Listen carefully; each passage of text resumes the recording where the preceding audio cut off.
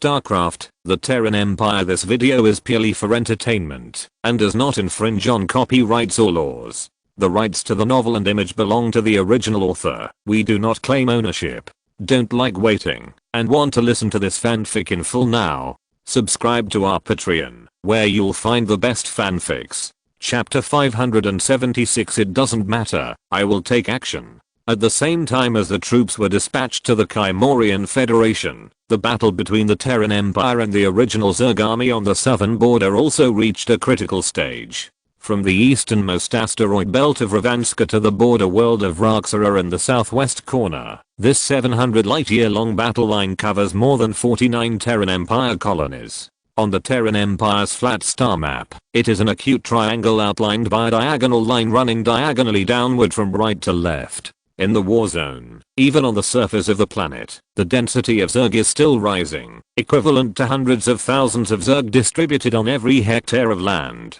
Small colony worlds formed by mining and initial geographical exploration may be only a small town with a few hundred or 1,000 people, and a large world with hundreds of millions of people. In the end, the population of the empire affected was as high as 4 billion. The cost of evacuating refugees from the war zone alone was an astronomical figure, and even yachts loaded with warp engines were requisitioned. The Terran Empire's formidable fleets appeared on every world that called upon the Imperium, and epic naval battles of epic proportions dwarfed any battle in the history of the Korhal sector. Wherever the fighting was fiercest, there the Imperial Marines were. Fighting raged everywhere, whether in the vastness of deep space or on the vastness of alien worlds. Peerless starships burned, cities were razed to the ground, and countless people died. This may be one of the bloodiest, cruelest, and most terrible battles in human history. People who have experienced both difficult and peaceful times know that the present is hard won, and they will never allow the same fate to befall themselves and their children.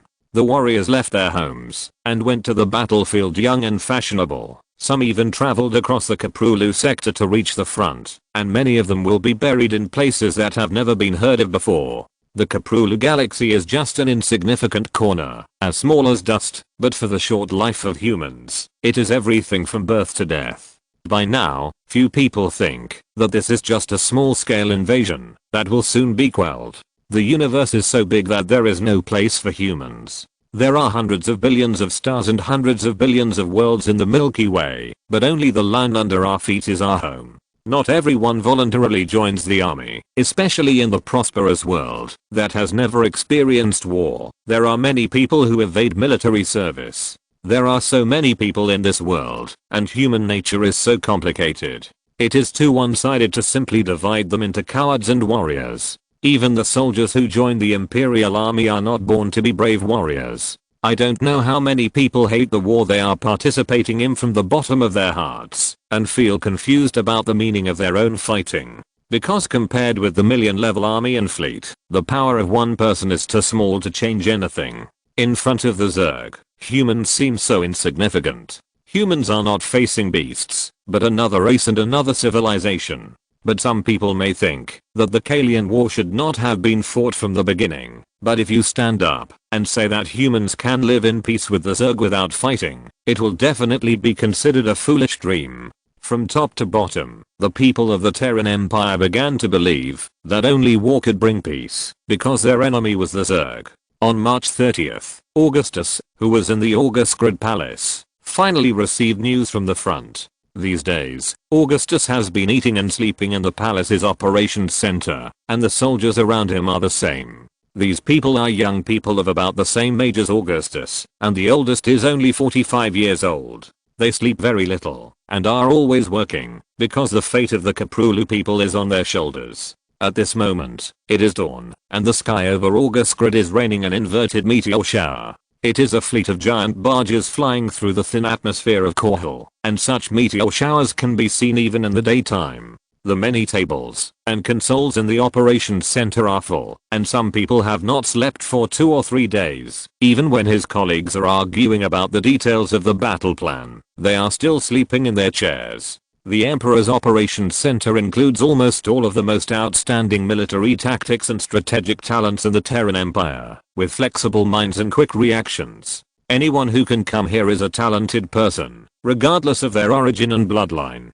Being able to work with the Emperor of the Empire is such a proof, and there is no Imperial Marshal who has not served here before. There are about 500 people here. If the air purification system is not working properly, the smell in the operations center has long been turbid and unbearable. Emperor Augustus stood among the officers as usual. Before receiving this news, he was still furious at the dereliction of duty of the Tarsinus officials. The recruitment and training of new soldiers have been going smoothly, but because equipment and supplies must be transported from the core world, it must rely on the interstellar shipping system that Augustus has worked hard to build. On the other hand, those large merchant ships built in peacetime that are comparable to battle cruisers are also prepared for the arrival of war. A few days ago, the materials that should have been sent to the front line were piled up in the Alexandria port of Tarsinisia due to the lack of freight ships. This was not an unforgivable thing, but in the end it was found that the official in charge of this matter had tampered with the computer system to change the flight schedule in order to steal supplies, which caused the chaos. This official from the Ministry of Transportation of Tarsinus was so stupid that Emperor Augustus scolded him for being brainless.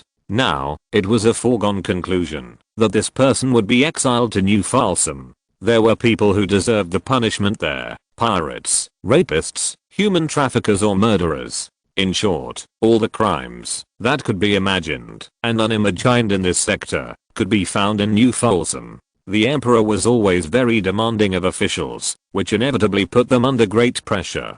But unless it was absolutely necessary, or he was really angry, he would not punish these people easily. Only Titus finally was an exception. He seemed to always be able to irritate the emperor with extraordinary temperament in a novel way. Last time, he ordered 28 workers at an illegal entertainment venue in Aurora at the same time, and at the end he even said that the boss should go to the palace to collect the debt, because the emperor should pay him next month's salary. This time, Augustus actually sent Faraday to rescue him. He really didn't care about his face. Considering that Titus had done this more than once, the palace didn't have any temper. Titus was a founding hero. He didn't have any hobbies. He just ate, drank, whored and gambled. He enjoyed himself every day in the world of wine and women. Fortunately, Titus has been sent to the front line to drive Odin. The old guy ran away immediately after getting the advantage. Don't be angry for such a person. We are all responsible for his getting to this position. Raynor said while moving the flag on the tactical sand table. Look, the primitive Zerg are following the route we set for them. At present, it seems that they are not dissatisfied. On the sand table, the defenders of the former New Fortinia in the lower left corner have retreated to the Perivan system. At this point, the primitive Zerg that were blocked at the border immediately rushed out from this gap, leaving only some Zerg with less flexible brains who had not reacted and were still desperately biting the Terran Empire's defense lines in other areas. At this time, the Imperial Prince Arcturus would take action. After the evacuation of the garrison of New Fortinia, the reserve fleet led by Prince Augustus Mengsk launched an attack from another direction, driving these primitive Zerg as far away from the Empire as possible. At present, it seems that Prince Arcturus's attack is quite effective, and the primitive Zerg have indeed chosen the most convenient and only way. As the Emperor's brother, the Imperial Prince White Star's ability to lead the army may be far superior to his brother's, but he does not have many opportunities to display it. You know, Arcturus was once Horace Warfield's boss, and he understood what it meant to be a war when he was still a lieutenant.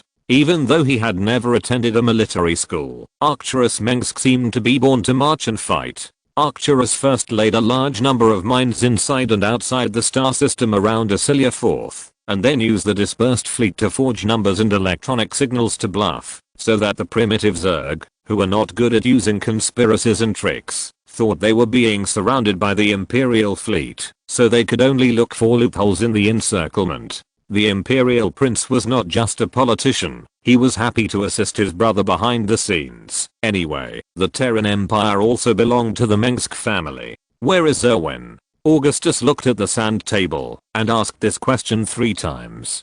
Zerwin has left Acilia IV, and the prince believes that it that is leading the tribe to evacuate. The speaker was Lieutenant General Ulysses. If it was Zerwen, after figuring out our true strength, it would not choose to continue attacking. Augustus nodded. Zerwen is cunning and greedy. What it likes to do most is to make the two families fight each other, so that it can reap the benefits. But Zerwen certainly does not want the original Zerg and humans to fight each other to a draw, and then be devoured by the overmind. This guy, although he is just an Zerg, is very smart. When we fight the overmind, this guy may come back to deal with us, Raynor said. If so, Zerwen will definitely choose to ally with us. Augustus did not think so. In the eyes of Zerwen, the overmind is the embodiment of Ammon's will. Guess what? It must be scared to death now, thinking that Ammon will make itself the second overmind. In that case, from the perspective of Zerwen, it must be a horror story.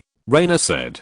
Tell Arcturus to make sure the remaining primitive Zerg tribes follow Zerwen. Augustus continued. Now is not the time to celebrate. I'm worried that those primitive Zerg tribes that do not obey will find another way and decide to eat on human territory. That will be a headache. This is indeed what Augustus is most worried about. The advantage of the brainworm system is that the Zerg under its command will never disobey orders. But the most prominent feature of the primitive Zerg is autonomy. To put it bluntly, they are used to being alone. They are likely to become small tribes on the border of the Empire and even threaten the Empire's territory. Zerwen and Agdora's tribes are the two largest. If Agdora also follows Zerwen, it should not be a problem. Lieutenant General Ulysses said. It had better do that. Augustus snorted coldly. If the overmind is not watching from behind, I will definitely feed Zerwen and Agdra to Dehaka. This is not over yet. I will build the largest interstellar furnace to smelt alloys and use Agdra as the core. Dehaka?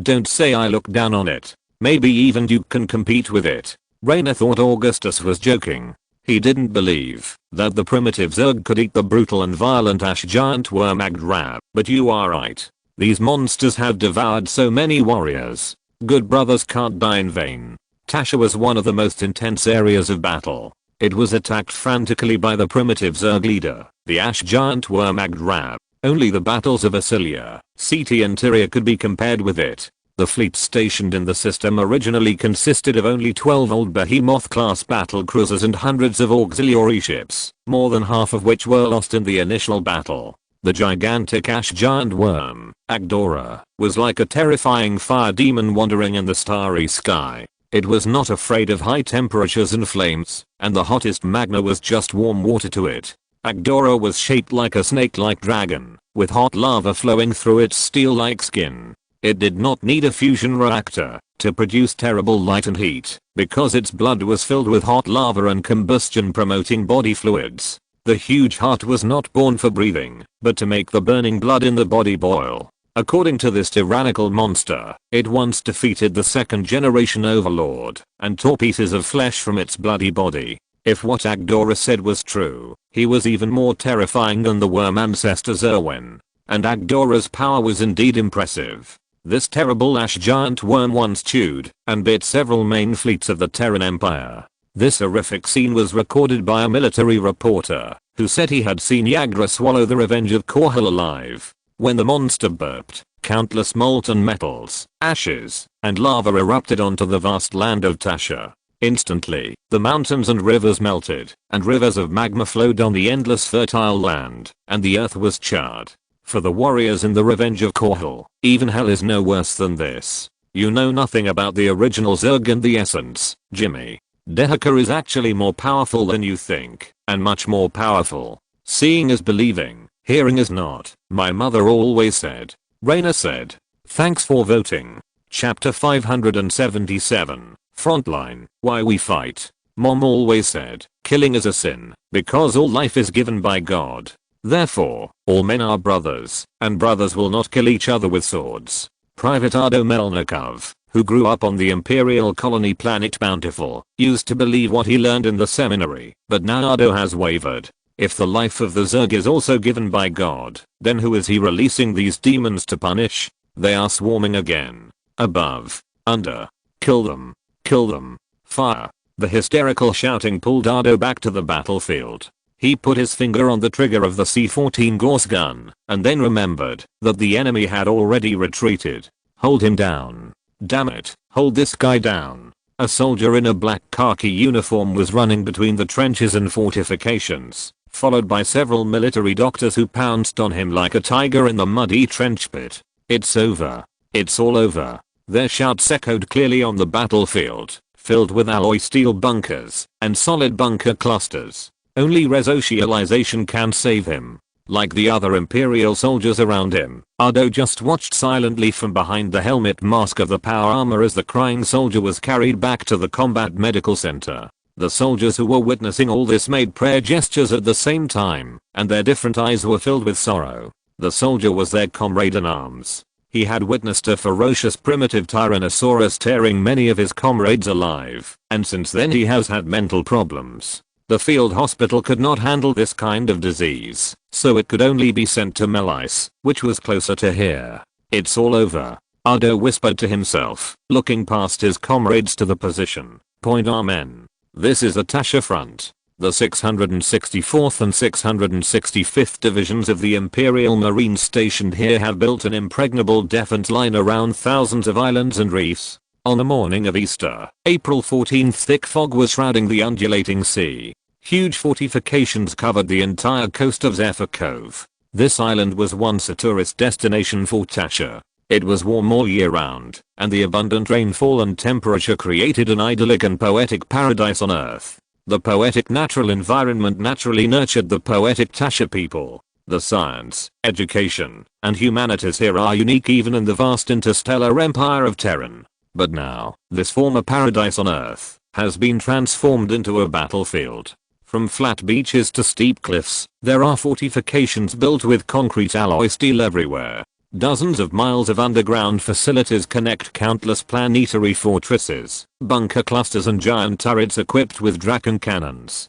Countless bunkers and firing points set up on high ground guard the city of Belfort on the edge of the Breeze Bay. Endless jagged fortifications and solid defense support points extend along the once quiet and clear bay. Countless cluster rocket launchers and super railguns lock the sky and the sea. Countless giant cannons and countless flags are engraved with the iron ambition of the Terran Empire. Adu has seen the scene of these giant cannons firing. They are truly prepared for destruction and war. It is no exaggeration to say that the size of some giant cannons is not too much even for battle cruisers. When the artillery roared, the several-ton shells raised doomsday-like smoke and dust, and the laser cannons burned the sea and the land. In an instant, the earth shook and everything was destroyed. And the countless corpses of primitive Zerg scattered in the dangerous black jungle composed of electrified barbed wire, spider mines and widow mines, are proof of this terrible war. Some of them are hundreds of yards long just with skeletons.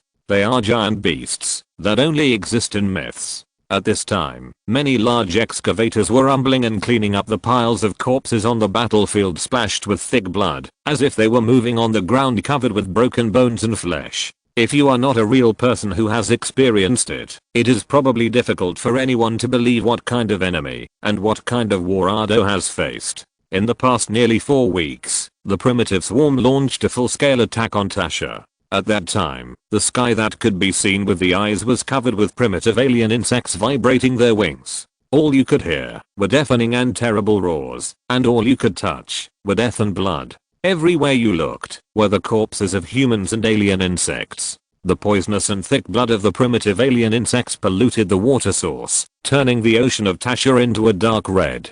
The content of primitive alien insects in the air of Tasha was even higher than the oxygen content. The defenders suffered unimaginable casualties. At the most difficult moment, the position of Zephyr Bay was almost completely lost. The surviving Imperial warriors were trapped in various isolated fortresses and bunker clusters to resist until they ran out of ammunition or detonated nuclear devices to perish with the enemy. Adu and his comrades had been trapped in the quagmire of despair and failure time and time again, and they relied on mechanical fighting to survive through the sea of blood and corpses. As Prince Arcturus said, you will become the specimens of death and are eager for a fight. Guns are just tools, and a heart of stone is a weapon. In this massive total war, personal intelligence and will do not play a big role. Adu and his friends were able to survive in the end, relying on good enough luck. Finally, fortunately, General Pryor rushed to the siege of Tasha on the order of the Emperor. Now, the primitive Zerg have finally evacuated Tasha. Although this once picturesque planet has long been devastated, it has been saved after all. The primitive Zerg, they are gone, leaving only trauma and suffering to this world. But as an ordinary soldier, Ardo didn't know why the primitive Zerg tried so hard to take down Tasha and suddenly left without interest.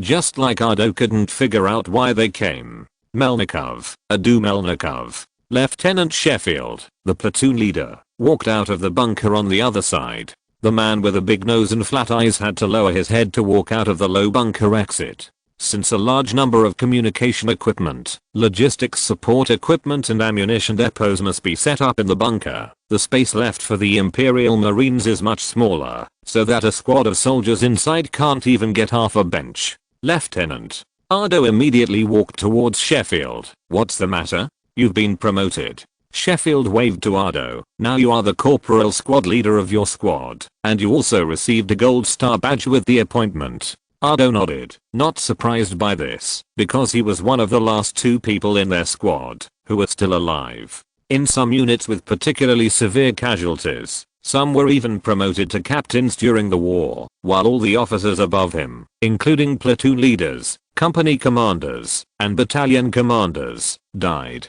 This is the front line, and the Emperor can only select his outstanding commanders from the mountains of corpses and seas of blood. Although the system and armaments of the Imperial Army have been comprehensively optimized since Emperor Augustus Mengsk ascended the throne on Korhal, and more new power armor, mechas, and tanks are also ready for the entire army, the primitive Zerg are ultimately an extremely terrifying enemy. The primitive Zerg race has been endlessly consuming internal energy for countless years in their homeland of Xeris, and the entire race has evolved infinitely for killing. If the army of the old Federation era encounters them, there is not much chance of winning. And Hodder's division still has a lot of people alive, and some brother units can't even get enough people to form a command center in the end. The order has arrived. Our division will be transferred back to the rear forest. The transport ship will arrive in half an hour. They are always punctual, and the guys who fly the spaceships never like to wait for people. Lieutenant Sheffield continued. After that, there will be new troops arriving to replace us. Speaking of rest, the most important thing is to retain the organization and wait for the reconstruction of the army, because the 2 divisions stationed in Tasha and the more than 20 divisions that were reinforced later suffered heavy losses. For most of the battle, Tasha was the main battlefield. The commander of the Empire obviously did not expect this at the beginning, so the main force stationed in Tasha was not the elite main force. Where to rest? I don't know how far it is from Kangfeng. Adu wanted to go home to take a look, because he might lose his life next time. Not only Adu, too many people went to the battlefield without hesitation, and they were afraid of homesickness when the smoke cleared.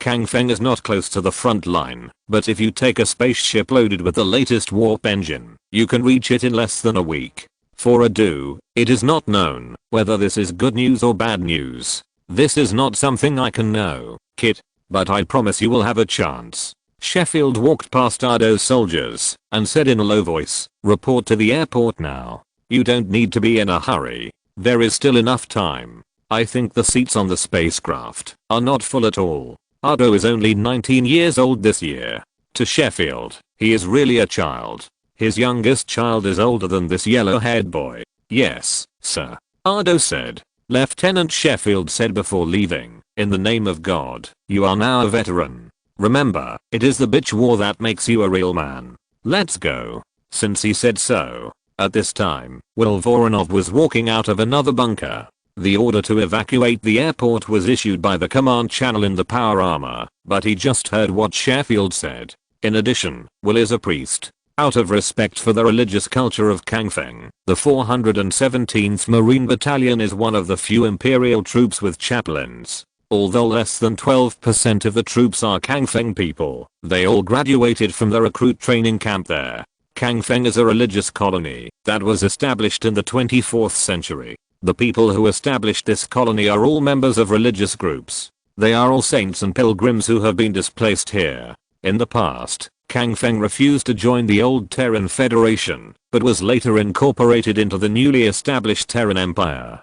During that turbulent period, Kang Feng originally launched an uprising against the rule of the Terran Empire because the people living there did not understand this new regime and thought it was no different from the former tyrannical federation. Until one day, what the Kang Feng people did not expect was that the emperor of the Terran Empire actually came to Kang Feng in person. Emperor Augustus stood among his people and declared that he would give the people here the freedom to believe in religion legally. He was so charismatic and his firm voice was convincing that no one suspected he was lying. Will was Hodda's childhood friend. It was a miracle that they survived. I don't know how many times the two soldiers thought they had seen heaven. They were the same age and grew up together. They were as close as brothers. However, several of their friends who grew up with them were dead. Some died in Tasha, some died in Warrant 6th, the colony of the Kel-morian Federation, and some were buried in space with the battleship. Many people can't go back. Together with Will, Hodda summoned his comrades in the same row to go to the airport. The airport in Zephyr Bay is very large, and there are huge spaceships at all times. Among them, you can see fully armed Imperial troops lined up neatly towards the transport ship. These newly arrived troops have shiny armor, obviously because they have enough time for maintenance. Another group of Imperial soldiers came to Tasha, and Hodda didn't know what was waiting for them. There are rumors that Tasha will give up soon, because even if the original alien insects leave, the overlord swarms that follow are more terrifying. But the command obviously didn't think so. They seemed to have a secret weapon to deal with the overmind. There was a huge Odin mecha parked in the airport, and it was said to be a prototype, more powerful than the ordinary Odin. Ever since Adu saw the magnificent steel giant like a tall building being thrown to the battlefield from thousands of feet in the air by the Hercules-class transport ship, smashing a huge blood pit among tens of thousands of primitive alien insects, he never doubted the power of this war weapon. At this moment, several engineers were driving T-280 space engineering vehicles to do maintenance and repair work on the damaged Odin, using plasma welding guns to weld pieces of battleship-level electroplated ceramic synthetic steel plates. Will loved this steel giant to the point of madness and was circling around it, and Adu just found a secluded corner and took out the photos in the armor storage unit to look at them. It was a blonde girl with blue eyes. Her hair was the lush wheat fields in autumn, and her eyes were the sea in winter. Perhaps every boy of this age has such a girl in his heart. Adu wanted to see her again. Lend me a light, buddy. A tall man came up from behind, a cigarette in his mouth. His face was full of flesh and scars, and he really looked like he had walked out of a sea of blood and corpses. A corporal. Judging from this, Ado was about the same as him. Ado threw the laser lighter to him, and the other party lit a cigarette while looking at the photo. What's her name? The man said. Melanie Bradlaugh. Ado replied. Have you slept with her? The other party was an old rogue. No. Ado was stunned for a moment, and then emphasized. Of course not. Huh. She is the motivation to support you to live. Live until the end of the war. Titus exhaled a puff of smoke. I have seen too many widows. Even if they receive pensions, they will most likely get married in the end. This is Titus Finlay's unique way of comforting. Goodbye, brat. Titus shouted to the engineers setting up the engineering vehicles before leaving. Guys, keep my baby full of lubrication. I'll need it later.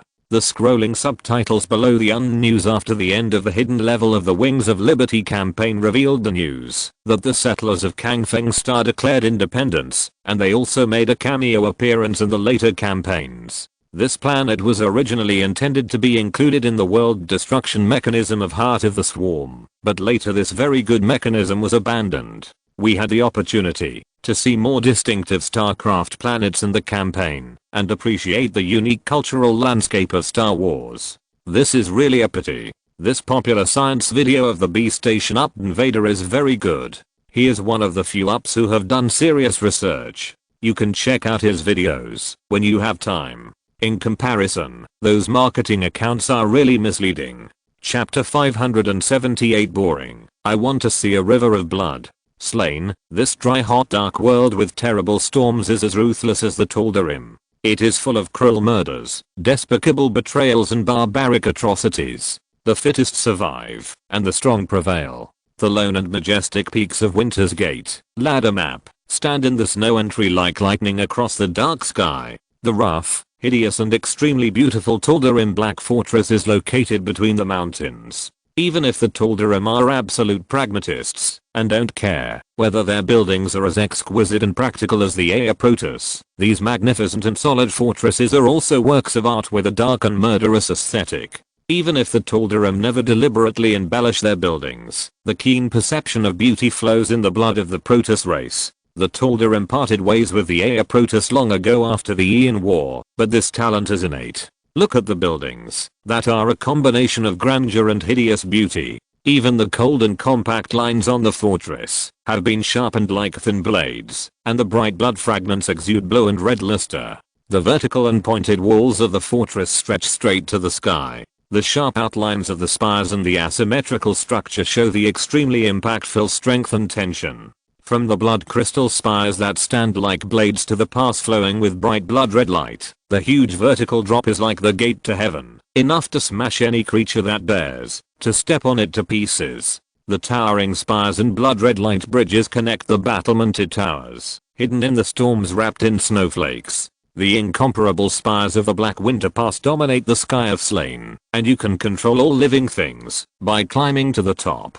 The cold wind blows the blood-red robes of Alarak, the first ascender, and makes a sharp and piercing scream, like the sound of swords fighting. Even in the harsh world of Slayn, the Black Winter Pass is a cold and dangerous place. In the darkness, High Lord Marash's eyes and ears must be secretly watching the first ascendant's every move, speculating with the most malicious heart what his intention is to come to the Black Winter Pass. The ascendants of all Slayn are coveting Alarak's power and status, and countless blood hunters are thirsty for the blood of the first ascendant. Let them guess. As long as the action is not taken, the lie will not come true. Alarak's heavy boots stepped on the snow, and he couldn't help but think that he was about to act idle, so that the High Lords would not think that the first ascendant, who was now second to none, had other intentions. High Lord Marash is not in Slayn now. He is listening to Ammon's teachings in the Temple of Eris on the planet Atreus. In this way, the first ascendant is the true ruler of this planet. But the truth is not so. Even though they are tens of thousands of light years away, the High Lords know everything that happened in Slayn. Of course, Marash is wary of Alarak, because the first ascender has already stood at the pinnacle of power in Slayn, and the next step is his position as a High Lord. Not long ago, Alarak was only the fourth ascender, and the ones ahead of him were the first ascender Nuroka, the second seat Guraki, and the third seat Zenish. They are all strong men who have been decided in the Rakshi ceremony, and every Alarak must be extremely afraid of them. Anyone who reaches the top of the ascender chain is a terrifying warrior who is terrified. One person can overthrow an army, and this is not an empty statement. But now, they are all dead, killed in the last Rakshi ceremony. The former first ascender Nuroka arrogantly launched a long-planned Rakshi ceremony against the High Lord Marash, and involved the first 4 seats. Judging from the result, since Marash is still alive, Nuroka must have failed. That's enough. The Tal'Darim only care about the result. The process is not important, and the most brilliant conspiracy is just icing on the cake. So the fourth ascender was promoted to the first seat, and the ascenders under him also rose to the sky. To this day, Alarak still clearly remembers the thrill of the Raksir ceremony. Before the Raksir ceremony began, in order to win over Alarak to form an alliance with himself in the ceremony, Nuroka confided to him an extremely heretical and rebellious shocking secret. Even Alarak thinks it's absurd and blasphemous when he thinks back now. From the beginning of the low-level believers, Alarak is a believer of Ammon, and every Tal'Darim is like this. As a Tal'Darim, if you dare to betray Ammon, you are absolutely a heretic. His will cannot be violated. The god that the Tal'Darim fanatically believe in, the dark god Xel'Nagar Ammon's plan, to return to the real universe, and destroy this world, to end the reincarnation of the universe has long been known to everyone. When the stars are extinguished, and all things perish, Ammon will be the only god and master above the ruins and ashes of the world. And the Tal'Darim believe this. Ammon promised the Tal'Darim that when that day comes, they will ascend to true hybrids and rule the world with their gods.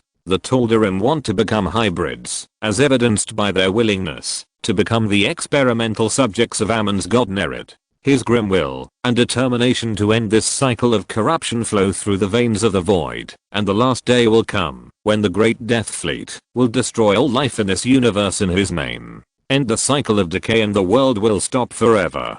Today, Ammon's plan of destruction has entered its final stage, and his will is about to be revived in the real universe. The Tal'Darim's death fleet is ready, waiting for the day of ascension. But suddenly Noloka told Alarak that all the promises made by the Dark God to the Tal'Darim Protoss were lies, and the day of ascension would never come. Because Ammon believed that death is truth, and death is ascension, Ammon named the site of the Raxir ceremony the Ascension Pit, and the losers will be pushed into the endless abyss. This is actually a sad mockery, and defeat is ascension. Only the final winners of countless Raxir ceremonies of the Tal'Darim can obtain the right to ascension, but in Ammon's view, those losers who were buried in the Ascension Pit have already obtained ascension first. Lies, deception, betrayal, unforgivable. Tal'Darim, the chosen ones. This race has served the Dark God Ammon for countless generations, and will continue to do so. Now it seems that this is a joke. Alarak has reason to believe that what Noloka said is true, and the latter does not need to use such heretical lies to win people's hearts. This was an act even crazier than heresy, because the first ascender of the Chain of Ascension actually ordered Alarak to kill Ammon with him. Kill the gods. Unless Noloka was crazy, he really realized the truth. Kill Ammon. Even the power of the Tal'Darim was indirectly or directly derived from Ammon. Isn't it ridiculous? Of course, referring to Nayan, it is possible that he is really crazy. As Alarak walked expressionlessly on the steep rock wall filled with Terrazine in the Black Winter Pass, he was also absorbing the surging energy of Terrazine as much as possible. Terrazine, the breath of the Creator, no matter what it is called, is the supreme treasure for the power-hungry Tal'Darim. It can give Tal'Darim endless power, and is also a medium for communication with the Void and Ammon. There is no Tal'Darim Protoss who does not desire power, otherwise, he is not Tal'Darim. If there is a low-level creature fool who hears a strange sound when absorbing Terrazine, then he must have won the jackpot. At such times, Alarak's connection with the Void and Ammon would become closer. It was when Noloka went deep into the Void that he discovered Ammon's true thoughts. Ammon didn't bother to hide his intentions from the Tal'Darim. It's just that no Tal'Darim had ever doubted it. If there was, they would have died. But since then, the seeds of doubt have taken root in Alarak's heart. Thinking that his lifelong pursuit was just a lie, Alarak couldn't help but be furious. In Ammon's view, all life in this universe is just a mistake in the endless cycle. Why do the Tal'Darim believe that they are not counted in this mistake? The Tal'Darim are originally part of the cycle of corruption in Ammon's mouth. And the more he thought about it, the more suspicious things he had done before made sense. For example, no Tal'Darim who volunteered to become Narad's experimental subjects ever came back.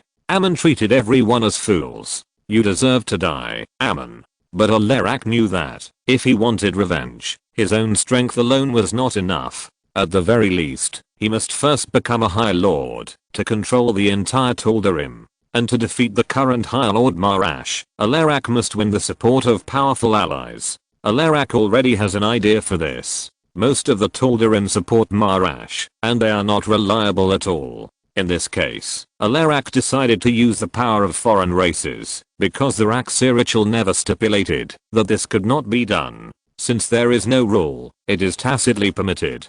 So, who can help Alarak defeat Marash in the Raxir ritual? For a moment, Alarak thought of the humans of the Terran Empire who had clashed with the Tal'Darim, but then he felt sick.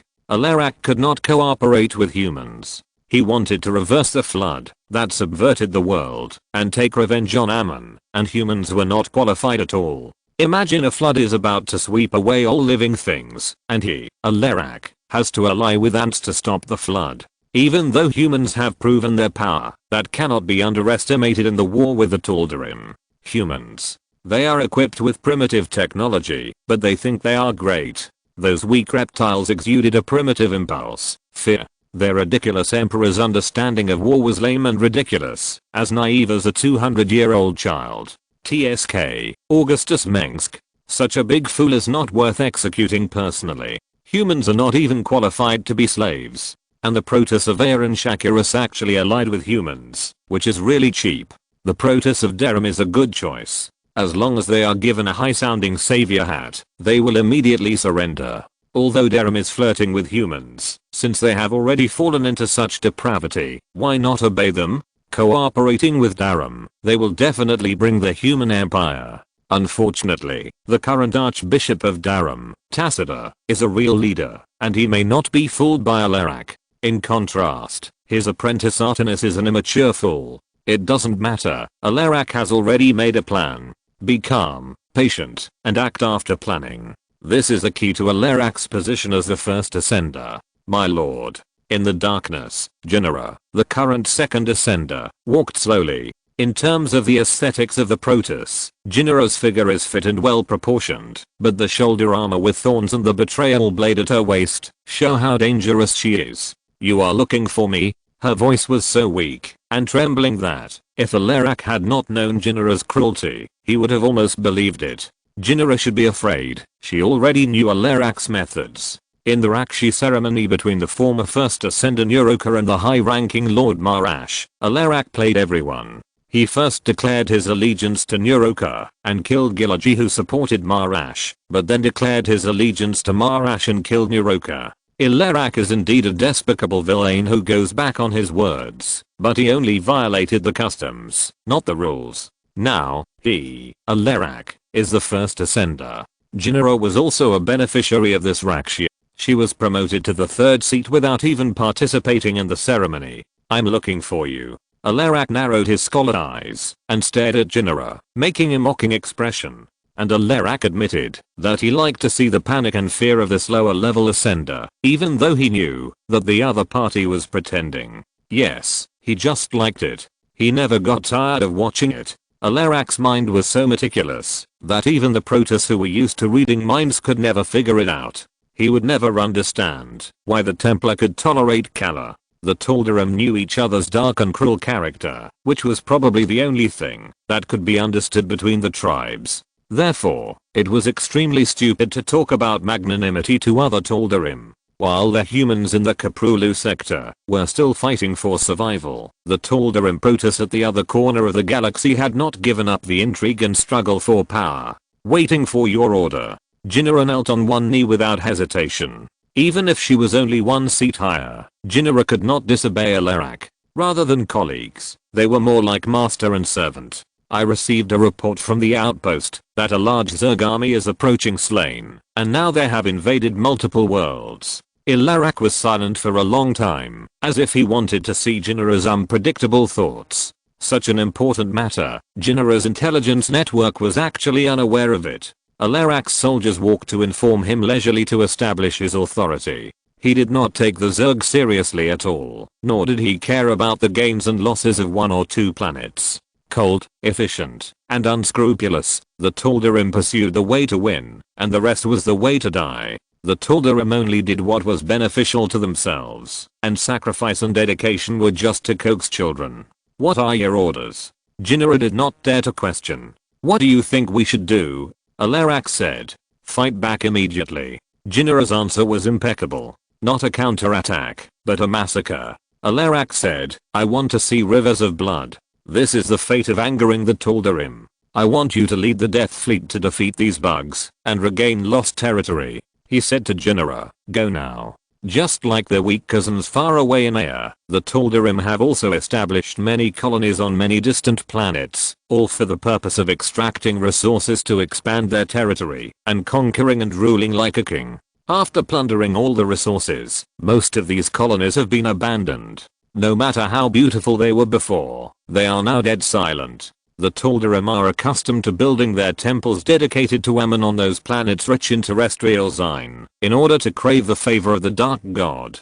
The former First Ascender Nuluka was born on a warm and humid planet. Not only the Tal'Darim Protoss, but another Protoss branch Ihan Riai, Zelnaga is revered as Ihan, mentored by the Protoss, who left Air at almost the same time also established an ancient and powerful Protoss empire. I will offer victory to the Dark God, Jynara said. Will wailing, pain, blood, and endless harvesting of life really please Ammon? Maybe the gods don't care at all. Ammon doesn't care. Even if those lowly beasts glare at you, you must disembowel them and throw them to the elementals and darkweed beasts, Zone Fisk. Alarak showed a cruel expression. At the same time, Alarak was thinking about how to use this sudden war to strengthen his control over the Death Fleet. Even if he was distracted, he could handle it with ease, and countless conspiracies and tricks to use allies and weaken enemies were at his fingertips. He said, "Tal'Darim, take no prisoners. I have to take a day off on the 1st of next month.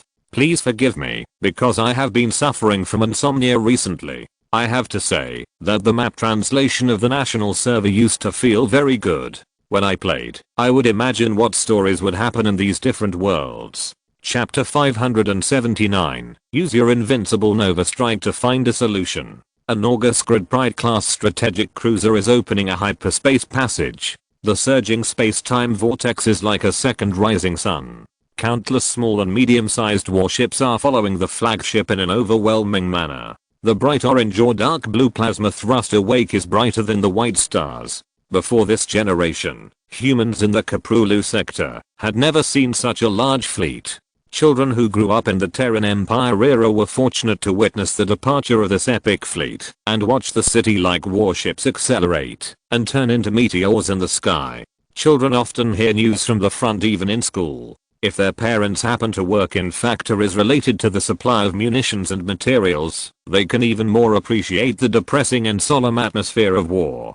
The junction of the late 25th century and the early 26th century is destined to leave a heavy mark in history. During this year, many families with relatives and friends on the front line had sleepless nights. This day is April 16th, and the war on the front line has finally come to an end. In the morning, Emperor Augustus ordered Admiral Jim Raynor to take charge of the operations center and coordinate the overall situation. He took time to summon the court ministers of the Imperial Cabinet, including the heads of the Finance Minister, Transportation Minister, and Human Resources Minister, to listen to their reports on their work content and the problems they encountered. It is worth mentioning that the head of the cabinet, the Prime Minister of the Empire appointed by the Emperor, is his father, the Minister of Finance, Augustus Mengsk. The Emperor believes that the reason why he has to work so hard as an emperor today is that his old father is to blame. In this case, Angus has to share his son's worries. The Prime Minister of the Empire has great power. He is the head of the government and has full authority to handle domestic and foreign affairs. He can hold cabinet meetings according to the Emperor's will. The Prime Minister has the right to decide on the establishment and abolition of various departments and the appointment of ministers, and coordinate conflicts between departments, to ensure the orderly operation of the imperial government. In other words, except for not interfering with legislation and military command, the Prime Minister can be regarded as half an emperor. Even if Angus' greatest achievement is considered to be the birth of Augustus Mengsk, it cannot be denied that he is indeed a very capable politician. Tough, hard-working, energetic, and charismatic, the elder Mengsk was also an excellent leader.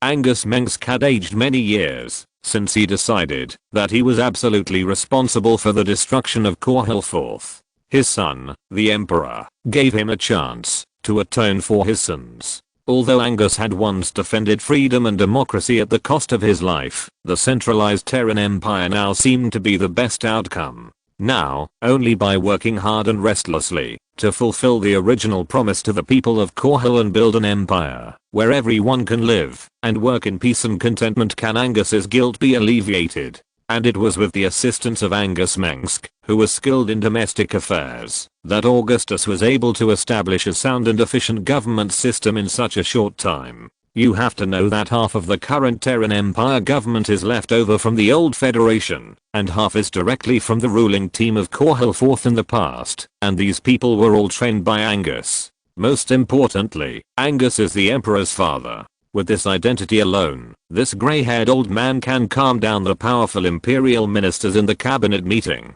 and the Emperor will basically accept his opinions. Even if they disagree with Angus in political views, no one dares to insult the Prime Minister verbally, unless they don't want to live. When Augustus met Angus today, the latter still maintained abundant energy and high enthusiasm for work. If Angus had not been quite skillful and capable, Augustus would have died of exhaustion on the throne. Angus also brought Augustus good news. After the Terran Empire fleet recaptured Moria, the first star of the Kel-morian Federation, he had taken full control of the Federation government through forced intervention as the Emperor wished, and announced that the resources of Moria and all its colonies would be reasonably allocated by the new government according to supply and demand in wartime. As for the Imperial fleet defeating the brainworm Carlos to recapture the lost territory of the Federation, it was already 2 weeks ago. This was partly because the Empire sent troops quickly and dealt a heavy blow. In addition, although Carlos believed that it had disintegrated the government and army of the Federation, the combat effectiveness and determination of the civilian armed forces were far beyond his imagination. The Kel-morians are natural adventurers, good at mining and business, but they are also a tough and martial race. Their civilians are different from the other two brothers in the Kaprulu sector in their enthusiasm for war. Carlos saw that he could not take the city after a long attack, and was afraid of being surrounded by the Empire's reinforcement, so he decisively called off the attack. The brainworms are such creatures. They can accept failure calmly, and never get discouraged. Since then, the Empire's army has actually controlled the entire Federation. After all, although the Kel-morians have many planets, most of them are sparsely populated mining worlds. It is easy to invite gods, but difficult to send them away. When the Federation government has actually lost the trust and support of the people, the Terran Empire has no intention of stopping, but to use this opportunity to support a new government. Masake, the former Kel-morian Combine diplomat in August, has been appointed as the chairman and CEO of the Combine's board of directors. Since the company is a government in the Kel-morian system, Sake is the actual ruler of the Combine. As for the largest corporate guilds in Moria, they have wisely announced that they will hand over the management rights and all resources of the company to the reshuffled Combine board of directors in exchange for the right to retain assets after the war. As for those who are unwilling to hand over power, Augustus generals euphemistically stated that the nobles of the old Federation are their precedent. At present, the resources collected by the Kel-morian Combine mining area are placed under an organization called the Wartime Resource Management Committee. In this way, all the industries and shipyards of the Combine have been transferred to the service of the Terran Empire, and a large amount of resources are being converted into power armor, armored vehicles and interstellar battleships. Although it has not been directly incorporated into the Terran Empire, the Kel-morian Combine has actually become a vassal state, and its government exists in name only. In this way, no matter how Sake refuted and swore that he would never sell out the interests of the Federation, it seemed that his secret deal with the Emperor of the Terran Empire was already a foregone conclusion. In fact, the ones who suffered the most were the super-large guild enterprises in the Kel-morian Federation, and even their founders could not decide the daily management of their companies and any resources. As for the civilians and even most of the middle class in Kel-morian, they found that they were living better than before. Not only did they have additional subsidies, their salary levels were greatly increased, but their working hours were constantly shortened, which was consistent with the Terran Empire enterprises. Not only that, Augustus also spent a huge amount of money to help the people of the Federation rebuild their homes, which not only gained prestige among the Kel-morians, but also calmed the dissatisfaction of the people. Anyway, it was the shareholders of the giant guilds of the Federation who spent the money, and they had to show that they were willing. In addition to stationing troops in Moria and other places, Augustus also ordered the establishment of the Kel-morian militia organization, recruiting and training a large number of new soldiers. These warriors in rust-colored and mottled brass-colored full-face armor immediately became an armed force that could not be ignored. They could be seen clearing out the Zerg in various parts of the Commonwealth. After the war, if the many guilds in the Commonwealth wanted to cut workers' wages again, it would not be such an easy task. In the afternoon, Augustus returned to the operations center of the August Palace. Good things come in pairs, and good news came from the front. According to the report of the scientific ship that has been tracking the original Zerg for a long time, the original Zerg that were driven out of the Empire have already encountered the Tal'Darim in the west of the Empire. Both sides are warlike races, fighting without asking for reasons, and for a while they are evenly matched. The cold and cruel Tal'Darim look down on the original Zerg. As Protoss, they are still as arrogant as ever. At first, the Tal'Darim Protoss and the original Zerg only touched a few planets in a local area. Once the war was ignited, it immediately expanded rapidly. But after several Terrazine production sites were destroyed, the Tal'Darim suddenly became anxious and mobilized their fleet. Judging from the current situation, the original Zerg and the Tal'Darim will have to fight for a while, until they find that they can't absorb the genetic essence of the Protoss no matter what. By then, these interstellar gluttons may go home. Anyway, the Tal'Darim Protoss suffers, and the wicked Augustus is happy. But after sending away the original Zerg, the Overlord Zerg behind is a real threat. After 4 years of recuperation, the new Overlord has matured and truly controlled the Zerg, and the several brain worms under its command have undoubtedly become more powerful. The next battle for the Terran Empire is a truly bloody and cruel one. The current Zerg swarm is no less powerful than the Battle of Aya. Fortunately, Augustus has been prepared. Your Majesty, Dr. Emil Nerad has arrived. The royal guard guarding the gate of the operations center brought Nerad, who had been traveling for many days, to Augustus. A group of high-ranking officers in the operations center rushed to shake hands with the famous Dr. Nerad. This master in the field of science was praised by the Emperor as a treasure given by God to mankind. It is no exaggeration to say that Dr. Nerad has made the technology of the Terran people stride forward by a generation. If it were not for Nerad, it would have taken at least 30 years for humans to reach the current level. Dr. Nerad is in charge of multiple scientific research projects at the same time. He is working on repairing the Xel'Naga world ship in the Sigma Quadrant, and is also responsible for the preparation and construction of the Sky-G platform and Prometheus space station, the Empire's secret weapons laboratory. In order to protect these confidential projects, Emperor Augustus also specially dispatched the Mobius Legion to assist. His Majesty Augustus Mengsk, the first Emperor of the Terran Empire, who is beloved by all the people. When I learned that you wanted to summon me, I immediately put down all the work in my hands and rushed to Augusgrad without stopping. Dr. Nerad wiped the sweat from his forehead with a white square towel and said, the doctor was wearing an eat suit, and his tie, trousers, and leather shoes were all meticulously taken care of. He was a self-proclaimed noble Xel'Naga, and even if he became a human, he would still be an aristocrat. Dear Emir. The Emperor looked very happy. I have ordered the kitchen to welcome you. You have traveled all the way back from the Sigma sector. It's really hard. The Sigma sector is a frontier in the frontier. Although colonies have been established on more than a dozen habitable planets, the material life is not as good as the prosperous core world after all. Even if it is returning to Korhal from the Sigma sector, it will take many days on the road. Time is running out. Let's talk about work first.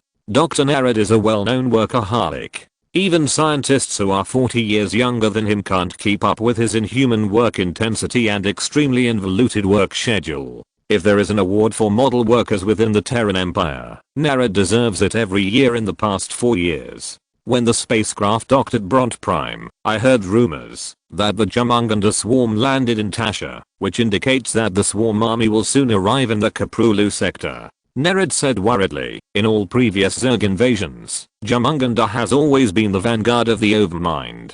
Your Majesty, let me see the Xel'Naga artifact. If my research is correct, then it is a magic weapon to deal with the Zerg. That's what I meant. The black-hearted boss Augustus agreed after a moment of hesitation. This hypocritical guy didn't plan to entertain Nerad. It would be a waste to give him food anyway. There is a scientific laboratory in the Augusgrad Palace, which contains the most advanced and cutting-edge equipment in the Terran Empire. It would take a few minutes to get there by elevator. So Augustus ordered Lieutenant General Ulysses to stay in the combat center temporarily to control the situation, and took Raynor and others to follow Nerad to the palace laboratory. As soon as they arrived at the laboratory, an object suspended in a three-dimensional triangular bracket device and a glass curtain wall immediately made Dr. Nerad excited. It was a triangular column emitting a soft copper blue luster. The dark surface of this triangular column seemed to have been baptized by countless epochs, and the mysterious and magnificent lines and patterns were outlined. The sky blue light emitted from it was like the sacred light from heaven. Even the crude barbarians who didn't know what art was, and the most crazy thugs would be impressed by this creation that contained the artistic beauty of the Xel'Naga, as if every cell, every DNA and RNA of this was exclaiming in admiration. The natural rhythm and harmonious beauty that was born naturally, the Protoss had imitated for tens of millions of years, but still failed to imitate it. In the laboratory, the 5 fragments of the Xel'Naga artifact that were originally stored separately have been reassembled and are usually studied and maintained by Dr. Egon Stetman. The one who created it must be a true god in this world. Dr. Narad said to Augustus excitedly, "Please forgive my loss of composure, but the technology of the Xel'Naga is like a miracle in our human eyes. So you think so too?" Egon Stetman, who was analyzing the artifact, was at a loss because of the sudden arrival of the Emperor. Upon hearing this, he immediately said, "Great minds think alike." Augustus glanced at Narad and said nothing. "To be honest, I have never known how this thing can be used to deal with the Zerg. Although Raynor is a rough man, he also knows how to appreciate art and beauty. If it were Hanak and Titus, they would have already swung the Xel'Naga artifact to hit the bugs." I said that the Xel'Naga once modified the Protoss and Zerg life forms on a large scale. For them, anything that can destroy their DNA is of course a weapon. Narad looked at the Xel'Naga artifact and was very excited. "Although this has nothing to do with the designer's original intention, we have found a way to use the Xel'Naga artifact in a human way. I will try to modify the Xel'Naga artifact method and then make it release a powerful subsonic shockwave, enough to kill a large number of Zerg on a large scale. I call that energy nova, or nova shock. And you said that this subsonic fluctuation frequency will not affect humans, which is incredible." Augustus said, "You mentioned to me in detail in the report how the energy nova works, but I don't understand it at all." This is true, but although Augustus didn't understand it, he immediately ordered other scientists under his command to conduct large-scale experiments and research on the mode of releasing energy nova from the Xel'Naga artifact, striving to master how to use it without Narad. "Oh, never mind. I'll show you how the Xel'Naga artifact works when it releases a nova shock." Narad smiled. Augustus didn't understand what he was laughing at. "Now the artifact belongs to you, Dr. Narad. I hope you don't use it for strange things," Raynor added. At this time, a ball of shadow slowly swayed into the laboratory. It was the royal brainworm. It lived not far from here and usually went to its best friend Stetman for a physical examination. Half of the brainworm's face was hidden under the Navy's wide-brimmed military cap, and its fat body dragged out a gloomy shadow under the light. An extremely cruel brainworm, the son of the master, the overlord of the swarm, the salted fish of the empire, the kind that would jump up and slap you in the face when it got angry. "Are there any guests?" The brainworm glanced at the laboratory and slowly crawled in. "Sorry, I'm not wearing pants today, you lazy bug," Augustus scolded. "You should have been here an hour ago. You are racist." The brainworm did not give in. "Dagos, yak, gog, and sass. They are more homebodies than me. I can't control them," the emperor said. "You fucking dog." The brainworm arched its back like an angry cat and was about to attack and hurt people, but found that Dr. Narad was here. This dog emperor is very vengeful, and only a fierce bug like it will fight to the end. "My dear friend, Dr. Narad, last time you said you would add an implant prosthesis to me. It's been so long. How is the progress?" The brainworm crawled in front of Dr. Narad, winking and saying, "Although the master of the swarm created by the overmind, this brainworm could not evolve limbs, so it could only find someone from Cerberus and become a cyberworm. But the professional quality of the people in Cerberus was not very high, and they could not meet the almost harsh requirements of the brainworm. What about a pair of legs that can run at Mach 300 and hands that are flexible enough to wave flowers? It is really difficult to ask for it. This matter? Progress." Narad couldn't remember when he promised the brainworm, but he reacted quickly. "It will be soon. It will be soon." "Great." The brainworm was happy, remembering that Augustus asked him to come, but didn't say what he was here for. "By the way, what do you want me to do?" "To do a small test." Augustus pointed to the Xel'Naga artifact. "What test?" The brainworm stretched its neck. "Weapon test," Augustus replied. "Comments can be displayed now." "Tears." If you're listening to this novel on a channel other than Fanfic World, it means they downloaded and uploaded it without effort. We cordially invite you to visit our channel, Mundo Fanfic Novelos. There you'll find the original version of this story and you can explore many other novels of various genres. We're waiting for you to immerse yourself in a world of incredible novels. Chapter 580 Dog Emperor. Why are you looking for me to test the weapon? If you need someone to pull the trigger, there are people everywhere in the August Grid Palace. The brainworm was confused and could not help but lower its posture. The suspicious brainworm smelled something wrong, but it could not find out anything.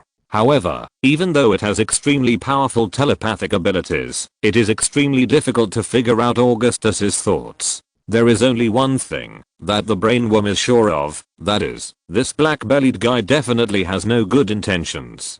Augustus Mengsk knows how to hide his thoughts when facing telepaths. This must be a skill he has learned from getting along with Serac Harrigan and the Protoss. Even the brainworm with powerful psychic powers finds it difficult to guess his thoughts. So the brainworm stretched its neck and looked at the Xel'Naga artifact floating quietly in the three-dimensional device. The assembled black triangular prism was emitting a bright copper blue light. Its natural keen perception makes it stay away from the Xel'Naga artifact. In human terms, this thing is quite evil even for the Zerg. The Xel'Naga artifact can absorb the energy of the Protoss and the Zerg.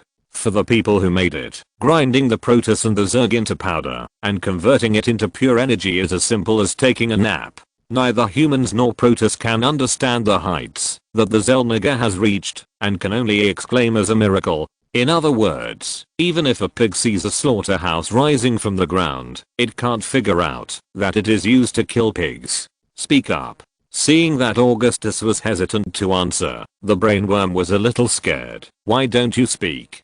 Don't be afraid. Raynor on the side laughed first. He probably guessed what Augustus wanted to do. You will know soon. Augustus just answered like this. He was rubbing his hands, and he was determined to verify the power of the Xel'Naga artifact. If the Xel'Naga artifact can purify the brainworm, then it must be effective against the overmind. Raise the worm for 1,000 days, and use the worm for a moment. My psychic intuition tells me that this is definitely not a good thing. The triangular red eyes of the brainworm rolled around, and it was already looking for a way out. Sorry, let me refuse. I'm not asking for your opinion, nor am I discussing it with you. The Emperor showed his sinister face, and then called for royal guards who followed him, asking them to work together to carry the brainworm out. Catch it. What are you doing? Although it was fat and slow, the brainworm was surprisingly strong, and its skin was as smooth as a mirror and extremely difficult to catch. It slipped away from the hands of the royal guards in a moment. Then the scientists in the laboratory saw a strange scene. That is, a fat white worm was flexibly moving among the crowd, extremely slippery. After a salty fish sprint, the brainworm almost rushed out of the laboratory door. But after a long time, the brainworm was still pressed to the ground by the royal guards, whose muscles were as hard as granite. The fat white worm was stepped on by the tail, and its upper body was twitching at a devilish frequency, like a fish jumping desperately on the shore. Please cooperate with our work. Not to mention, even a large group of royal guards could hold this guy down. Augustus Mengsk. Worse than a beast. The brainworm twitched and howled. You are killing the donkey after it has done its work. Your Majesty, the brainworm is a valuable asset of the Empire after all. Wouldn't it be bad to do this? Dr. Narad was so smart that he had seen through Augustus's thoughts long ago. Maybe the Xel'Naga artifact can really kill Zerg on a large scale through the Nova impact, as he said, and the Psychic Crusher can also do this. But the Emperor also hopes that the artifact can kill high-level Zerg with psychic power. What are you going to do? The brainworm was fierce on the outside, but weak on the inside. To be honest, it has been a little too proud recently. It is not impossible for the petty Augustus Mengsk to take the opportunity to retaliate. This is indeed his favorite thing to do. Tell it, Mr. Stetman. Augustus looked at Dr. Egon Stetman, who was hiding far away and looking at him from a distance with a data panel. Hearing that the Emperor actually respectfully called him Sir, Stetman was very happy and even repeated it twice. Obviously, this young scientist cares more about others' recognition of himself than the life and death of his brainworm friend. HMM. The happy Stetman cleared his throat and did not answer immediately. What are you humming? The brainworm narrowed its eyes. This evil bad thing actually has no qualities that can be called good. It can't help but think that when it escapes, it must eat Stetman with sources of revenge. Are you involved in this, Egan? I objected. Although Stetman likes to brag, he is still honest. It's very simple, Your Majesty. Well, Your Majesty needs you to test the power of the Zelniger artifact when it switches to weapon mode. Stetman was sincerely happy and proud of this discovery. According to our speculation, it can release a powerful subsonic shockwave that can kill hundreds of Zerg in the blink of an eye. And to test the power, it is necessary to use living Zerg of all strains and even samples of buildings. So you are using me as a target. The brainworm was furious. Is this something a human can do? It violates human rights. This is too inhumane. It can easily read against Stetman's thoughts. Although Stetman is a very smart human, his brain is defenseless against powerful telepaths. If Augustus's mental barrier is a solid wall, then Stetman's is a sieve full of holes. Despite this, it is not so afraid in its heart. After all, Augustus can't really kill a useful brainworm.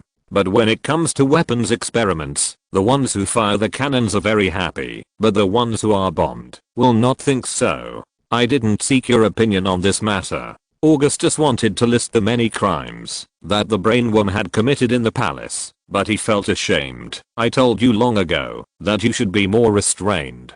Don't think I can't deal with you. Isn't it just eating a few bulldogs raised by Edmund Duke? That's nothing. It seems that I'm not as good as a dog in your eyes. The brainworm thought for a while and said, they ran into my stomach on their own. I'm also innocent. I said that old guy Duke was so anxious that he jumped up and down like a monkey. When asked what happened, he refused to say it. Renault suddenly realized. Dr. Nerad on the side also fell into deep thought, as if the strange words and deeds of this brainworm shocked him.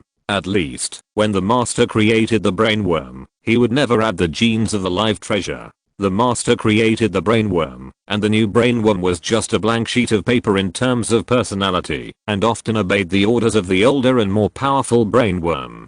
God knows what it has learned from humans to become a ghost. It must have been because it stayed with Egan Stetman for so long. Nerad was shocked. Augustus just stared at the brainworm without saying anything, to see how it would explode. No one can tell. I guess you are jealous of me, because those court maids like me so much, but you can only see them, but not eat them. The brainworm thought for a while. You are a lewd worm. Augustus' face turned black. Drag him out. He didn't care about his face. I was right. The brainworm was still shouting, before being dragged out.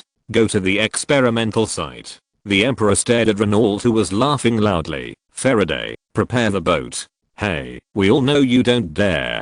Forgive me, I haven't laughed so happily for a while. Renault put away his smile. This is not a shameful thing. I heard that the queen can hear the sound of two mice fighting in the palace. How dare you have a crooked mind? I heard your laughter clearly. Augustus shrugged his shoulders at this time. This is not a very happy thing, Jimmy. You know, the damn emperor has made enough jokes. August Grid has a prototype weapons laboratory, which is claimed to be the Simonson munitions factory, but it is actually a secret prototype weapons laboratory. From the outside, the Simonson munitions factory is a huge building, made of reinforced concrete and alloys, with huge gates leading to heavily guarded warehouses. This is one of the most heavily guarded areas in August Grid. More than one Pneumon agent has tried to pry open the door of Simonson to steal confidential information. On this day, the atmosphere in the heavily fortified Simonson arsenal was more solemn than usual. Imperial soldiers in red power armor blocked all traffic routes, and anyone who wanted to walk in for a look would be taken away immediately for questioning. When Augustus' transfer plane arrived at the apron of the Simonson arsenal, he was immediately led into the prototype weapon test room. The test site was a huge empty room that could accommodate 20 audience. The straight walls were 200 feet high, and the top was a giant dome supported by nanomaterials. At the bottom of the wall were multiple gates connected to high voltage electricity, and each gate led to a stable full of living Zerg. Augustus did not have to enter the test site, but watched the whole process directly in the monitoring center. Although Dr. Nerid believed that the Nova impact of the Xel'Naga artifact would not have any effect on humans, Augustus's subordinates would not take it lightly. Under the watchful eyes of Augustus, Raynor, Nerid and others, the Xel'Naga artifact was placed in the center of the weapon test site. After debugging, the artifact has entered the operating state, and the copper blue light on the surface is shining more and more. Doctor, where does the energy of the Xel'Naga artifact come from? It has neither a reactor nor a boiler. Augustus deliberately acted stupid. Haha, the artifact itself stores a certain amount of energy, enough for us to release multiple nova shocks, but it needs to be recharged after use. The gray-haired well-dressed scientist couldn't help but smile. If the Xel'Naga artifact cannot replenish energy, then sooner or later it will run out of energy. Augustus asked. For the Xel'Naga, energy, genes, and information are all one and the same, and they can be transformed into each other. Based on this theory, theoretically, the artifact they created is like a super Rubik's Cube with infinite possibilities. Nerid explained patiently, the Xel'Naga artifact has multiple preset modes, one of which is that it can absorb void energy. But at present, the boundary between the void and reality is still tightly sealed, and only a very small number of cracks are connected to the void, which are very difficult to find. Wow. Raynor said, feeling impressed. It sounds amazing. But you must have a way. Augustus praised Nerid, because you are Emil Nerid. Let's put it this way, we have to use a medium that can provide void energy to charge the Xel'Naga artifact. Nerid said, then we need a large amount of terrazine, or we can seek the help of the Protoss Dark Templar. The best candidate is Blade Prince Tosh. The powerful energy contained in his body is inherited from the Overlord of the Swarm. Tosh's power is very strong, and can be fully charged in just one time. As far as I know, Tosh is imprisoned by you. You mean we need a portable charger, which sounds like bio-generated electricity. Renault's mind was spinning quickly. Jimmy, you're right. Augustus thought, isn't the brainworm also a powerful psychic individual that uses void energy? There's no need for Tosh, just let the alpha brainworm charge it. The palace doesn't want to keep waste. If the brainworm was here, it would probably faint from anger, using its psychic energy to charge the Xel'Naga artifact, and then turn around to deal with itself. It's not something that carbon-based creatures can do. This is really making the best use of everything. Nerid was speechless. Your research on the Xel'Naga artifact is really meticulous. I really can't imagine how we would deal with the powerful Zerg without you. Augustus said. I'm still a long way from that. Dr. Nerid said, the one who really knows the function is their maker. You're so modest. Augustus said. Nerid's face was full of smiles. At this time, several soldiers from Simonson Arsenal were taking the ladder to throw the sack containing the brainworm alpha onto the cold concrete floor of the test site. As the brainworm was cursing, the soldiers immediately evacuated the scene. Augustus, you are not really going to kill me, are you? The brainworm exclaimed. Dog Emperor, my unyielding soul will take revenge on you. Augustus, I will release the vicious dogs of war and plunge mankind into endless civil strife and massacre. I'm the catastrophe. Why is it so dramatic? Augustus asked Raynor. I heard that this guy watches ancient Earth movies and even musicals every day. Maybe its real talent is to be a top actor. Raynor replied, isn't he the godfather of August Grid holographic films? Maybe he is good at this. Let's start. Augustus confirmed with Nerid. Are you sure you won't kill this guy? The incompletely charged Nova impact is far from enough to kill the powerful brainworm, but the specific damage it will cause still needs to be tested. Nerid said. But let this poor guy suffer a little. Augustus ordered. Wait a moment, Your Majesty, the Nova Blast of the Xel'Naga artifact needs to be manually activated by someone. Nerid said. Egan is on the way. No, I can't let my scientists take risks. Augustus said. Isn't it there? Let Alpha activate the Nova Blast of the artifact himself. Thanks for voting. Chapter 581 I used your credit card. The test of the Nova Strike mode of the Xel'Naga artifact went smoothly. The weapon test was completed by the self-made target and the process was recorded in detail. Among them was the data on the lethality of the Nova Strike to the Zerg, which was undoubtedly filled with the true feelings of the recorder. Ugh fuck. The huge hangar used by the Simonson Arsenal to test prototype weapons was a mess. covered with the blood and vomit of the brain worm. If the brain worm did not have excretory organs, it must have been scared to pee. I was wrong. I shouldn't have come here from the beginning. If it wasn't like this, I wouldn't have fallen into such a sad situation. The brain worm, which was about to become fat like a bull, had shrunk by more than half at this time, lying on the ground like a wrinkled skin, and even its length was only 1/3 of the original. Mengsk, you will die a miserable death. I heard that. Emperor Augustus was walking towards this side, frowning at the large pools of blood and vomit mixture on the ground. It was really horrifying that the small brain worm had such a large amount of bleeding. The vomiting brain worm was so scared that it quickly swallowed what it was about to vomit. It was so badly injured that it couldn't react even when someone approached it. I'm not talking about you, Mengsk.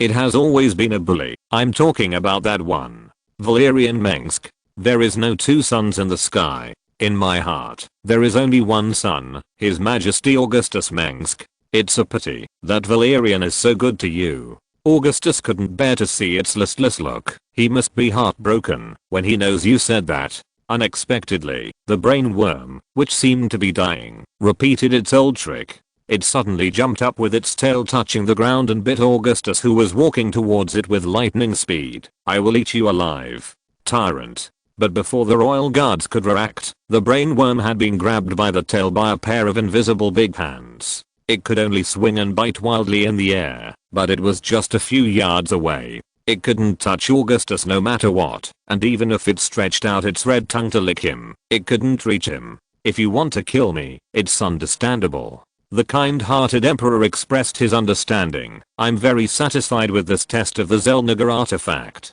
This is indeed the best test method. Dr. Nerad didn't know what to say. This greatly exceeded his expectations and was completely different from the plan. He was going to instigate Augustus to use Tosh to replenish the energy of the artifact and take the opportunity to store enough void energy to pull Ammon back to the real world. Who told Nerad to calculate everything, but he didn't expect that there would be such a big injustice in the palace. There is a poem in ancient Earth that says, when you cook beans and burn bean pods, the beans cry in the pot. If Augustus is not using this method to obstruct Nerad, then the emperor must be deliberately dealing with this brain worm that is doing evil in the palace every day and is hated by everyone. Well, the Nova Strike is indeed incredibly powerful. If it is fully charged, it is not difficult to kill the brain worm or even severely damage the overmind. Raynor also said, but where can we get so much energy? It may not be enough to rely on one brain worm. If Zarachel is here, he will definitely find a way. With the Xel'Naga artifact, millions of Imperial soldiers can be saved. This is all thanks to you, you poor little wretch. Shut up, I don't need your sympathy. The brain worm's neck stiffened, and his stomach bulged, and he became even more angry. The lethality of the Nova Strike to low-level Zerg is indeed quite terrible, and it works faster than the Psychic Crusher. The shockwave released can even directly kill the Thunder Beast. There are dozens of animal pens in the area near the prototype weapon test site of the Simonson Arsenal, which contain thousands of Zerg of almost all Zerg species, and they turned into a pile of blood when the Xel'Naga artifact was activated for the first time. The wool comes from the sheep. Augustus agreed with Raynor's opinion and turned to Dr. Nerad. What do you think, Doctor? I remember that the remains of the first generation overlord after his death had turned into a huge hole that could be directly connected to the void. The storm filled with terrible void energy was even as high as 300 miles. Even in Air's low Earth orbit, the huge eye of the storm could be seen. Nerad was prepared. If we can borrow the energy of the Eye of the Void, then not only can we complete the charging, but we may also find other ways to use the artifact. You are right. Zarachel said that the huge Eye of the Storm has actually become the connection between our world and the Void. Augustus knew what Nerad was thinking. Now the Overlord's body is almost gone, and the huge void energy is eroding the real world, constantly blurring the boundary between the void and reality. Not only is it possible for Ammon to use this rift to influence reality, but even another Xel'Naga Horus imprisoned by Ammon also uses it to contact the Dark Templar. In order to avoid attracting Ammon's attention, Horus could only warn Dark Templar masters like Zarachel with difficult prophecies. The Xel'Naga artifact can even temporarily seal Ammon's energy. If Nerad can bring Ammon out directly, it will be a lot of fun. However, Nerid should not have created the evil god host, that is, the super hybrid to accommodate Ammon's will. Zerachel warned me that no matter what, I must not try to borrow the energy of the void, because the current void is no longer the pure land of ancient times. If humans try to steal the skyfire, divine punishment will follow. Augustus shook his head. But your majesty, only with enough void energy can I test the limits of the Xel'Naga artifact. Every great progress in the history of human technology is not without risk. Nerid had a headache when he heard Zerachel.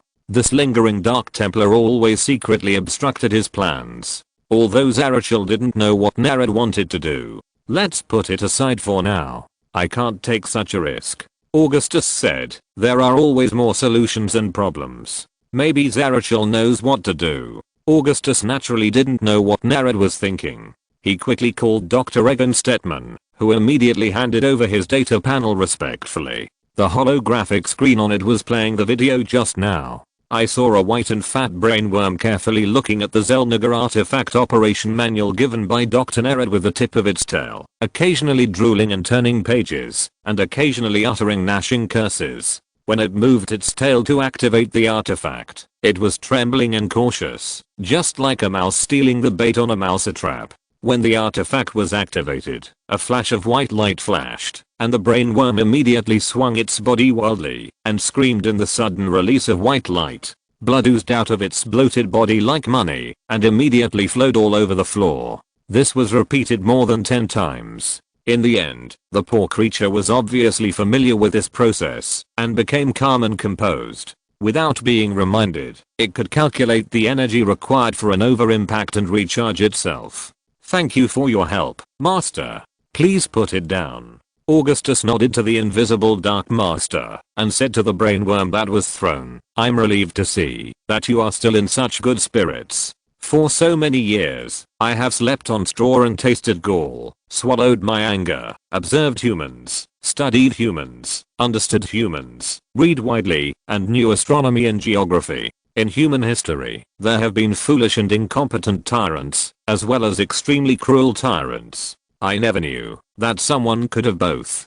The brainworm lay on the ground weakly, saying sullenly, but I just don't understand you. Maybe I'm just a little confused, and you're really not a human. It said, how can the Zerg defeat such humans? We are far less evil and cruel than you. Those who were thrown into the evolution pit by the evolution master Abatha may think so too. Augustus looked at the brainworm. Now you know you're wrong. The brainworm thought for a long time. I didn't do anything. Probably not. Look, what kind of weird things are those holographic film and television companies under your control shooting? Augustus slapped the data panel on the brainworm's face. Listen all. What is the Emperor and his 888 mistresses? Now any posthumous child with a little ambition claims to be my illegitimate child. What is this? He said. It's ridiculous. The brainworm commented. The young screenwriter is ignorant and wrote it for fun. And that's not about you. Why are you so anxious? You should send all those who wrote the script to jail. Pile it up. I have to eat it back later. At this time, the brainworm saw several soldiers cleaning up the blood and immediately said, all this blood came from my body. And you still say you don't know? Augustus snorted. That's fine. I don't care at all. You actually produced a large number of shoddy films, promoted the theory that alien insects are harmless, and attempted to rule humans. Fortunately, there are not many fools who take it seriously. Renault said in amazement. This brainworm also understands cultural invasion? You yourself said that humans have the opportunity to live in peace with alien insects in the future, and I'm the opportunity. The brainworm said. I thought about it and this is the only trick. Come on, I see you care a lot about your image.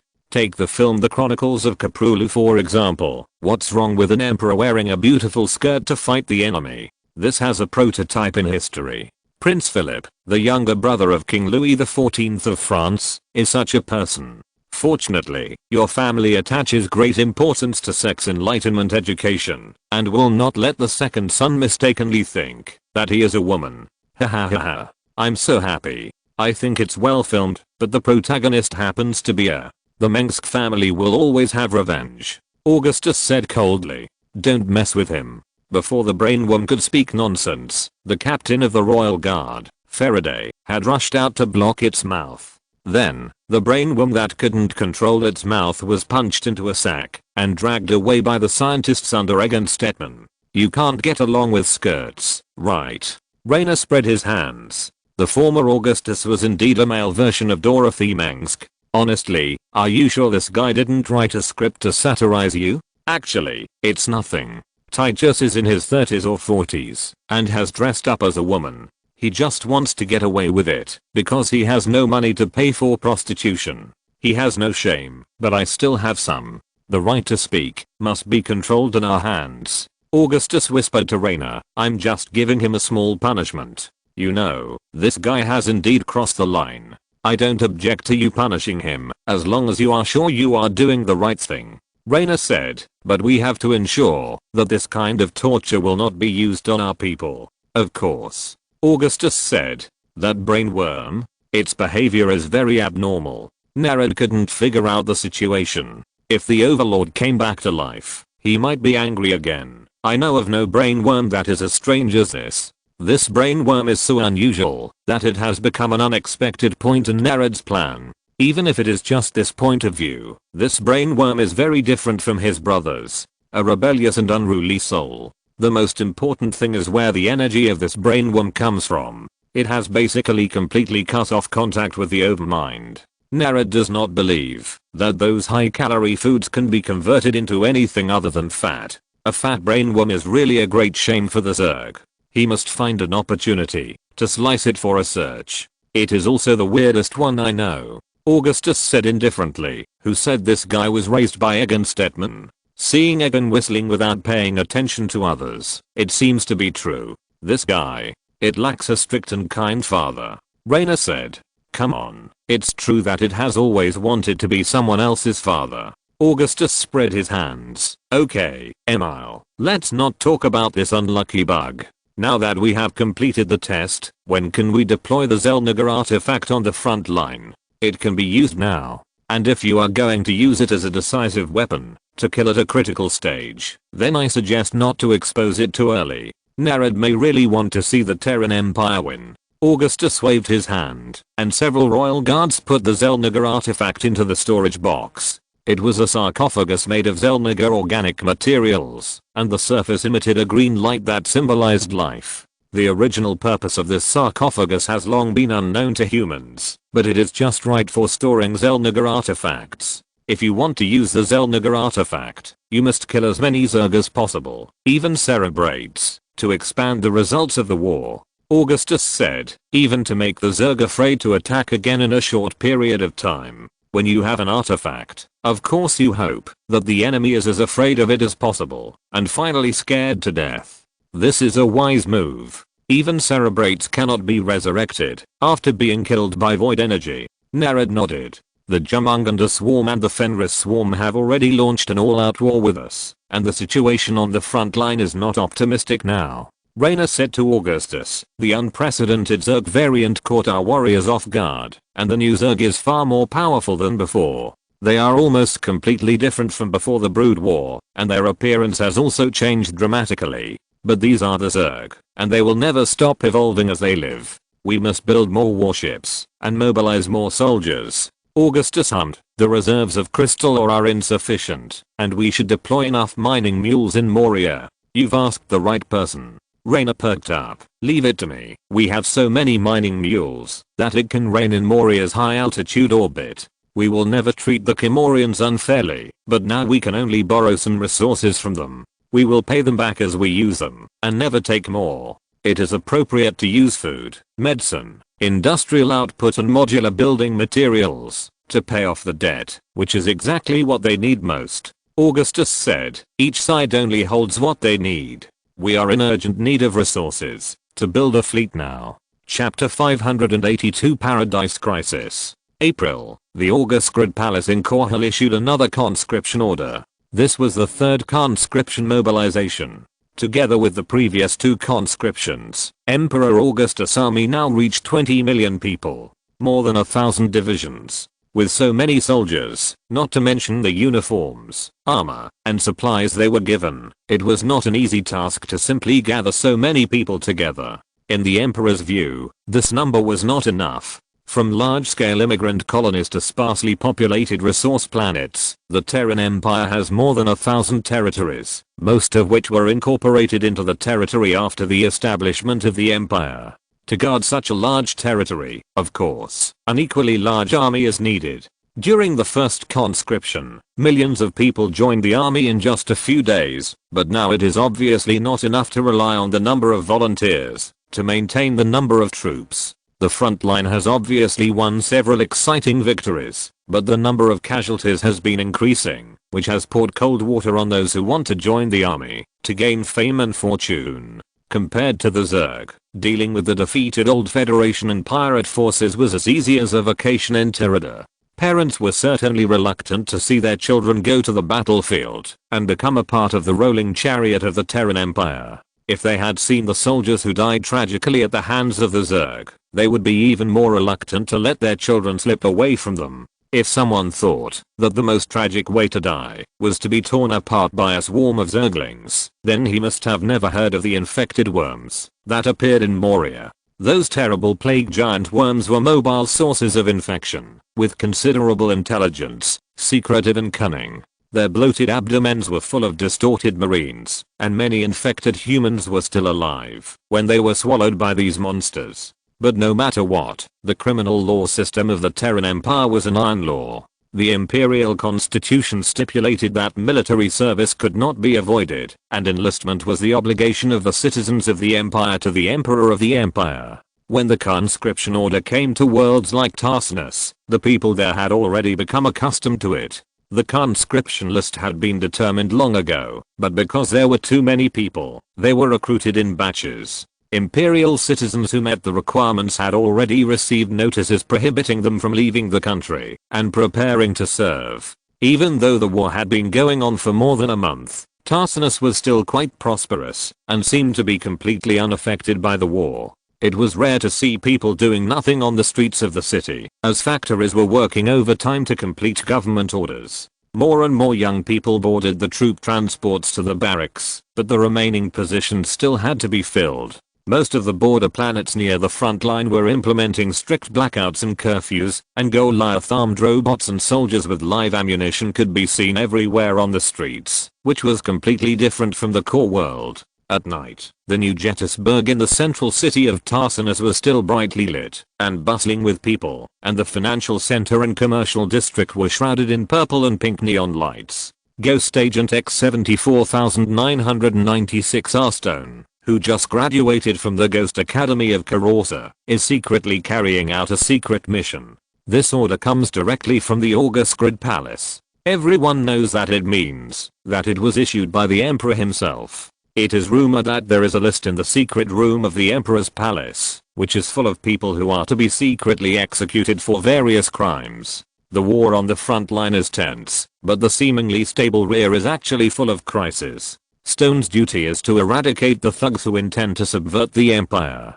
For the ghost agents loyal to the royal family, it is to uphold justice. Not long ago, the Emperor received a report from the Tarsinus Police Department, which showed that many cunning mimic larvae appeared in the slums of the main city of Tarsinus. What's more terrifying is that there is evidence that someone brought the larvae of the alien worm alive into Tarsinus, which is no less than proof that there is at least one developing worm nest under the city of Tarsinus. The strategies of the brain worms are becoming more and more flexible. For them, it is easy to parasitize and control an ordinary human with parasites. Because of this incident, at least 20 Tarsinus officials lost their heads. If anyone thinks that Emperor Augustus is kind and generous, then he must not have heard about how the Emperor executed a large number of war criminals of the old Federation. Considering that the incident happened in the center of Tarsinus City, in order to avoid causing panic, the Ghost Squad had to be dispatched to deal with it. Stone alone knew that this mission mobilized 27 Imperial Ghost Squads with more than 100 people, and 1/12 of the Imperial Ghosts were present. They may be the most powerful group of telepaths in the Korhal sector, and each of them is a super soldier. Stone had trained in the Ghost Academy in Tarsinus for a period of time before, but he had never visited the prosperous Tarsinus. The slums in Tarsinus City are a different scene. The slums are located in the shadow of high-rise buildings, lack of sunlight, overcrowding, poor hygiene, and stench. People living in the slums of Tarsinus are often potential criminals, and more than half of them are drug addicts or people with a history of drug abuse. The emperor had ordered the closure of all slums, so the sons of Korhal rushed into slums of all sizes to arrest those who were engaged in organ trafficking, drug trafficking, and human trafficking. Then they simply convicted these people and sent them to the mines and resocialization factories of Marcera. The order of the slums has improved significantly during this period. The imperial government even provided prefabricated simple housing and relief to the homeless, but as a population of the marginal worlds continued to pour into Tarsinus, a large number of poor people still poured into the slums. The Zerg invasion was the main reason for the return of immigrants, and now opening up new worlds often means more risks and uncertainties. This situation is not much better than 4 years ago. Later, even this tough leader admitted that he was too idealistic. But overall, Stone believes that the Empire's efforts are not completely in vain. At least the crime rate here is much lower than in the past. If people work hard, they will have the opportunity to change their lives and the lives of their families. The scene in the slums of Tarsinus is actually quite acceptable. Most of the people living here now are unskilled laborers from various marginal worlds. But the difference is that most of them have stable jobs and are not illegal immigrants. Men will take the magnetic rail tram for 1 to 2 hours to work in the factories in the outer city of Tarsinus. Whether it is a factory producing warship steel plates or a factory rolling modular building components, there are jobs everywhere. Women do other jobs, such as synthetic food factory workers or busy middle-class housework. Their children go to public schools in the slums and enjoy free education resources. It is difficult to call the slums now. Although there were bars, banks and other social places here before, they have already become what a city should be.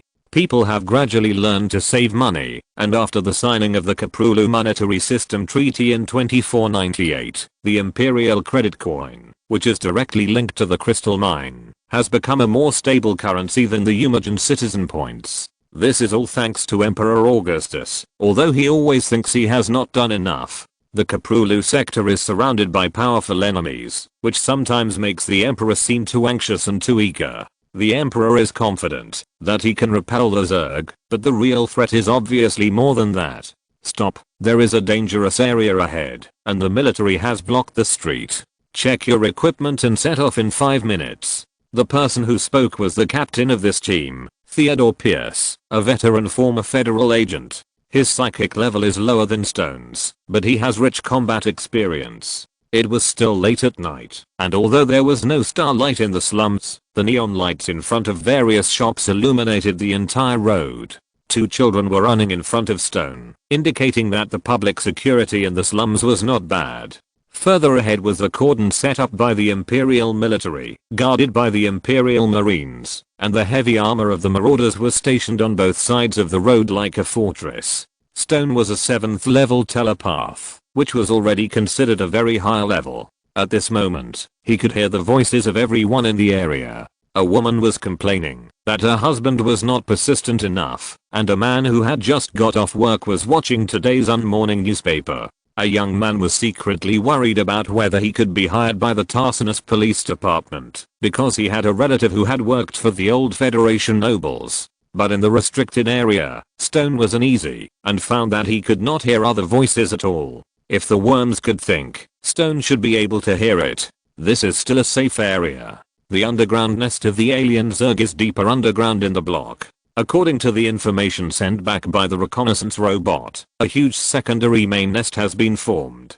The alien Zerg that infiltrated Tarsinus is growing and growing, and plans to use the city's intricate sewer system to invade the above world. Sir, I have a plan. The worms are breeding and multiplying in the dirty sewers of the slums. The best thing to do now is to pour high energy gas into it and burn it all down. The speaker was Vega Stone's teammate. She called herself a worldly ghost agent. In short, this guy is obsessed with money. Vega was not bad looking, with dark blonde hair and beautiful eyes. She was a realist, ruthless and talkative. In the winding streets of the slums, Stone could not see his invisible teammates at all, but apart from the assistance of equipment, he could vaguely sense their psionic shadows. Vega's shadow was different. Her psionic level was the highest among them. Such a strong psionic perception ability was learned from the course of a high-level Templar Caris. It was said that he was a friend of Emperor Augustus, and the latter had to spend a lot of effort to borrow this high-level Templar to Korhal. The Protoss never lied, so this was definitely not bragging. The whole block would be blown up, and how many innocent people would die because of it? Stone always quarreled with Vega. He thought that this cold woman was more suitable to be a mercenary than an imperial soldier. Each ghost has a code name. Vega said she was a bounty hunter, and Stone called her a lucky cat. That was in the old Federation era. Ghost agents are not emotionless tools, His Majesty said. His Majesty said that ghost agents should regard themselves as heroes of the people. Your responsibility is to protect rather than destroy. Vega said, I can't believe that there are people who can recite the Emperor's words by heart. In contrast, Vega has never missed any issue of Un's Emperor jokes. There is a propaganda stand in the street of the slums that is playing a holographic image. It is a picture of the speech of Augustus Mengsk, the Emperor of the Terran Empire. He just mentioned the reconstruction of Marcera. There are such propaganda stands in almost every corner of Tarsinus, in order to ensure that citizens in every land can hear the Emperor's voice. The Emperor's speech level is very high, and he is indeed widely praised. These propaganda stands have become like holy images, maintained by the people spontaneously. You have no faith. Stone couldn't help but criticize him. Stone respected Emperor Augustus very much. He believed that he was the one who gave him a home. For people like him, Ghost Military Academy is home. My faith has been fed to the dogs. Vega said, Little Prince, you should return to your palace. Vega and Stone communicate directly with each other using telepathic language, and the communication speed is extremely fast, which is also the result of the training of the Protoss mentor. The teacher hopes that the students can make good use of this ability, but the students of the Ghost Military Academy often use this ability to spray each other across the male and female dormitories. There is nothing wrong with what Stone said, and the Emperor does not want us to do things that damage his reputation when performing missions. Captain Pierce is a headache, and the two often have disagreements. Stone believes that casualties should be avoided as much as possible when the hostages can be taken into account during the mission, while Vega advocates blowing them all up. Okay, sir, can I have a cigarette now? Vega said. No. Pierce said. TSK. Vega said. Compared with Stone, who is trained and practiced like an ascetic monk, Vega prefers to watch movies. In another place, there is a promotional poster for the latest movie of Augustus Universal Business, which is the movie poster of Mindworm vs. Star Marines. Stone had seen this brainworm in the palace. The funny thing was that it dreamed of becoming the master, but now it could only live as a pet and mascot. This kind of movie is very popular recently. The brainworm is the biggest villain in the movie. In the movie, there is always a lonely but brave and resourceful Imperial Marine to fight wits and courage with it. Vega likes this brainworm very much. The audience regarded the brainworm that thought it was cool in the movie as a clown, and even thought that the alien insects were not so scary. It's no wonder that this guy was so angry that he bit through the marble floor when reading the movie reviews. The time is up. We will set off immediately. Pierce said, I want to remind you again that this mission is very dangerous. They should be afraid of us. Vega said, I have to postpone tomorrow. I got a pair of glasses 2 days ago, and I feel dizzy when wearing them. Damn it. Chapter 583, Mimicry. The magnificent city of Tarsinus shows the world more than just magnificent skyscrapers, comfortable high-end residential areas and fashionable commercial buildings. Under its bright and beautiful appearance, there are slums, which are considered to be a place of filth and dirt, and the word is often associated with violence and danger. The slums are the product of the rapid development of Tarsinus City, with a very high population density, but lacking the necessary supporting public safety and sanitation facilities. It is right next to the gleaming marble columns and wide and clean streets of the Nagfa Hall of the Federal Senate building. Tarsinus's ugliness is like her glory, which cannot be hidden or concealed.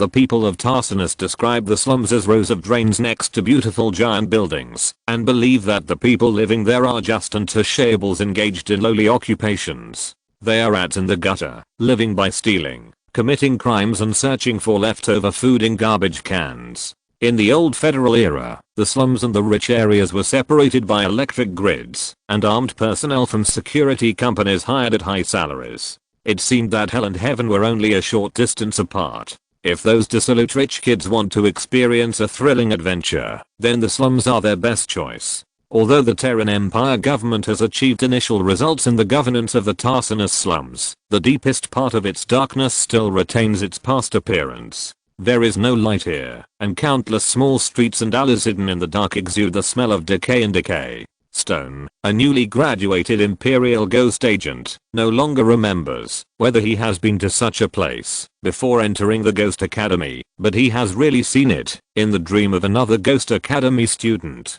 Stone's Dark Templar LSTA mentor, Lassiter, once said that many humans have primitive, primary psychic abilities, which are understood by humans as inexplicable phenomena, intuition, omens, and the cause and effect of things. The student grew up in such an environment until an Imperial agent brought her back to Korhal from the swollen garbage dump. In the former Tarsinus slums, there were messy shacks built spontaneously everywhere.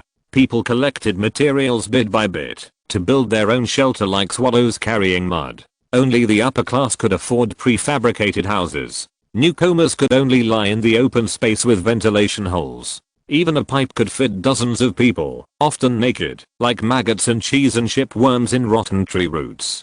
Gangs and illegal businessmen collude to rule the blocks of the slums, and they are the masters here. They sell drugs, enhancement drugs, implant prosthetics and artificial organs for huge profits. If anyone dares not to accept their products, they will be beaten.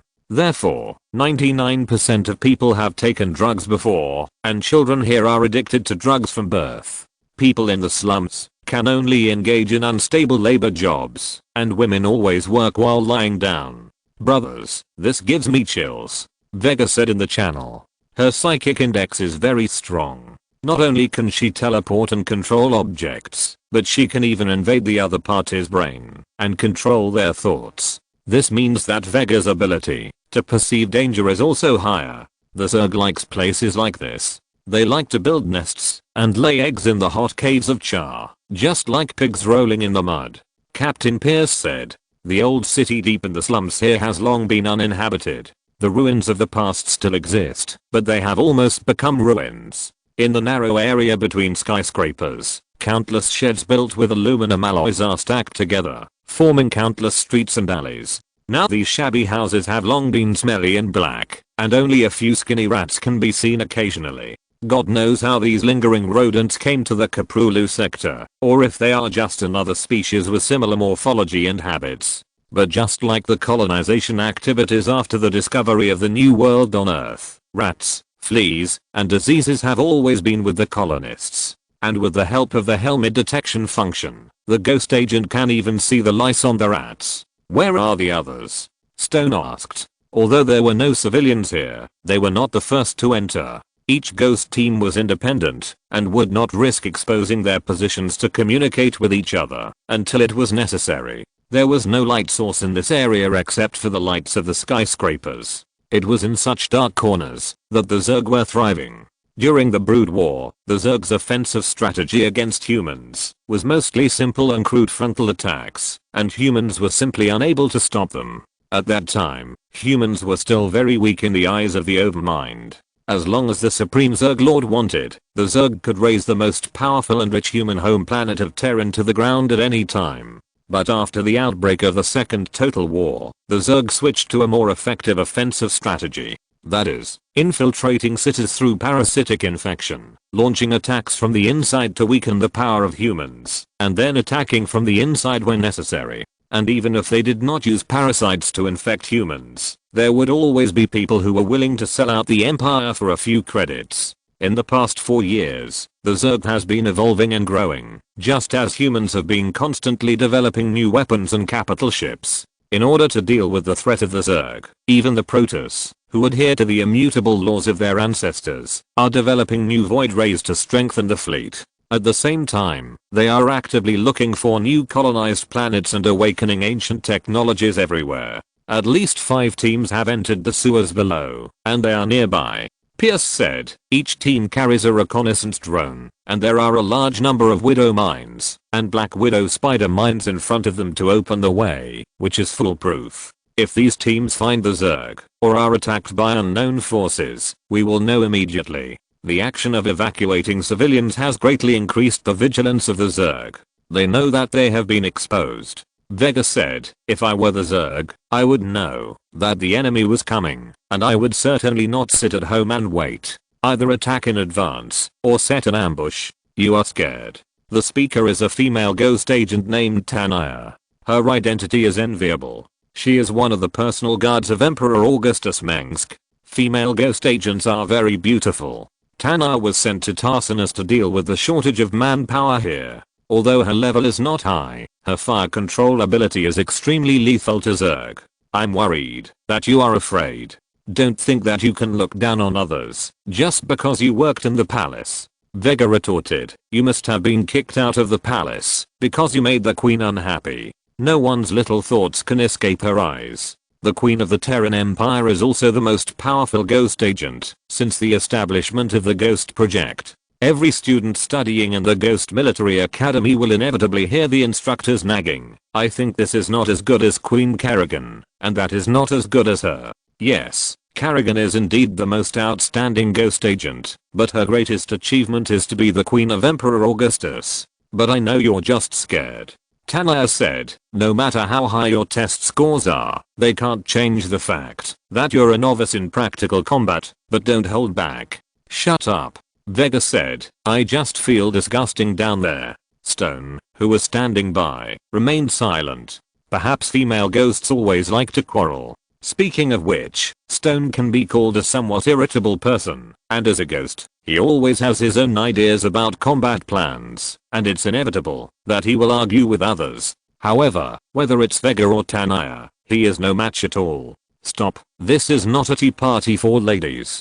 Pierce said as he lifted the cover of a manhole, turned over and jumped down, and the team members followed closely behind. It was an uneasy night, and the Tarsinus people had no idea what was happening under their feet. After jumping into the sewer, Stone still felt a sense of suffocation despite having activated the breathing mask. The air was so rotten and corrupt that the flames lacked enough oxygen to burn fully. The sewer system of Tarsinus City has a history of more than 200 years. It has been continuously extended during the expansion of the city, and eventually became a huge underground world. Even if the engineers who built these sewers are still alive, they can't tell what they originally looked like. The entire city of Tarsinus is built on it, which is why the Augustus Palace attaches so much importance to this incident. With the continuous influx of new immigrants from the outer colonies, Tarsinus City alone has a population of 3.7 billion. And even if there are more people, it won't take long for the Zerg to completely devour them. It looks like there are no signs of Zerg here. Stone has seen those infected human buildings in textbooks and video datasets, and now everything seems to be normal. It has been a century or two since they saw the sun, and they are standing in silt and excrement. If they are not wearing combat uniforms, people who stay in such an environment for a long time will soon suffer from serious skin diseases. It turns out that the work of unclogging the sewers is done by the residents of the slums. The cost of hiring sewer cleaners is much lower than the cost of maintaining cleaning robots, and such jobs are vying for in the slums. Hundreds of people die in the sewers of Tarsinus every year, and many more go missing because they get lost. On Stone's helmet displays a map of the sewers, which is simply a spider web with many passages. Most of the passages have been marked by reconnaissance drones, and only the area they are in now is a marked danger zone. But there is not even a rat here, Vega said. And they are the only life form in the Zerg territory. Stone thought of what he learned in class. Never underestimate your opponent, especially when they are Zerg.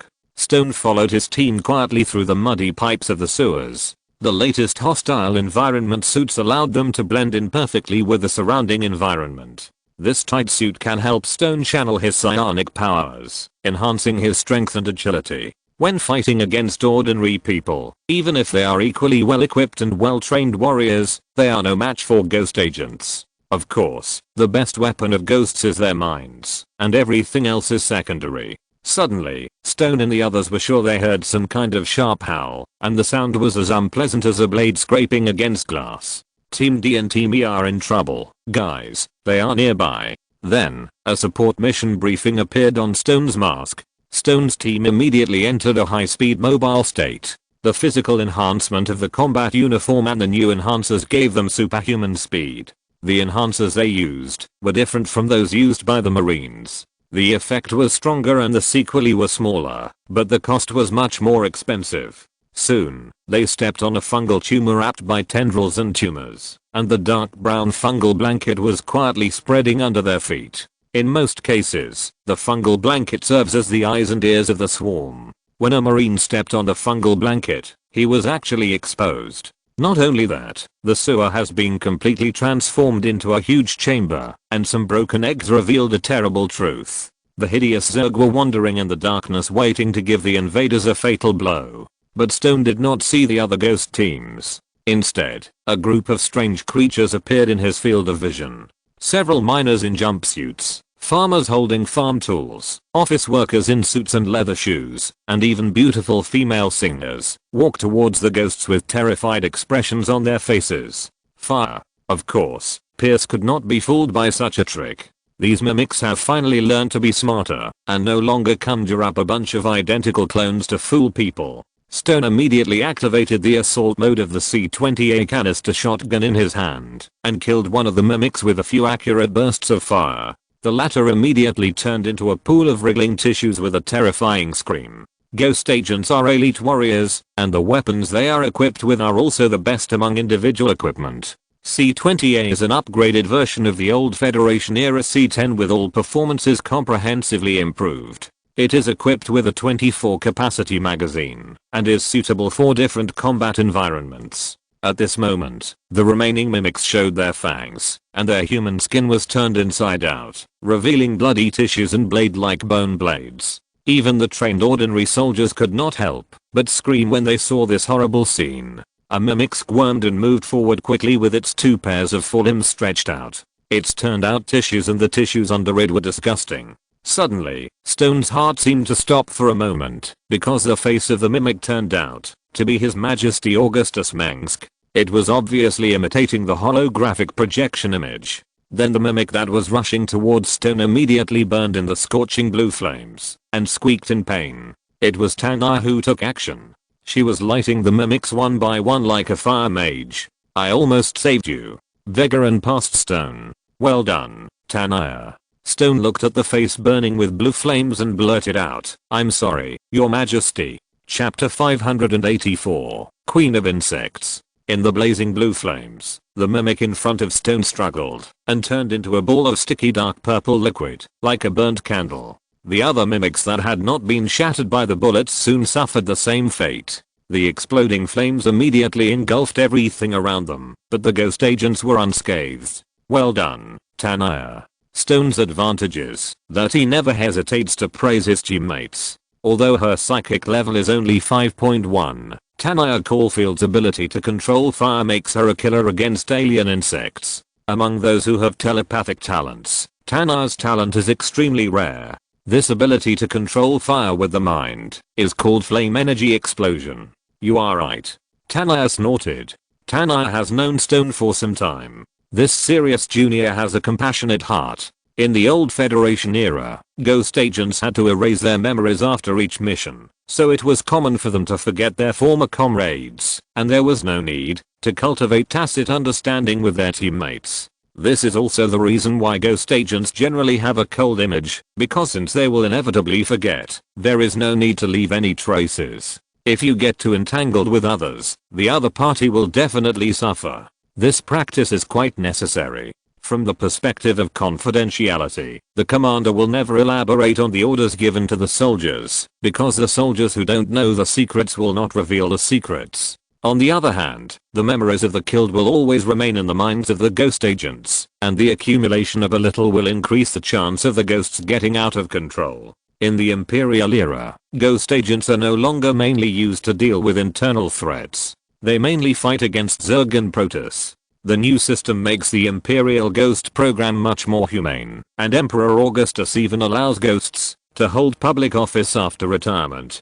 Guys, pay attention to the surroundings while I invade this guy's brain. Vega next to him activated his own domination mask, if it has a brain. The instructors in the Terran Empire Ghost Academy are very fond of geniuses with the ability to control minds. They are usually the best among the students, and have a very high psychic level. The domination mask can strengthen the mental power of these ghost agents, and help them control the minds of others. There is no doubt that Vega has this talent. As an expert in the field of mind control, Vega is extremely dangerous, because unless equipped with psychic shielding equipment, those powerful people may become her playthings. At this time, in front of Vega was a dying mimic larvae. It was shot several times, and was wriggling in its dying struggle. The everted tissue morphology was between that of humans and Zerg. The meaning of the birth of mimic larvae is infiltration and destruction, which is the mission given to them by the Zerg.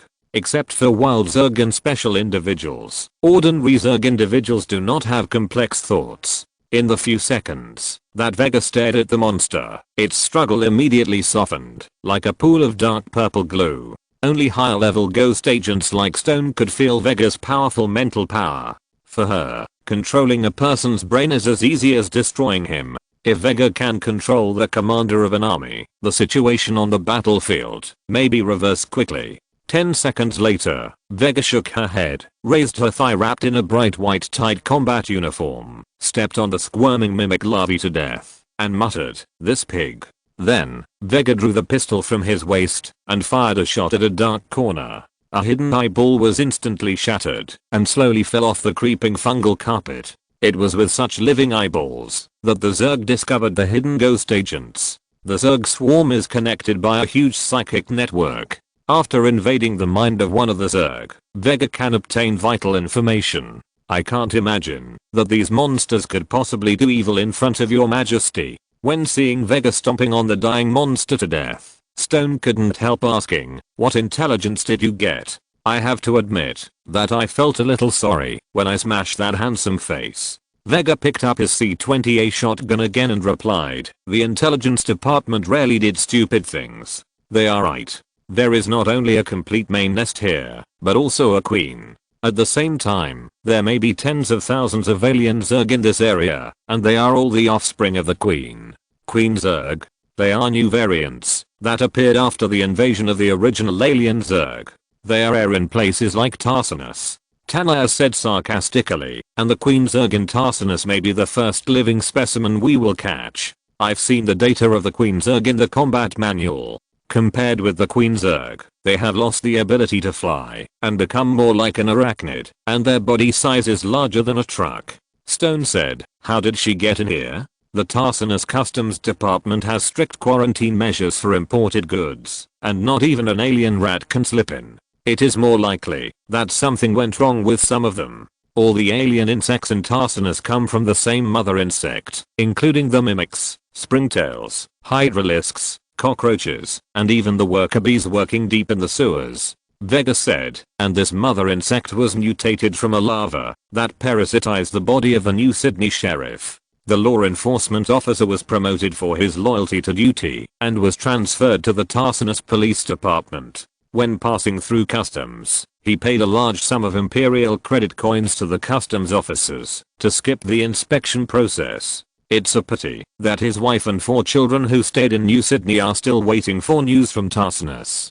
"Did you fight with the queen insect just now?" Tanaya said. "She is controlling the mimic larvae." Vega looked very relaxed. "The queen's mental power is very strong, but not as strong as the brain worms in the palace. It took me a lot of effort to compete with her for the control of the mimic larvae. This is a real battle between heaven and man." Obviously, at that time, his brain was already controlled by the parasites in his body. Captain Pierce continued, "Do you know the location of the queen?" "Yes, the queen is not far from us," Vega said, "but there are a large number of alien Zerg protecting her. As long as she is killed, the alien Zerg here will immediately become a pile of loose sand." Pierce said, "Just us?" Tanaya said, "Upload the queen's coordinates to the tactical network, and the other ghost agents will know what to do immediately." Pierce said, "Uploading."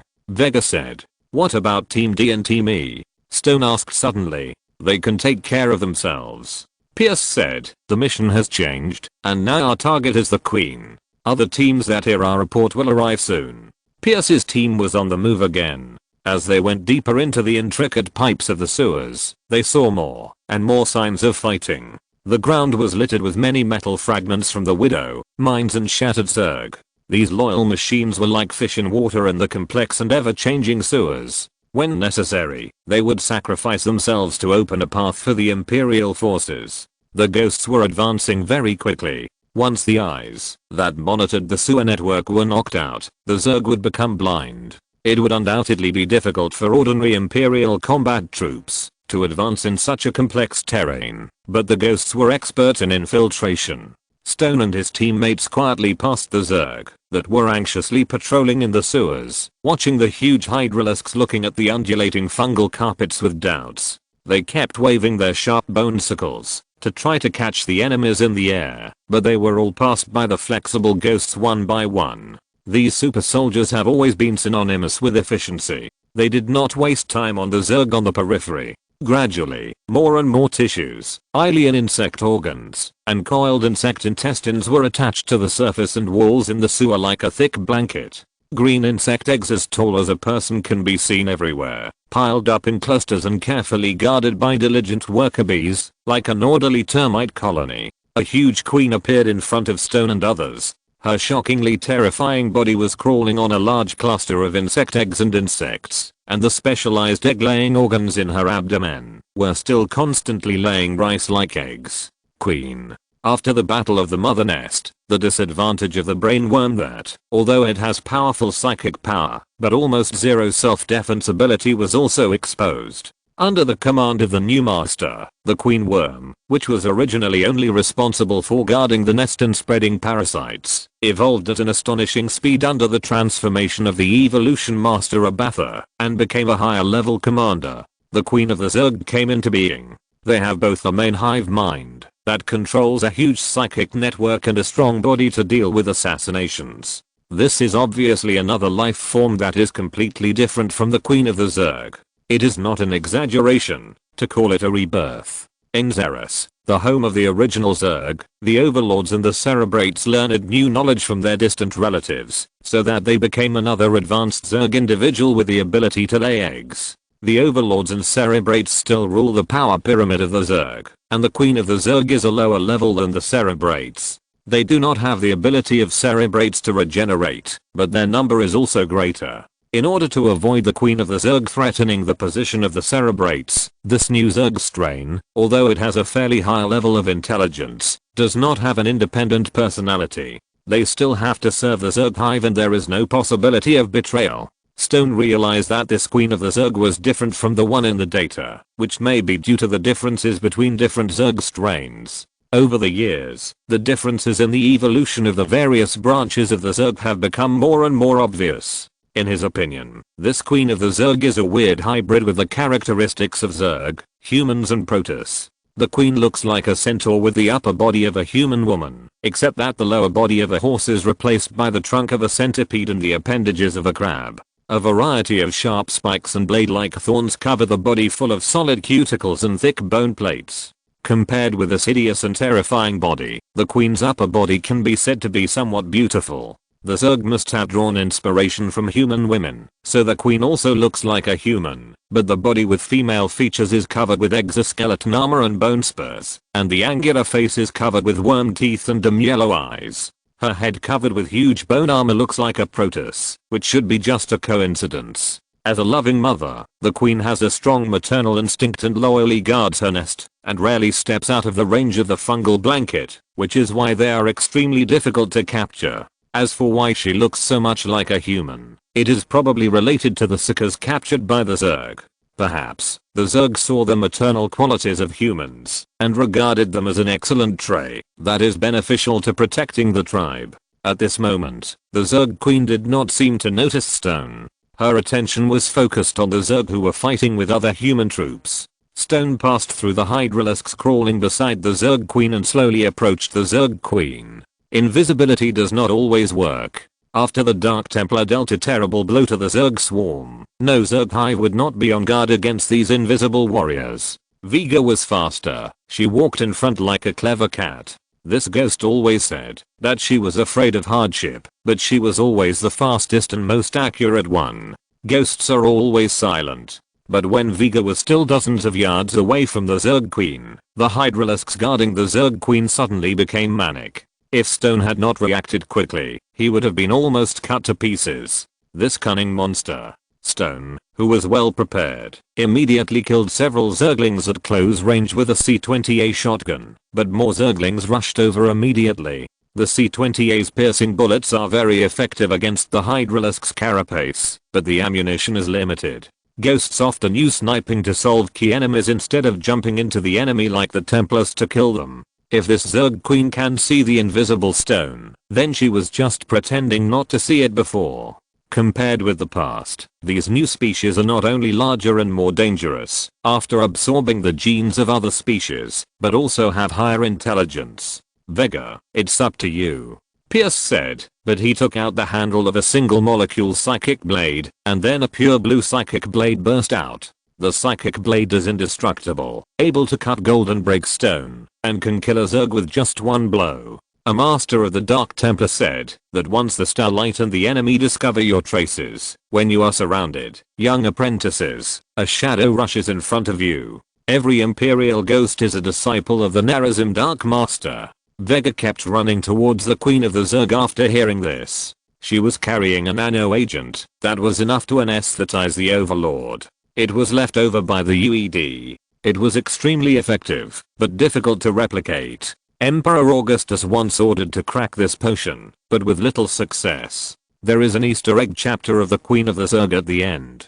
Tanar's sister is called Tanar Caulfield, a character in the official novel Evolution. In Red Alert, it is Tanar Adams. In the RTS field in the 1990s, Blizzard's main competitor was Westwood, which developed the Command & Conquer series. In Command & Conquer, Red Alert released in 1996, there was a female commander named Tanaya. Here comes the interesting part. At that time, there was a big incident. In 1994, the ice skater Nancy Kerrigan was hit on the knee with an iron rod by the boyfriend of her competitor Tanaya Harding. So, the creators of StarCraft said that, if they wanted to respond to Tanaya, they should bring up Kerrigan. Chapter 585 The Return of the Lord. That hive had already taken root in the most prosperous planet of the Terran Empire 2 months ago, and if it weren't for a brave and upright sheriff who discovered something strange deep in the slums, my most proud Imperial officials would still be in the dark.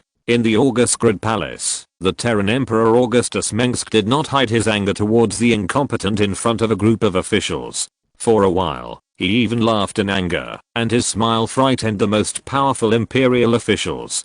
Augustus certainly had reason to be angry, since a lava that mixed into Tarsinus had transformed into such a huge swarm in such a short time. It would not take long for them to turn Tarsinus upside down. This is a signal. Since a new high-level alien Zerg species has appeared openly in the core world of the Terran Empire, it means that they have the ability to interfere with any other world. The alien Zerg is always evolving, growing, and transforming. Not only are they sharp teeth and claws, but the overminds and brainworms are also fighting with wisdom. They knew that the Terran Empire's army could only survive by relying on weapons, ammunition, food, and medical supplies, provided by the factories in the rear. Even without considering other losses, if a factory the size of Tarsinus stopped production, the entire Terran Empire would be seriously injured. You know, Tarsinus' economy accounts for 17% of the entire empire, and its output is even more astonishing. If Augustus had not tried his best to save Tarsinus, the Terran humans who lost their prime star would not have recovered so quickly. For this reason, Augustus mobilized a large number of ghost agents to Tarsinus City, and never before had so many ghosts acted together. Fortunately, the Empire Ghost did not disappoint him, and finally captured the Queen Worm in the sewer of Tarsinus at a very small cost, and it is now being transported to Korhal. If that were the case, it would be fine. This matter is undoubtedly of great importance, but in the end, the officials of Tarsinus were busy shirking responsibility, and they had the nerve to ask for credit and reward after the matter was resolved. Fortunately, they don't need to shirk responsibility anymore, and now they have all entered New Folsom. Perhaps no one is indispensable to the Emperor, and his officials must recognize this. Perhaps I should drive all those useless people to become police officers, and let Sheriff Wilkes Butler take over the Tarsinus customs. Emperor Augustus, dressed in gold and red, glanced at the ministers present. Gentlemen, what do you think about this matter? The emperor summoned his ministers in the largest room in the palace. This time, not only the dignitaries of various departments of the empire came, but also local senators and border law enforcement officers from some marginal colonies. This room is tall and large, with crystal lamps hanging from the towering dome that emit dazzling light without the need for energy. Outside the multifaceted huge windows is the evening of August grid with hazy drizzle. When building this palace, Emperor Augustus did not spend much taxpayers' money. The furniture and furnishings were all moved from the homes of the old Federation's founding families, and the rest were some Protus antiques from Elma. It must be said that the frugal emperor is actually quite good at budgeting. Of course, when it came to rewarding his subordinates, he was still generous. What does Sheriff Booth think? I think he is happy to leave New Sydney and accept this respectable job. Among the ministers present, only Admiral Jim Raynor, who represented the August Grid Naval Headquarters, dared to respond to the Emperor's words. Generally speaking, if Augustus might do something, it means that he has basically decided to do it. At this moment, the imperial officials wearing red thick woolen uniforms and blue ties were sitting on one of the thousands of mahogany chairs. Most of them had never seen the emperor angry, so they could not help but sit upright and remain silent. Originally, the emperor summoned them to listen to the voices of the people in the marginal worlds about the war on the front line. But as luck would have it, when he walked in, he was obviously angry. Emperor Augustus Mengsk was gentle and patient most of the time, but when he was angry, those imperial officials who were in big trouble would inevitably be criticized. One official was from the South Seas. This group was very different from the other Tyranids in the Kaprulu sector. They had thick black hair and were bigger, like giants. Even a suit had to be specially tailored. Augustus once suspected that Titus came from there, but later it was confirmed that he was a Marcera. However, this guy probably forgot his hometown a long time ago. But now, this barbarian who spoke like thunder and was as tall as an iron tower was trembling on a chair in the corner. God knows what was going on. Even the storms in his hometown that had never stopped since he grew up had never made him so scared. The emperor was only 29 years old and was already the founding monarch. Naturally, his momentum was extraordinary. I have asked someone to ask Butte for his opinion, but he rejected my good intention. Augustus snorted, and it was unknown who he was angry with. Booth said that there are too many rules in Tarsinus that he can't handle, and it's better for him to catch wanted criminals in New Sydney. He's a good sheriff. Raynor said, in the past, I always thought that it would be nice to go to Marcera to be a local sheriff after retirement. Sheriff Wilkes Butt is indeed a competent sheriff, and he is the kind of person who is conscientious and capable. In the old Federation era, he worked in the local police station of the Red Terrace in New Sydney. Those lawless people who were mixed in the border areas were afraid of Sheriff Butt's methods. After the establishment of the empire, old federal government personnel like Butt who were really famous in the local area were retained, and the emperor didn't care about their past identities. As for those who were idle, used their public office to oppress the people or seek personal gain, they were swept into the garbage dump of history by the Terran Empire like the Creation family. Butt has had the opportunity to be promoted to Tarsinus more than once. Many officials in the border world have fought for half their lives just to be transferred to the prosperous and wealthy core world. But Butt refused without exception. The reason was simple. In Tarsinus, a place full of bureaucratic interests and political stench, handling cases not only depends on the boss's face, but also requires knowing which cases can be handled and which cannot be handled. It's better to die. Although Tarsinus is much better now than in the past, the Genesis family, which has been oppressing the people, has been eradicated. All the nobles who claim to be of noble blood are worthless in the eyes of Emperor Augustus. There is only one noble in the Terran Empire, and that is the Mengsk royal family. But after hesitating again and again, Butt still refused the emperor's request, even if it was a position in the palace, and still decided to return to New Sydney. Augustus couldn't persuade him, so he had to wave his hand and let him go back to be the sheriff. Although the golden and red flags of the Terran Empire were hung all over Tarsus, and the creation family was no longer a mountain weighing down the people, the old customs still existed. When the wind of revolution blew over the heads of the Tarsus people, it had little effect. Its huge middle class was not interested in the revolutionaries, and they were more accepting of Augustus's claim to the throne. I still want to go back to farming, Jimmy, and there are still many things I want to do. Augustus glared at him. Before that, I don't know if I will be pissed off to death by these idiots. I left you a piece of land in Marcera, Raynor explained. I bought it with my own salary, not embezzled imperial property. Thank you. But if this goes on, when the Zerg kills all the humans, it won't be long before I can only raise worms in a pig pen in Marcera. Augustus pulled a chair and sat down, deciding not to talk about it anymore. That's easy. They can be fed very fat just by eating crystal ore, Raynor said humorously. Augustus shrugged and looked at Senator Huntley, who was looking down at the pattern of the floor tiles in the palace. Okay, Huntley, tell me what you saw and heard during your visit to Nafu II and Buka EV. Am I that scary? Huh? Augustus looked at the panicked Senator Huntley with a sharper look. Augustus turned his head to look at Imperial Senator Corbin Fash, but the black-haired young senator responded with a confident look. Since you executed tens of thousands of people in one breath, everyone knows that you are a demon who kills without blinking an eye. Renault spread his hands and said to Huntley, there's nothing to worry about, man. People who can sit here may have some minor problems, but there is absolutely nothing to criticize in their loyalty to the Emperor and their work attitude. Renault had already adapted to court life. He was a founding general. If he were placed on ancient Earth, he would have been a hereditary duke. To Emperor Augustus, Renault is a mirror. He is a very upright person.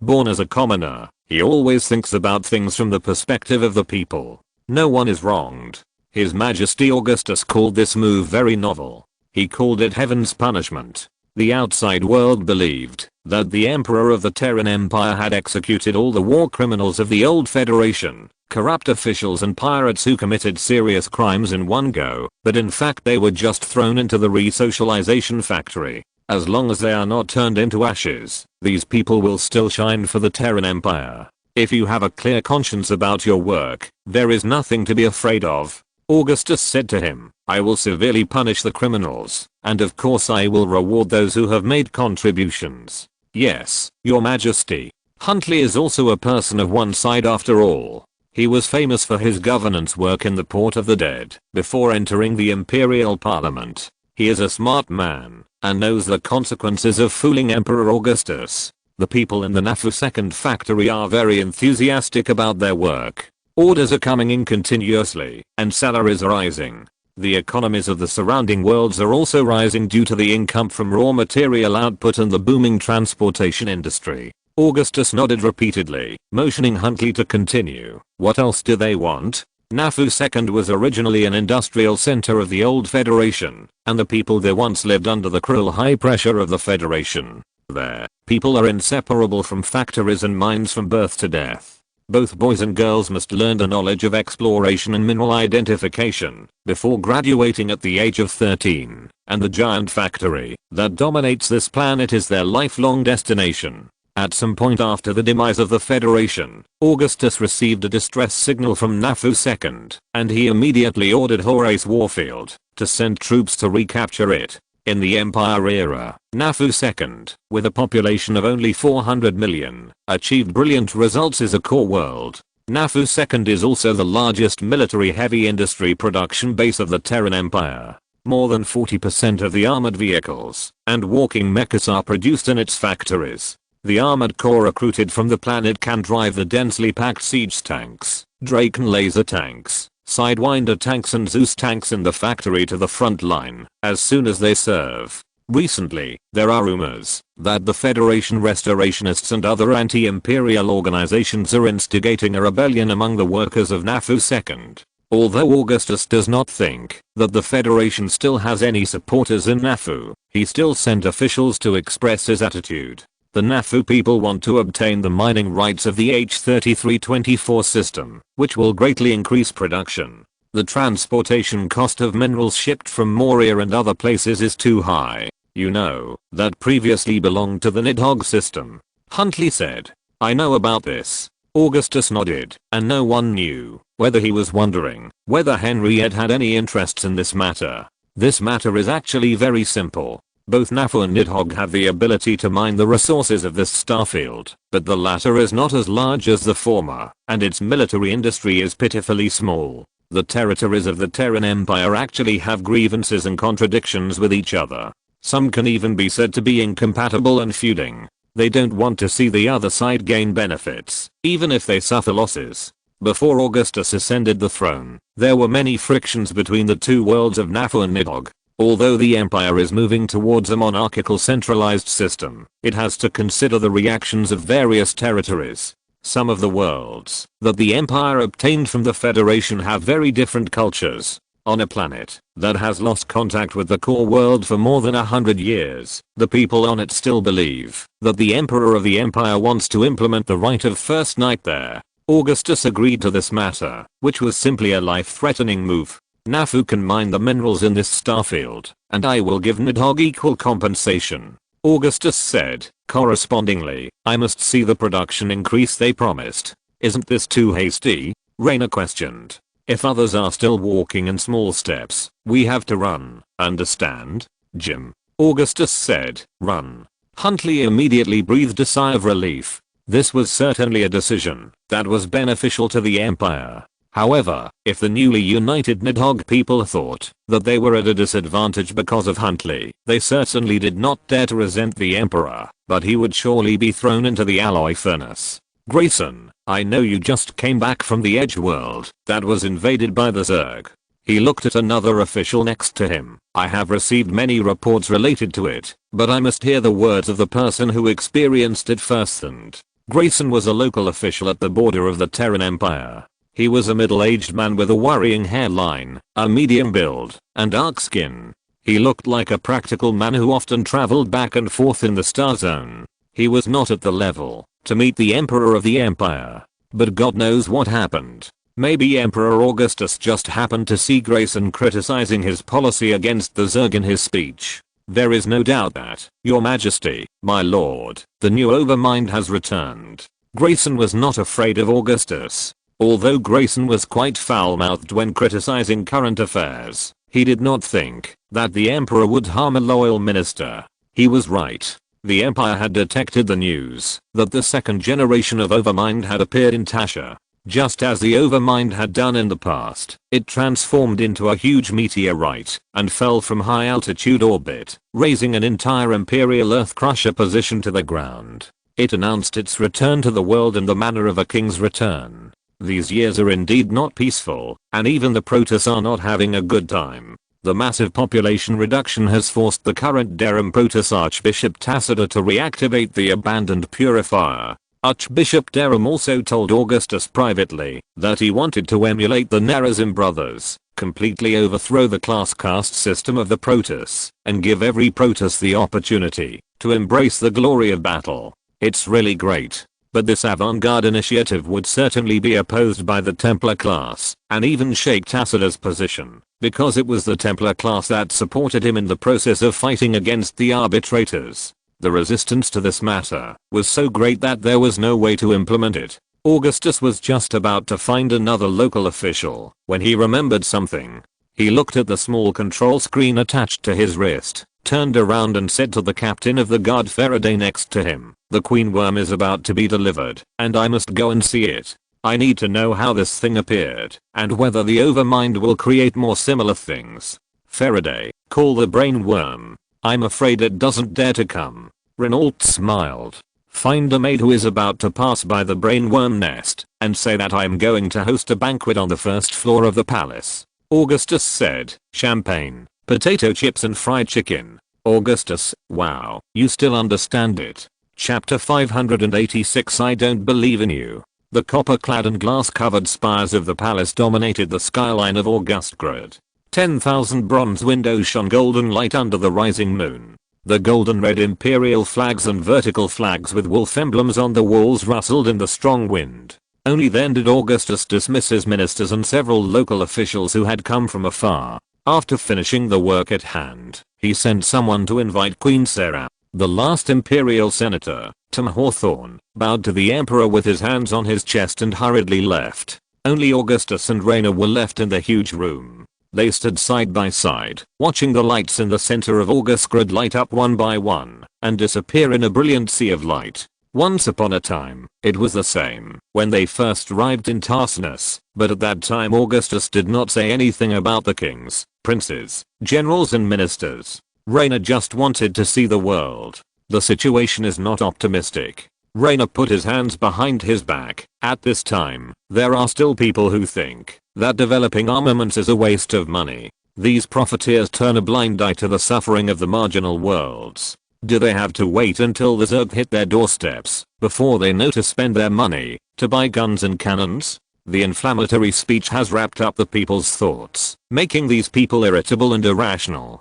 They can't see the suffering of the people in the fallen worlds, but they think that their life of worry-free food and clothing is a hell on earth. He said, they seem to have forgotten that it was the Empire that resisted the Zerg invasion several times. Instead of blaming our poor SQ, why not vent their anger on the Zerg? Due to the increasing military expenditure, the investment in public infrastructure construction, medical security, education and other aspects has also shrunk relatively. Many people in the war-torn worlds have to accept the supply rationing system, and other colonies are not doing well either. At this time, many imperial resistance organizations that had disappeared also took advantage of the public's dissatisfaction to spread rumors, and the demons and monsters also saw the opportunity to wave their flags and shout, and the voices of the marginal worlds breaking away from the empire and becoming independent were heard one after another. In areas outside the core worlds, speculators also took this opportunity to make a fortune in the national crisis. If the Zerg did not need human weapons, they would have made more money. If the imperial governor sent by the emperor sent police and militia to suppress, the anti-imperial organizations would have reason to say that the empire was exercising cruel rule. On the other hand, the Terran Empire, which has been unified for only 4 years, is not a monolithic entity. Many worlds have only returned in the last 1 or 2 years, and are even enclaves far away from the empire. Although most worlds are united under the banner of the Terran Empire, some worlds are unwilling to contribute to this war. Most of them are autonomous territories with higher degrees of freedom or marginal worlds at the other end of the Korhal sector. These worlds are relatively independent and have been affiliated with the empire for a short time. If the imperial governor cannot suppress the local factions, it is only a matter of time before they are sidelined. For example, a world called Lacus was originally a colony established by the Terrans, but because it is closer to the main star of the United States of Umagen, the proportion of Umagen people is higher. In terms of culture and economy, Lucas is more deeply influenced by Umagen, while the ruling class is inclined to the Terran Empire. Recently, with the loss of power of the Radical Party in Lucas's political arena, the Conservative Party has regained control of the discourse, and Lucas has begun to vote on joining Umagen. At present, the vote is not favorable to the Empire. However, Lucas' efforts are probably in vain, because even Umagen refuses to recognize the referendum results, and is eager to distance itself from the matter. The Umagen still know the difference between the important and the unimportant. Although they are worried that the Tyranids' imperial hegemony will further expand and endanger themselves, without the empire, they will not be able to be the opponent of the Zerg. In short, taking advantage of the Zerg invasion, subversive organizations have begun to stir up trouble again. They don't care much about whether the Terran Empire will be devastated if it can't withstand the Zerg's offensive. What's important is that such activities can always get anonymous massive financial support. It's inevitable that there will be complaints among the people. Fortunately, the Terran people haven't lost their blood in 4 years. Augustus walked out of the room. As for those subversive elements hidden among the people, they will definitely be imprisoned. If that's all, even pirates have begun to take advantage of the situation to rob. Raynor said, the Terran Empire is vast, and even the largest army is inevitably inadequate.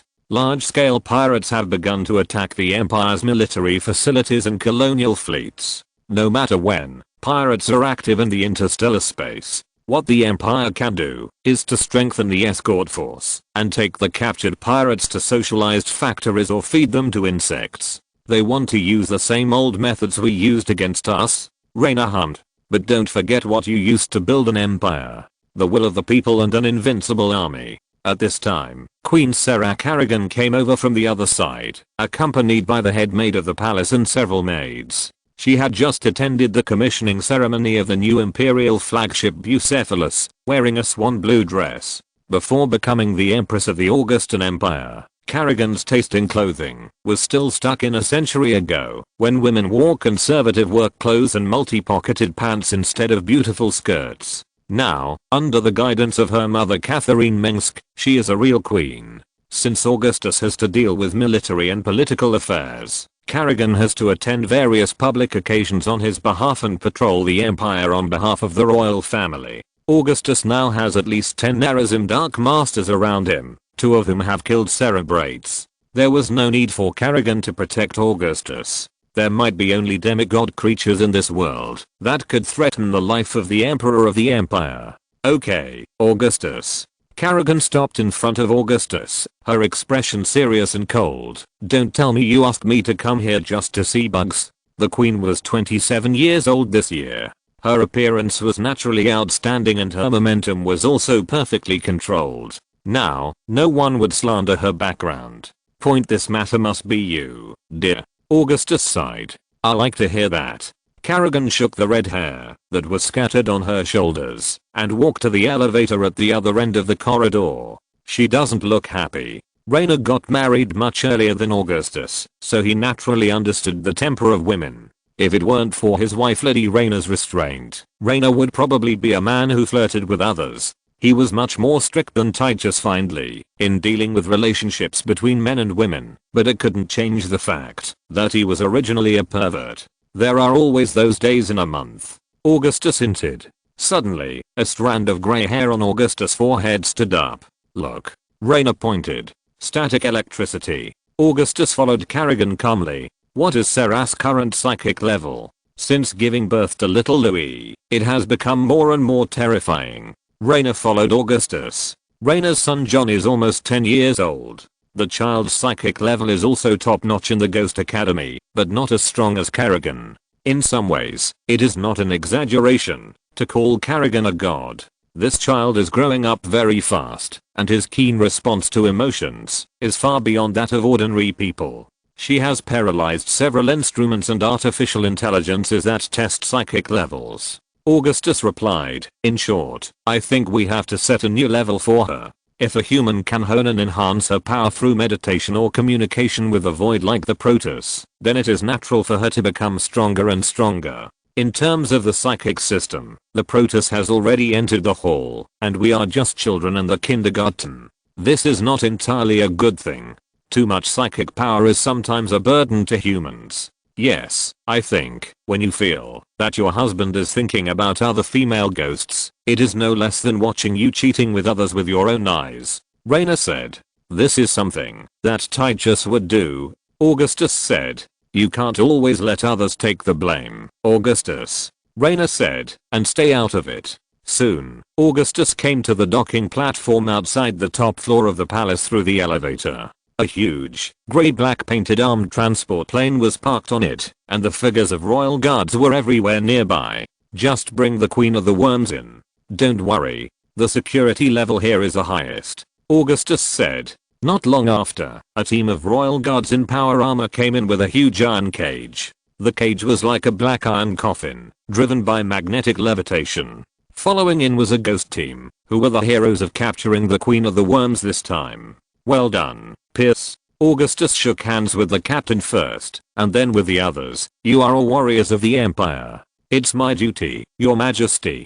Ghoststone said. I will give you medals. He seemed very happy, and waved his hand and said, what other awards do you want? Normally, Augustus would never say such words, otherwise anyone would want the Emperor's reward. Your Majesty, I have a copy of the Emperor's holy words. Can you sign it? A blonde ghost immediately took out a thick paper book.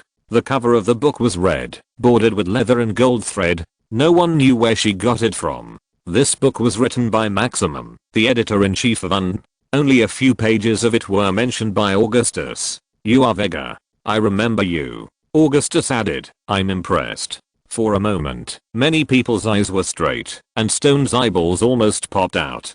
Raynor took out a pen he carried with him, and Augustus immediately signed his signature. Any questions? Augustus looked at Stone, whose face was red, and then said with satisfaction. Before Stone could say anything, the captain of the guard, Faraday, had already walked in carrying a sack of squirming and cursing. There were many footprints on the sack. The people who left them had some complaints about the evil royal brainworms. Did you bring the people? Augustus asked. Yes, your majesty. Faraday put the sack down. A fat white brainworm immediately crawled out of the sack, turned around and ran away without saying a word, but there were royal guards everywhere, so of course he couldn't let it succeed. Mengsk, you are too despicable. The brainworm was furious. I thought you had seen through my trap. Augustus said. Who told you to walk into it? I heard there's a free lunch here. The brainworm raised its head, looking like a reserved Persian cat. This greedy brainworm often went in and out of the social occasions in the palace in a suit and tie, using the psychic illusion learned from the Imperial Ghost Academy Sarko and Jelini to disguise himself as an Imperial official and eat and drink everywhere. Its appetite is quite amazing. Sometimes it can eat a whole table when no one is paying attention. Occasionally, it will disguise itself as a maid and go directly to the kitchen to steal food. What new weapon are you going to test again? The brainworm's voice trembled. Damn Mengsk, you can't do this. I have worked hard for the Empire for so many years. Even if I have no credit, I have worked hard. I want to introduce you to a new partner. Augustus' eyelids jumped. I don't believe you. The brainworm was scared. There's nothing to be afraid of. He won't eat you. Queen Kerrigan looked at the cerebrate at the side. You always boast that you are the master. Why are you so afraid of a human? Kerrigan has a strange connection with the Zerg that seems to be born with her, which is why Augustus said that she is the only one who can do this. She is now fully capable of suppressing a high-level Zerg like the cerebrate, and even commanding it. Augustus Mengsk, he is not a human at all. The cerebrate was very respectful to Kerrigan, my queen. Open this cage, Augustus said to Faraday. As the iron cage slowly opened, a queen crawling in it suddenly appeared in front of her, with strange dusk-colored eyes that attracted attention. She had been injected with a lot of nanopharmaceuticals, and had just awakened.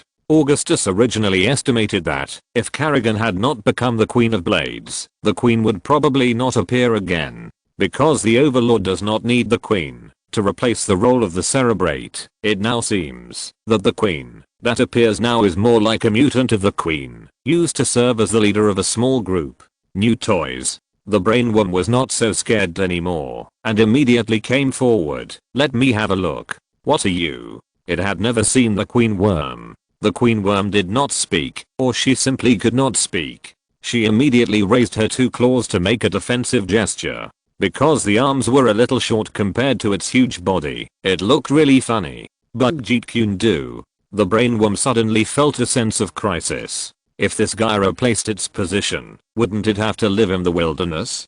Come and compete? The brainworm came closer to take a look, but it didn't expect that the queen worm who had just awakened would hit it directly on the head, and the sharp claws immediately cut its tender skin. Ah, I'm hurt. A wound of several centimeters appeared on the head of the brainworm, and blood kept oozing out. The brainworm raised by Egg and Stetman screamed, I'm going to die. I'm going to die. If you're listening to this novel on a channel other than Fanfic World, it means they downloaded and uploaded it without effort. We cordially invite you to visit our channel, Mundo Fanfic Novelos. There you'll find the original version of this story and you can explore many other novels of various genres. We're waiting for you to immerse yourself in a world of incredible novels. Chapter 587. I chose my name with honor. The brainworm with blood on its forehead jumped back and forth on the black floor of the palace like a fish coming ashore, making a sound like a pig being slaughtered.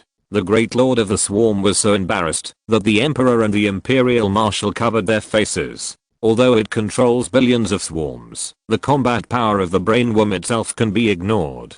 The swarm has a strict hierarchy and clear division of labor. The brainworm does not have to bear the responsibility of charging into battle. Their responsibility is to help the master operate the huge nest, collect resources and hatch the group, not to charge into battle.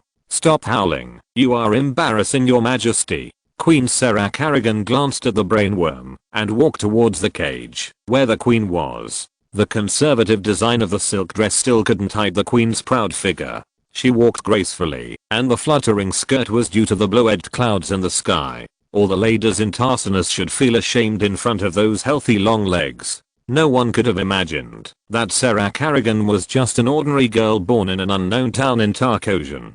Everyone thought she must be from a noble family. She was the first to attack. Hearing Carrigan's words, the brainworm probably felt ashamed and could only whimper in grievance until the kind-hearted Augustus asked someone to bring a nano-medical kit to treat the wound. Although this brainworm was not strong enough to withstand a beating, its vitality was quite tenacious, and its recovery speed was much faster than that of the cockroaches with strong self-healing ability. Your Majesty, Queen as the Queen and the Queen got closer and closer. Faraday couldn't help but get nervous. Many royal guards around were already waiting in a serious manner. The metal cage holding the queen was wide open, and there was even a fence between her and Carrigan.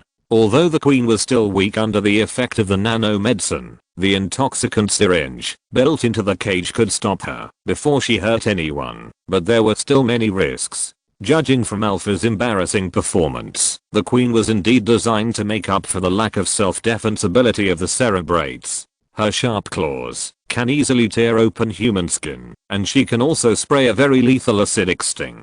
The range of this acidic sting is ridiculously long, and it can even threaten low-flying fighters. Before the Brood War, as long as the Protoss Dark Templar sneaked into the Cerebrates' nest, they would be killed. Once the Cerebrates died, the huge Zerg swarm would immediately collapse. In this case, designing a high-level Zerg that is lower than the Cerebrates can prevent the swarm from quickly disintegrating in such a situation. Another scenario is that the current Overmind may no longer be able to produce a large number of Cerebrates, so it can only settle for the next best thing. Kill her if the situation is not right, Augustus ordered. Augustus wanted to see if Carrigan could tame the Zerg with his powerful psychic power, but the queen could be caught again. But he only had one queen, even if he thought Carrigan could not be hurt at all.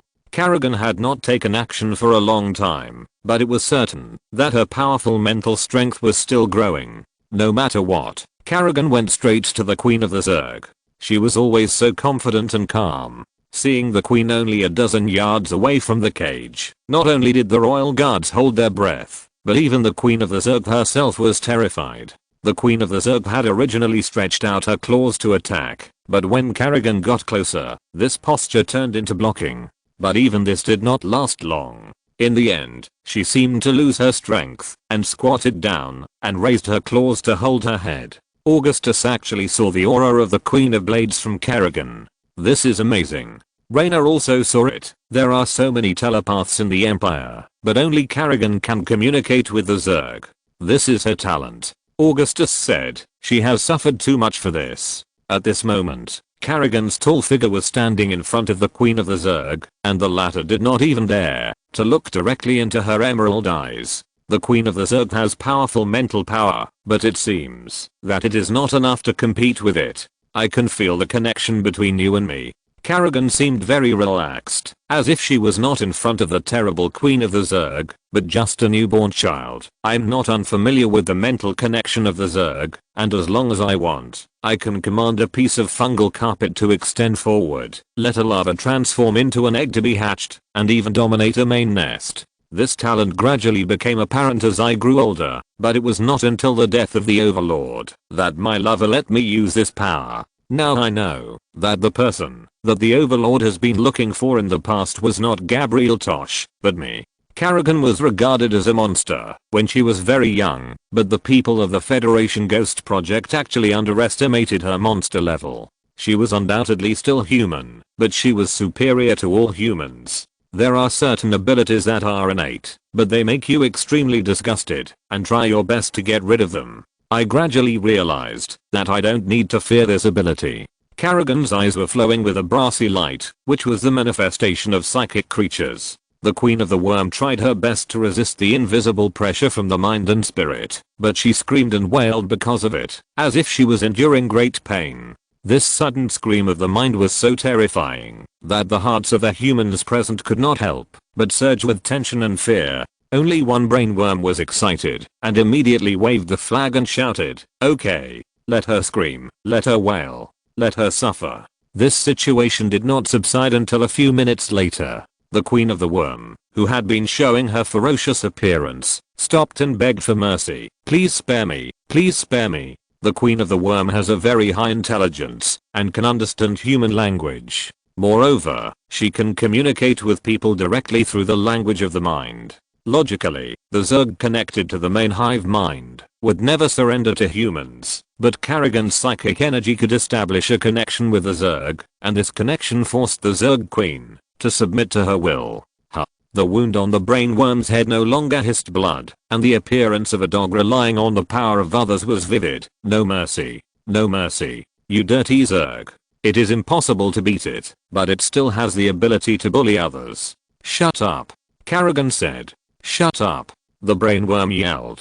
"You shut up," Kerrigan said. "Oh." The brainworm immediately shrank back. At this time, Augustus walked to Kerrigan's side despite Faraday's objection. "It doesn't look like it took much effort." Augustus thought about the first time he met Kerrigan. She might not even be 16 years old, but she was already the most deadly killer in history. Everyone told Augustus that Kerrigan was dangerous, but he turned a deaf ear. In 10 years, Kerrigan has become a true ghost queen. The psychic disruptor helped a lot. If the overmind is nearby, I can't make this queen surrender no matter what.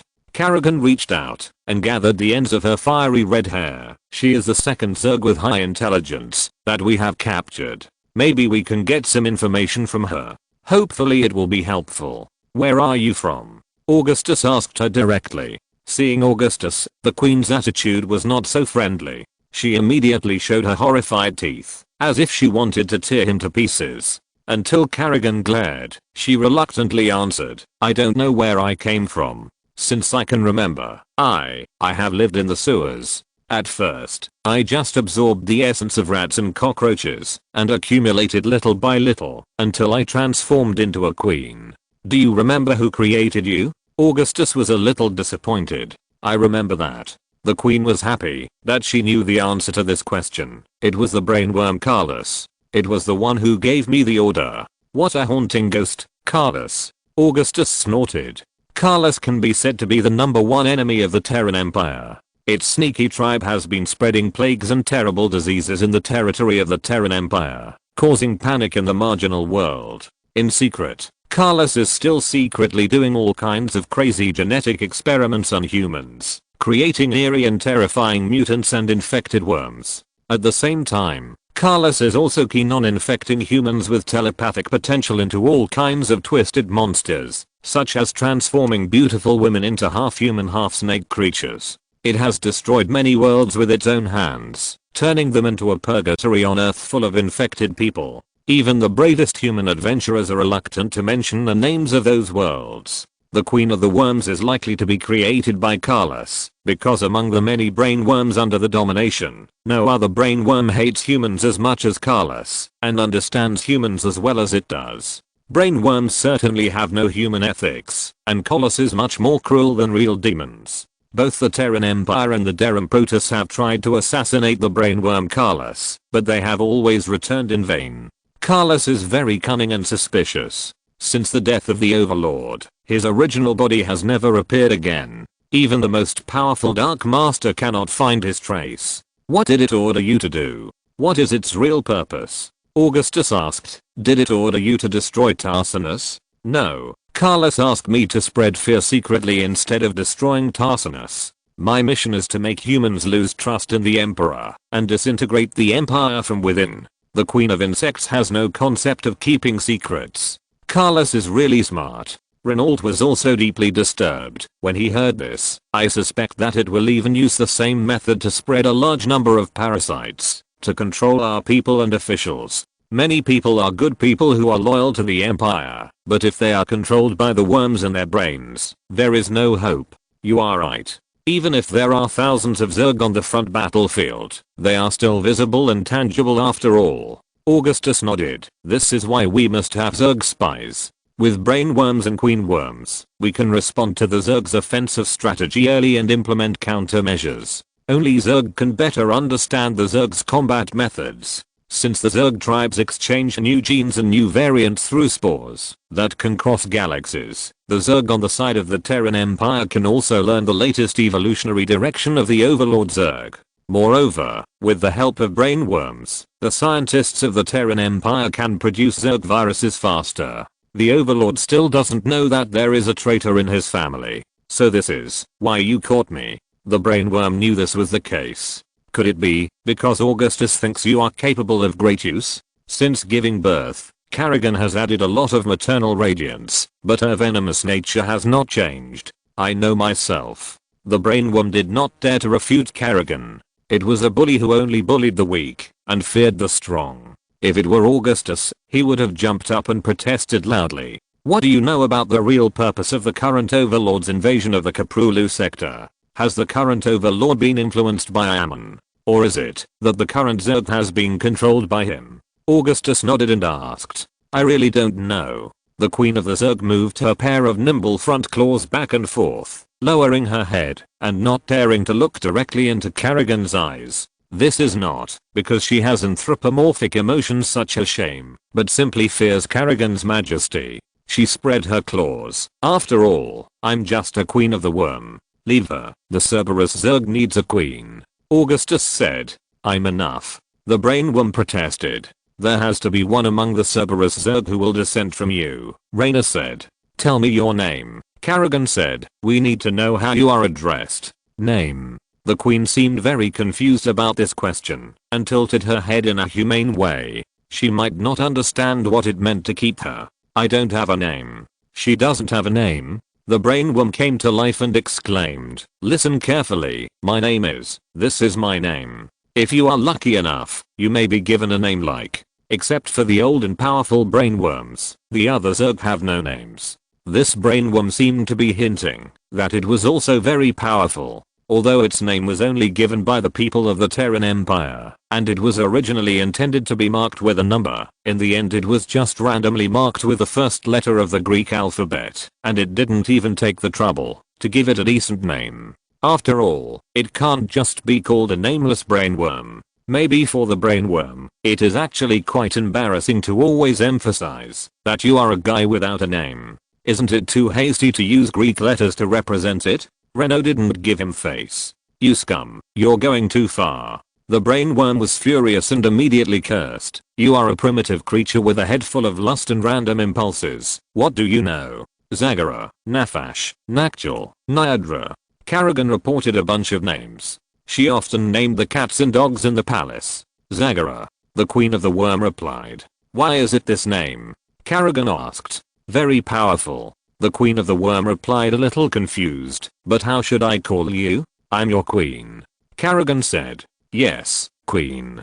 Zagara bowed and walked out with an elegant posture like a princess holding her skirt, which was probably learned from the advertisements shown on the streets of Tarsinus. What do you think of this brainworm? Logically, you should not be able to disobey the orders of the brainworm. Why did you attack it? Augustus pointed at the brainworm. A stray brainworm. It betrayed the swarm. The queen of the Zerg spoke frankly. It is not worthy of respect. But now, you must obey its orders. Kerrigan pressed down the brainworm that was arguing with Raynor. Okay. Zagara said. The brainworm was very satisfied with this, and it pointed to its forehead. But this matter is not over yet. The queen of the Zerg took a look and spat at it with disgust. It was a red viscous fluid. How dare you? The brainworm felt insulted, but then it hummed like a happy pig that was full. Comfortable. It was very satisfied with the queen of the Zerg's service. I want you to spit again. Chapter 588 Lord of Cerberus. Taurus System. Taurus belongs to the sovereign territory of the Terran Empire, and is located within the scope of the core world. Although Taurus can meet the minimum needs of human survival, it is not the best choice for immigrants compared to other nearby planets. The uneven solar radiation, special magnetic field and thick atmosphere of Taurus are the main causes of its extreme climate. The huge storms that continue to form on those vast oceans are always threatening the residents of the continental plates and independent islands. In addition, the imperial government has long stopped targeted immigration to Taurus. By 2499, there were less than 5 million residents living in Taurus, and the citizen settlements were mainly concentrated in the central part of the main continent. Citizens of the Terran Empire know that the planet Taurus has the largest military base in the entire empire. There are countless barracks on the islands far away from the continental plates, and its cold polar regions are the location of the Empire's famous Reaper training camp Ice House. The most outstanding harvesters in the Empire all come from Taurus, and even though they have long forged their iron will in previous wars, they never want to return to the ice caves in their lifetime. Few people know that the headquarters of the Imperial Cerberus Engineering was secretly moved here at some point after the establishment of the Empire. Compared with the ice caves, which even the Imperial recruits have heard of, this plan is much less known to many people, and even those who know about it are very secretive. There were once sensational news media that speculated without basis that the Empire was conducting alien Zerg experiments on Taurus and used holographic synthesis technology to forge a large amount of evidence to spread fear. They happened to be right, and the prize was a long-term meal ticket to New Falsum. The original Cerberus Engineering was just a small-scale biotechnology company, but now it has become a large-scale project with thousands of people involved due to the injection of a large amount of funds and talents. The original biotechnology company's people have long been replaced. It turns out that the Cerberus project is to use artificial neural technology and mechanical implant technology to build a remotely controlled neural Zerg army. After the first brainworm of the Empire was captured, it turned to create a swarm of Zerg controlled by it. The name of the official documents of the Empire is Cerberus Swarm. This terrible army also has another appropriate name, War Dogs. Today, Dr. Rodolfo Subsorian, the general manager of the Cerberus project, received news that Emperor Augustus had arrived in Taurus to see the research results of the project in person.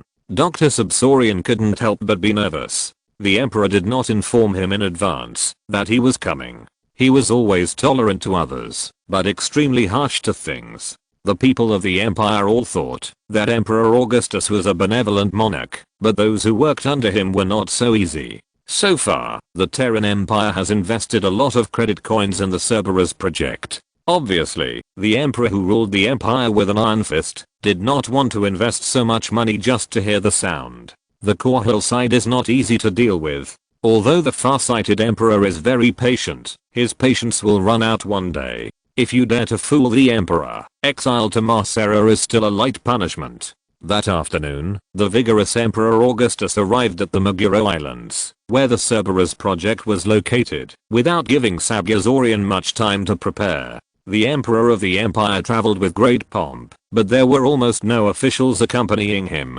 He did bring half of the royal guard. After all, Dr. Sabyazorian was a management elite who came from higher education. It only took him a few hours to prepare the Cerberus Industrial Park for inspection. Considering that the Emperor might stay here, Sabyazorian had time to prepare a high-end suite and high-end food, and even took into account the share of the entourage. Thinking of the recent accidents and casualties in the Cerberus project, Sabyazorian felt uneasy, but this was the time when the Tyranid Empire was at war with the Zerg, and the Emperor would not come to punish him for these things. After waiting to confirm that everything was ready, Dr. Sabyazorian rushed to the Maguro Island starport to wait for Emperor Augustus to arrive. Although the starport was much smaller than Augusgrad and Tarsinus, it was still equipped to welcome the Emperor. Sabyazorian not only immediately summoned the core members of the project, but also hung banners with slogans in the most conspicuous positions of the starport. Your Emperor demands your loyalty. Unite as one. Together we will overcome difficulties. It's time to show your absolute loyalty to the Empire and the Emperor. Glory awaits you. These slogans can be seen everywhere in the conscription world and military camps, not just in Taurus. However, even though Sabyazorian had rehearsed the scene of meeting the Emperor countless times in his mind, he was still shocked when he actually saw it. When a grey military transport plane landed on the starport's docking platform, Emperor Augustus was seen holding a brainworm wearing a red top hat in his left hand, followed by the Queen of the Bug with elegant steps. The head-raising posture of the brainworm was particularly eye-catching, while the queen looked much more reserved. Counting the towering bone skull, the queen was not much bigger than the imperial soldier in power armor, but her huge body and huge abdomen really added a lot of color. The title of Overqueen Zagara made the brainworm jealous. "Hello, Dr. Sabyasaurian. The weather is really nice today." The brainworm walked past Sabyasaurian with its head held high. There was a collar hanging on its non-existent neck, and the other end of the collar was connected to the Emperor's hand with a rope. Sabyasaurian knew that the brainworm could read minds, so he tried his best to avoid associating this appearance with the white caterpillar on a dog chain. According to the course that the doctor learned at the Ghost Military Academy of Korhal, he tried hard to imagine a purple elephant in his mind. But judging from the brainworm's threatening sound and the erected inverted triangle eyes, Sabyasaurian obviously failed. "Hello, Mr. Alpha." Sabyasaurian extended a hand to the brainworm politely. He had seen this brainworm many times. As a core member of the Cerberus project, it was impossible for him not to know it. It can be said that, if it weren't for this brainworm, the Cerberus project would have been almost cut. "Are you laughing at me for not having hands?" Unexpectedly, the brainworm didn't play by the rules at all. It looked at Sabyasaurian's hand with squinting eyes, jumped up and bit his wrist. The scene immediately became chaotic. Sabyasaurian wanted to pull his hand back in pain, but the brainworm bit it and didn't let go. The Cerberus engineers and the royal guards tried their best to let the brainworm go. If Augustus hadn't calmly remotely controlled the built-in syringe of the collar to give the brainworm a shot of strong sedative, making it lie down like a dead fish, I'm afraid it would have continued to make trouble for a while. "Sorry, Doctor. It is indeed restless. You must bring a rope when you go out, otherwise there will be chaos." Augustus raised his eyelids and threw the rope to the guard Captain Faraday. The Emperor was still the same as usual, wearing a neat military uniform, a P-45 pistol on his waist, and standing with his hands behind his back. "I'm sorry to scare you, Your Majesty." Sabyasaurian pulled out his hand covered with saliva and red marks, feeling that he had embarrassed himself in front of the Emperor. Many people in the Cerberus project were hoping to see him make a fool of himself, so that they could take his place. The bite force of this brainworm is amazing. If it hadn't known how to hold back, Sabyasaurian's entire arm would have been gone. "Don't worry, this brainworm is not poisonous. But remember not to provoke it again." Emperor Augustus showed no signs of being frightened. It is said that even when a ferocious Hydra was only a few feet away from him, he still kept his expression unchanged. "But you may need to do some disinfection, because its mouth is full of bacteria." "Nonsense, I brush my teeth every day." The brainworm lay on the ground unable to move, and the queen worm next to it kept spitting on it, but it could still protest with telepathy. "There is no need to mobilize so many troops. Go back to work." Augustus took a few steps and waved to the Cerberus engineers who came to greet him to leave. The Cerberus engineers who came were reluctant to leave. After all, it was not easy to see the Emperor of the Empire in a place like Taurus. But if they disobeyed the Emperor's order, that would be another matter. Then he went straight to the point. "I came here today to see whether the Cerberus swarm is really put into actual combat as you said. The situation on the front line is not optimistic, and the Empire needs to invest new combat forces. The actual combat test has entered the final stage. As the report said, everything is on track." Sabyasaurian replied immediately. "Very good." Augustus expressed satisfaction. "Take me to see the Zerg you have raised." Sabyasaurian immediately took the Emperor to a special car, but the entourage was easy to arrange, but the huge Zerg Queen could only be arranged in another small truck. After the brainworm was stuffed into the back seat, the convoy slowly moved along the road built by Meguro Island. Meguro Island is located in the ocean of Taurus. It is a product of the eruption of an active volcano. The warm ocean currents and the cold air from the north meet to form a climate surrounded by drizzle and smoke. The island consists of two islands, the east and the west. The two islands have formed a beautiful environment covered with green plants and a variety of different ecological landscapes under the influence of altitude, water source and wind direction. Sabyasaurian built this island beautifully and retained most of the natural landscape, but this was not for the purpose of protecting nature, but for studying the adaptability and changes of Zerg in different environments. This is a rare habitable place in Taurus. Tall palm trees and ferns occupy all the land outside the road, and the green ocean sparkles under the sunlight. If Augustus had not known that there were at least 100,000 Zerg being raised here, he might have considered this place as a vacation spot in the future. Not only that, millions of Zerg eggs were stored in the factories and hatcheries of the Cerberus project, and the frozen eggs were neatly stacked in the ice storage like bundles of kelp. As long as the fungal blanket exists, it is extremely difficult for the larvae to die with their tenacious vitality. There are two main types of Zerg in the Cerberus project. The Cerberus Zerg that have been hatched now have undergone mechanical neural transplantation surgery to varying degrees and have removed the influence of the main nest mind. The main console can remotely control these Zerg.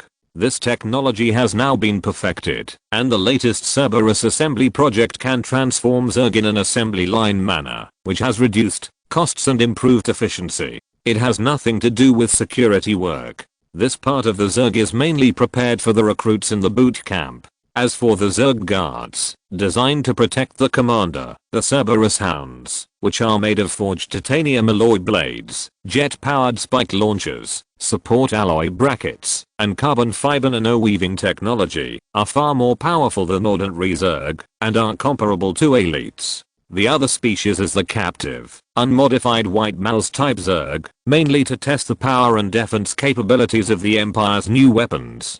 Cerberus Engineering specializes in raising a Zerg nest called Meguro Brood, which has a complete hatchery, splitting pool, and evolution chamber, and can start producing eggs at any time. After calculation, investing a large number of Cerberus Zerg can greatly reduce the casualties of Imperial soldiers. But the problem is that even if Cerberus Engineering believes that it has removed the main nest mind, it has not really been put into actual combat. If something goes wrong, it will undoubtedly be sending soldiers to the overmind. Therefore, Augustus must have his own brain worms or worm queens to command the Cerberus Zerg, and everything must be set up with multiple insurances. The special car arrived at a huge building complex composed of alloy steel, electrified fences, reinforced glass and bolted iron doors. Each building was airtight and equipped with powerful Gauss cannons, sentry turrets and cluster rocket launchers. The Cerberus security forces guarding here were wearing red power armor and green Y-shaped helmets, which looked imposing.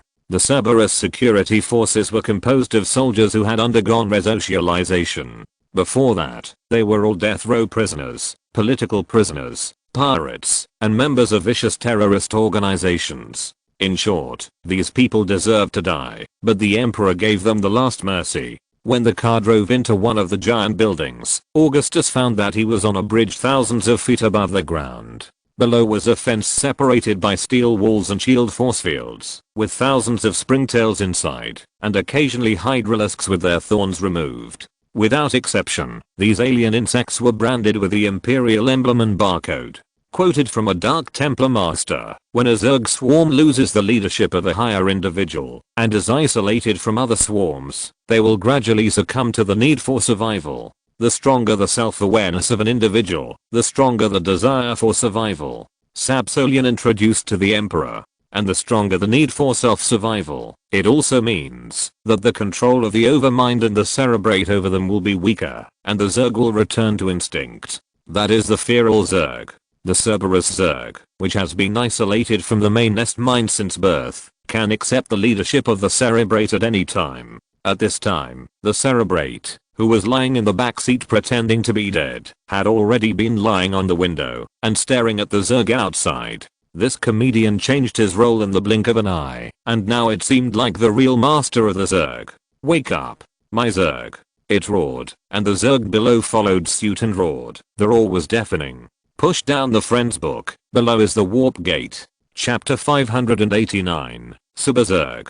The Cerberus Industrial Zone, with its numerous control towers, was gradually occupied by cold blue symmetrical box-like buildings and roaring turbofans as the highway extended.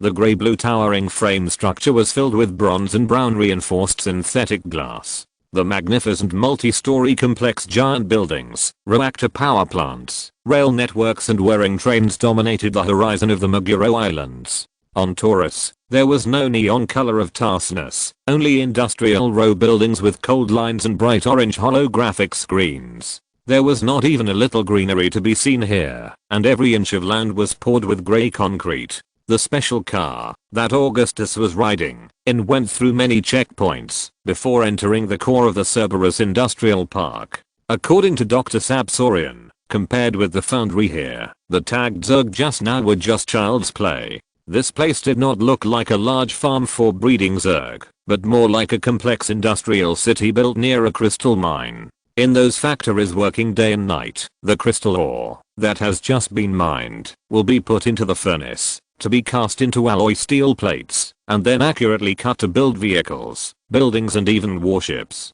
We keep the Zerg in captivity, train the Zerg, and transform the Zerg. They will become the war dogs of the Terran Empire. Wherever the Cerberus Zerg army points to, it will be invincible and unstoppable. When the special car stopped in front of a high-rise building that looked like a monument, Sabsorian was still bragging to Augustus about the Cerberus Zerg. Dr. Sabsorian, like many people in this project, had only a few hairs left at a young age. He presided over one of the most dangerous projects in the Terran Empire, but he looked calm and introverted. People who are flamboyant are rare in this industry. Sabsorian is just like the elite class of Tarsinus. He does things flawlessly, is not in a hurry when encountering things, and is cool and calm. Then let me see where the money of the Cerberus project is spent. Augustus got out of the car surrounded by the royal guards and ordered the Cerberus Alpha to be brought out. After all, the Cerberus is still the undisputed master of the swarm. It took no effort for it to control the Cerberus Zerg prepared for it. That also shows that the Zerg still retain the mind of the main nest. I dare to guarantee you, your majesty, as long as you see the real Cerberus, you will believe that all the investment of the empire is worth it. Guarantee with your head? Emperor Augustus looked at the building with galvanized sheets tightly attached to the exterior wall and made a terrifying joke. Dr. Sabsorian's face fell, indicating that this was not funny. The Cerberus project was not well received in the Terran Empire. Conservative imperial officials believed that the project was too dangerous and tantamount to seeking the skin of a tiger. The radicals were eager to see a swarm of Zerg in one day. The funds allocated to the Cerberus project have always occupied a place in the military expenditure of the Terran Empire, but the military has never figured out which branch of the military they should be counted as. In short, Sabsorian has always been under considerable pressure. Sabsorian hesitated for a while, but he didn't dare to say anything. If it didn't work, he would be beheaded. Fortunately, Augustus just smiled, left Sabsorian and walked straight to the monumental building. Unlike the exquisite, stone-faced buildings in Augustgrad, this one of the Cerberus project is a standard practical industrial style. When the huge black door opened with the hissing sound of the hydraulic device, under the towering dome, a factory consisting of titanium forging workshops, stamping workshops, welding workshops, assembly workshops, etc. appeared in front of Augustus. Countless conveyor belts, mechanical arms, and cranes cast shadows under the lights. Obviously, the gloomy and terrifying mechanical transplanted parts on the Cerberus Zerg will not grow by themselves. Cerberus security forces armed with live ammunition could be seen at intervals, with the three-headed dog of hell on their armor particularly conspicuous. Apart from eating and sleeping, these resocialized soldiers could guard the factory for 23 hours without stopping. They did not need entertainment, had no desires, and were much more useful than expensive intelligent machines.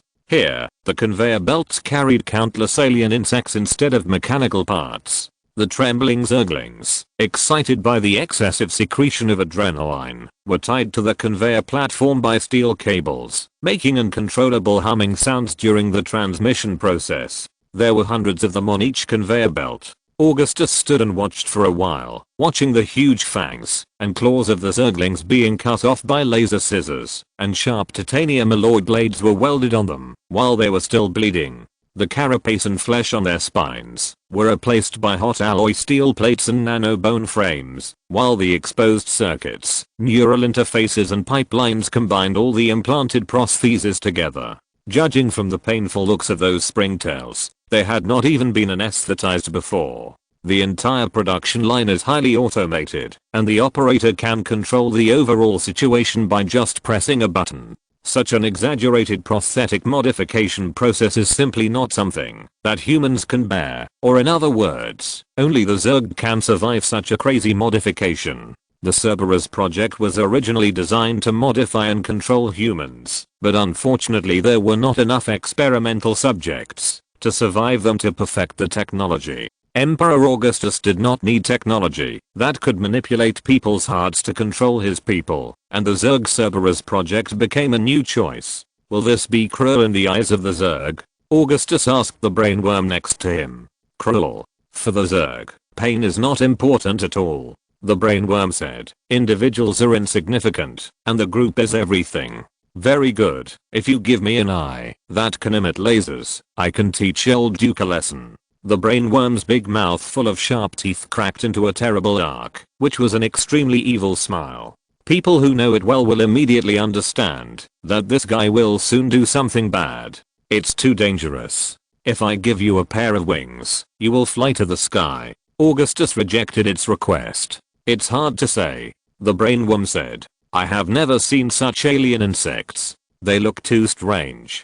Queen Zagara also followed. In order to deal with the possibility of her losing control, she was always accompanied by several royal guards. We can also transform this queen to make her more powerful. Maybe an external brain can increase her wisdom? Sapsorian came over. But I'm already very smart. Zagara spread his paws. I'm still far behind the brainworm. I can't even do a set of papers at the University of Kar, and I can't understand the financial statements. What's the use of you? The brainworm shook his head. Besides, fools think they are the smartest in the world.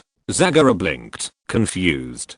Don't go too far. Augustus had no objection to this. Let me introduce you to the masterpiece of Cerberus engineering, a flawless work of art, the Zerg Servant, the Cerberus Warhound. On this side, Dr. Sapsorian knew that his performance time had come. He clapped his hands, and a Cerberus Zergling that had been transformed walked towards Augustus. In addition to replacing its claws with titanium blades, the Zergling also carried steel plates, macro-turbine engines, capacitors, and pipelines embedded in muscle tissue on its back. The helmet-like metal exoskeleton was deeply embedded in its entire head, and its eyes were completely replaced with headlights emitting cold light. It should be noted that there were two trembling tentacles on the back of the Zergling, which were prepared for remote control by the Cerberus main control center. This Zergling is even stronger than before the transformation. It runs faster, and at an astonishing speed. Through remote control technology, Cerberus engineering can control them like drones. Sapsorian paused here. The most important thing is that we can also add self-destruct devices to allow them to undertake more dangerous infiltration missions. But this is too inhumane. The brainworm commented. It is much cheaper and more efficient to transform the Zerg than to make machinery, he said to the Emperor confidently. We are not just enslaving the Zerg.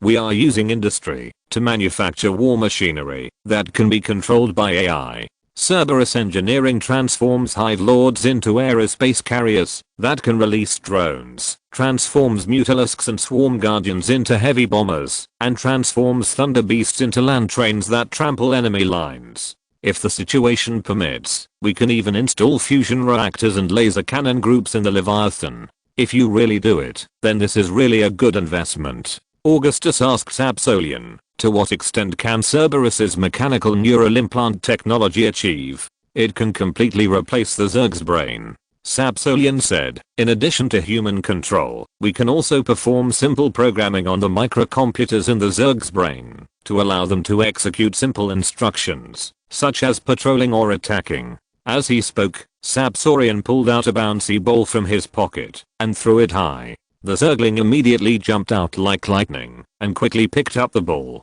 Very good. Augustus nodded. I know you have also transformed other species. Not only those before the Battle of the Brood, but also new species. Sapsorian led Augustus to other workshops. Not only Zerglings, but also a large number of Hydralisks and cockroaches on the production line. The transformation process was extremely bloody. It was not just as simple as cutting off limbs, but also a matching craniotomy was indispensable. This was still a relatively common species. Augustus also saw many Cerberus Zerglings whose bodies were also implanted with a large number of mechanical prostheses, and even a pair of membrane wings had been reinforced. Smaller species, including worker bees and larvae, were also there, but the significance was not very clear. Cerberus zerglings were not affected by the main hive mind, so they could perform the most dangerous tasks. When the Empire deployed the Psychic Crusher, anyone who saw this scene would feel horrified. Augustus, who supported this plan, also knew the risks involved, but in contrast, the value of the Cerberus swarm was immeasurable. Finally, Sabsorian brought Augustus to a thunder beast that was trapped in a shield force field. This thunder beast was even larger than ordinary thunder beasts, almost like a mountain. Its mighty and domineering giant blade had been completely replaced with a titanium alloy blade, which was covered with patterns like blue flames. Thousands of reinforced alloy armor plates, electronic implants and intertwined pipelines were spread all over its mountainous body. Augustus even saw the missile launch unit on the Thunder Beast's giant crown, and there was even a miniature missile assembly factory behind it. It seemed that the Cerberus engineers had simply transformed it into a land-based fortress, and there was even a helipad on it. He guessed that it was prepared for the takeoff and landing of Banshee bombers. A king beast. The brainworm said, "Where did you get this thing?" "General Stukov sent it from Char." Sabsorian explained, "We are going to make it into a real doomsday beast. Not only that, we have also prepared several modified unclean scorpion worms for it. With the scorpion worm's poison mist ability, the charge it launches will be devastating." While Sabsorian was speaking, 5 red scorpion worms like long snakes were sticking their heads out from the back of the Cerberus king beast, hissing like 5 dragons. The tails of these scorpion worms are connected to the body of the king beast, as if they were a symbiote. Cool. Why didn't Abatha think of this trick? The brainworm stared. The king's blade of the Cerberus king beast has been blued, and has a beautiful casting pattern like a Damascus knife. When it charges, these huge blades will emit a sound like a burning flame. Sabsorian was as excited as a child introducing a toy to others. He said to Augustus with great interest, "Your Majesty, I really hope to see the day when it charges into battle." "Yes, it can be left to Stukov's troops." Augustus said, "How should the maintenance cost be calculated? If the blade is worn, you will have to make a new one. We can recycle the Cerberus Zerg that died on the battlefield. The equipment is much more valuable than the Zerg. As for the web problem, we have nano repair kits that can be used." Sabsorian said, "Besides, once sent into the battlefield, the Cerberus Zerg will hardly survive to the next battle. Once upon a time, our warriors had to face such a fate. In those particularly cruel battlefields, it is still the same today." Augustus said, "Relatively speaking, the modified Cerberus swarm is much more useful than intelligent combat robots. You did a good job." Augustus said to Sabsorian, "When the construction blueprint of the Cerberus factory can be submitted, Swan's engineering group will be able to produce them on the front line immediately. We don't even have to hatch the alien Zerg ourselves, we just need to recycle the dying alien Zerg on the battlefield." He ordered, "I can't wait to see the Cerberus swarm on the battlefield. They are an extremely hungry weapon." Recommended book, Dragon Clan, The Fifth Magician looming free. The new looming free joins the battlefield. The portal below. Chapter 590, Raise insects for 1,000 days, use them for a moment. Augustus visited many Cerberus manufacturing plants with great interest until late at night. The Cerberus project was born out of the morbid and deformed ambitions and whims of human beings. It was a bold combination of steel, neon and bloody flesh. Anyone who saw it with their own eyes was really amazed. The greatest value of the Cerberus Zerg is that it can reduce the loss of human soldiers. Therefore, the most reasonable tactic is to release the Cerberus swarm, to consume the enemy's strength first, and then send the Imperial regular army to clean up the mess. In addition, Cerberus components can also be recycled, which can greatly reduce costs. Compared with the Empire's other parallel project, the Mimic Mechanical Swarm project, the current Cerberus project has a higher cost effectiveness. The shortcomings of this project are also obvious. Once the mechanical neural modification fails, these Zerg may turn their guns against their own people. Therefore, Cerberus usually does not fight side by side with the Imperial army. Not only transforming Zerg, Cerberus engineering has not fallen behind in its old business. They are also simultaneously carrying out projects related to human body modification. Combined with the experience gained from countless Zerg experiments, this project has also made some breakthroughs. For the Terrans, mechanical prostheses are nothing new. Their ancestors were driven out of the earth because of this. The most advanced prostheses can already be made to be the same as the original ones, and more powerful, but the cost is high. In the field of cybernetics and mechanical nerves, the Protoss undoubtedly took a comprehensive lead over humans centuries ago, and the Dragon Knight mecha is proof of this. The Protoss technology is based on the fact that they are psychic creatures, and humans have almost no way to go in this regard. Of course, nothing is absolute. During the Battle of Air, the human revolutionary army obtained many Protoss Dragon Knight mechas from their enemy, the Protoss Empire arbitrator camp.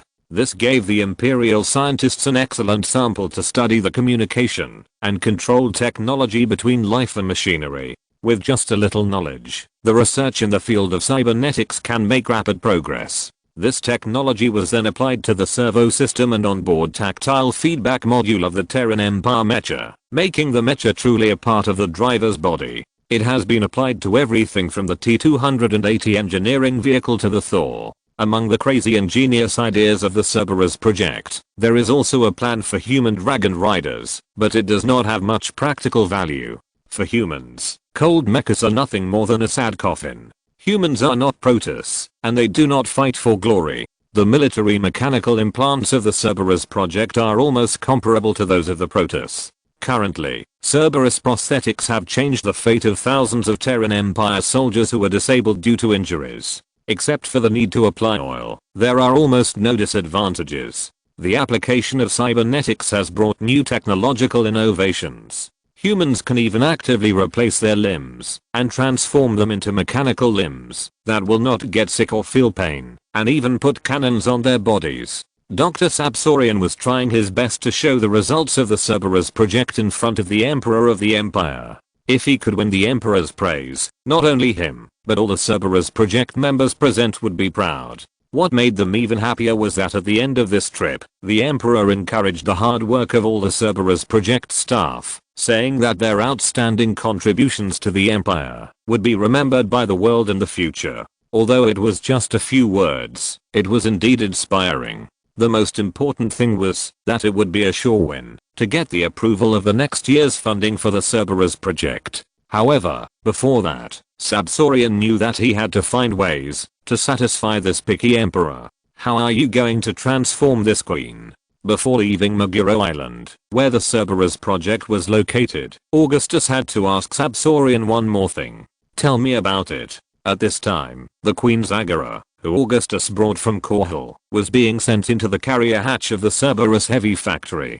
This well-behaved queen obviously didn't know what she was about to face, and looked around. The reason why she was a little anxious was just because of the queen's uneasiness about leaving the nest and her strong maternal instinct. The queen's genes were designed to be the guardian of the nest. They were really as difficult to deal with as the female crocodiles guarding the nest. If the enemy wanted to threaten the eggs, it would inevitably anger these irritable mothers. Yes, as a high-level servant, she is too stupid. Brainworm Alpha also nodded. I would not be surprised if she was sold one day. The queen worm evolved from the queen worm. Although they have the ability to think independently and solve complex problems, they are single-minded and not flexible enough in dealing with problems. This high-level alien Zerg species lacks the ability to predict the future, which means that they will not make long-term plans for the long-term future of the tribe.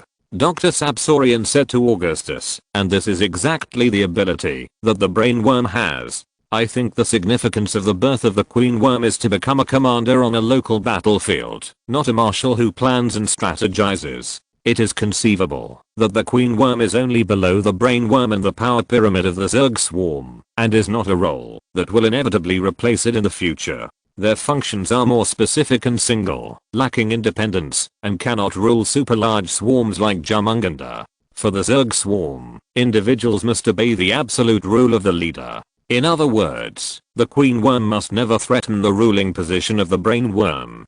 To use a human model as an analogy, the Zerg is still a father system of rule by the overmind and the cerebrate, not a maternal society, where the Zerg queen comes later. In StarCraft, the Queen of Blades calls the Overmind her father. I've never heard of a Zerg queen ruling a group. As long as I'm alive, this won't happen. The Cerebrate seemed complacent and kept setting flags. It has always been confident in its intelligence. So far, it has only been defeated by one person. The structure of the brain tissue has determined that this creature will not be too smart. Unfortunately, the only thing left on my body is the brain. It said, according to your request, we will carry out limited transformation. Sapsorian glanced at the extremely proud Cerebrate, including artificial expansion of its brain, adding an external mechanical computer brain to increase its computing power. Is this technology also useful for humans? Augustus asked. Yes, Duke needs him, since he was kicked in the head by a donkey. The Cerebrate said, Your Majesty, experiments on living humans have long been banned, and no one wants others to tamper with their brains. Sapsorian is a principled scientist. I think that's just because you don't have that confidence. Augustus stopped asking questions. After all, his brain was enough, but he was afraid that those stupid officials had no brains. The self-healing ability of the Zerg is quite amazing. Although they also have the chance of contracting diseases, they can basically survive the cruel transformation of Cerberus engineering. That's it. I hope that I can see the Cerberus Zerg swarm on the battlefield soon. Augustus looked at his watch, called Faraday, and prepared to leave Meguro Island. It was already late at night, but Augustus, who was full of energy, was not tired at all. He finally said to Sabazorian, after 48 standard Earth times, the naval base of Chiron will send a Hercules transport fleet to transport the Cerberus swarm. Someone will contact you at that time. Yes, Your Majesty. Sabazorian said immediately, there will be no mistakes in this matter.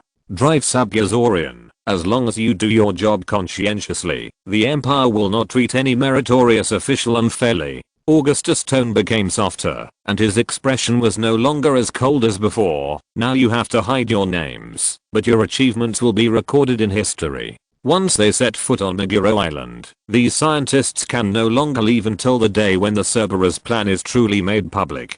Sabazorian sighed and said nothing. His family had died long before the first Zerg invasion war, and he had no worries. So Sabazorian devoted himself to his work until he joined the Cerberus plan. Apart from being isolated from the world, there is nothing wrong with Meguro. It is close to the beautiful ocean, with 4 distinct seasons and regular climate, which is very suitable for human survival. In terms of biodiversity, it is simply another Galapagos Islands of Darwin. Meguro is suitable for those who are obsessed with scientific research, with the most advanced research equipment and the best team. In the Terran Empire, scientists and soldiers are the most respected professions. But once you step into it, there is no chance to regret. The Cerberus project is different from other projects. Its members must come into contact with alien Zerg, and it is somewhat dangerous. Although this number is gradually decreasing, every year there are interns in the Cerberus project who die due to various accidents.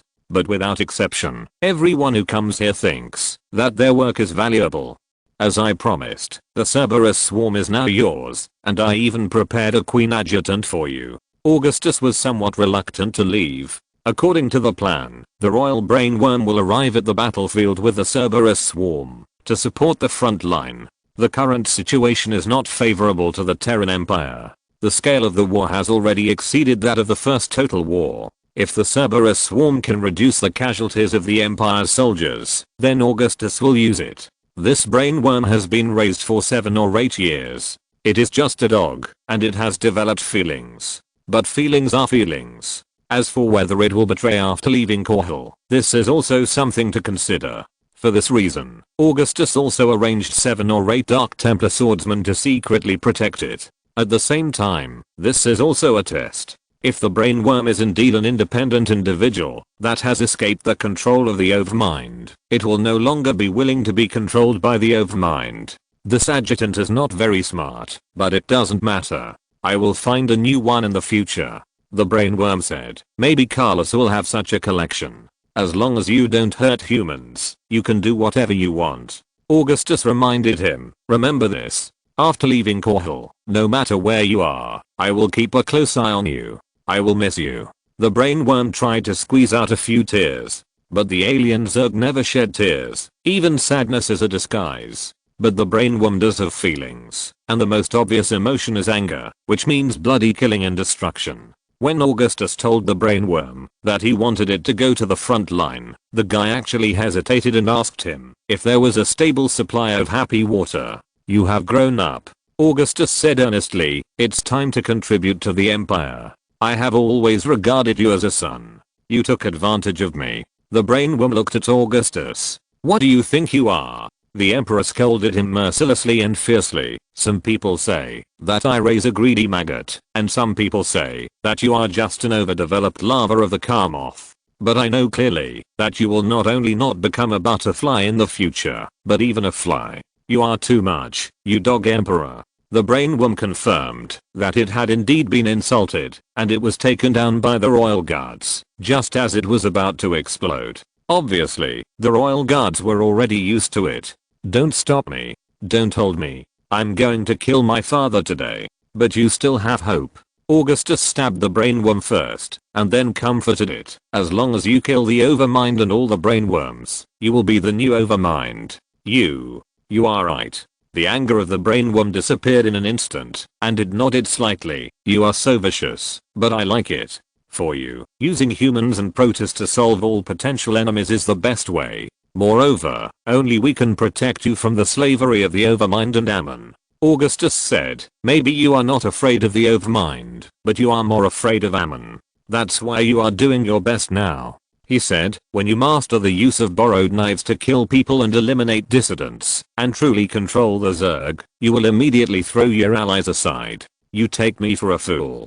How can eating dirt in the wilderness be as comfortable as eating and drinking for free in the palace?" The brainworm was obviously surprised, and almost said that it was happy here and didn't want to leave. Augustus's speculation was not accurate, or it was just the brainworm's previous thought. He thought the brainworm still had ambition, but in fact it had already laid down. In short, this brainworm was not loyal to the Terran Empire, but it knew that it was better to take shelter under a big tree. It treated Serak Harrigan more as a master and just ate and drank freely. There was a time when the brainworm really wanted to be the master. The nameless brainworm always wanted to become famous. But the position of the master is not easy to sit, because there is always a group of protists jumping out to die together. As a master, you are sitting on the train, eating hot pot and singing, and you may run into a car accident scene. At this moment, the carrier door of the Cerberus heavy factory opened again, and the Queen Zagara walked out.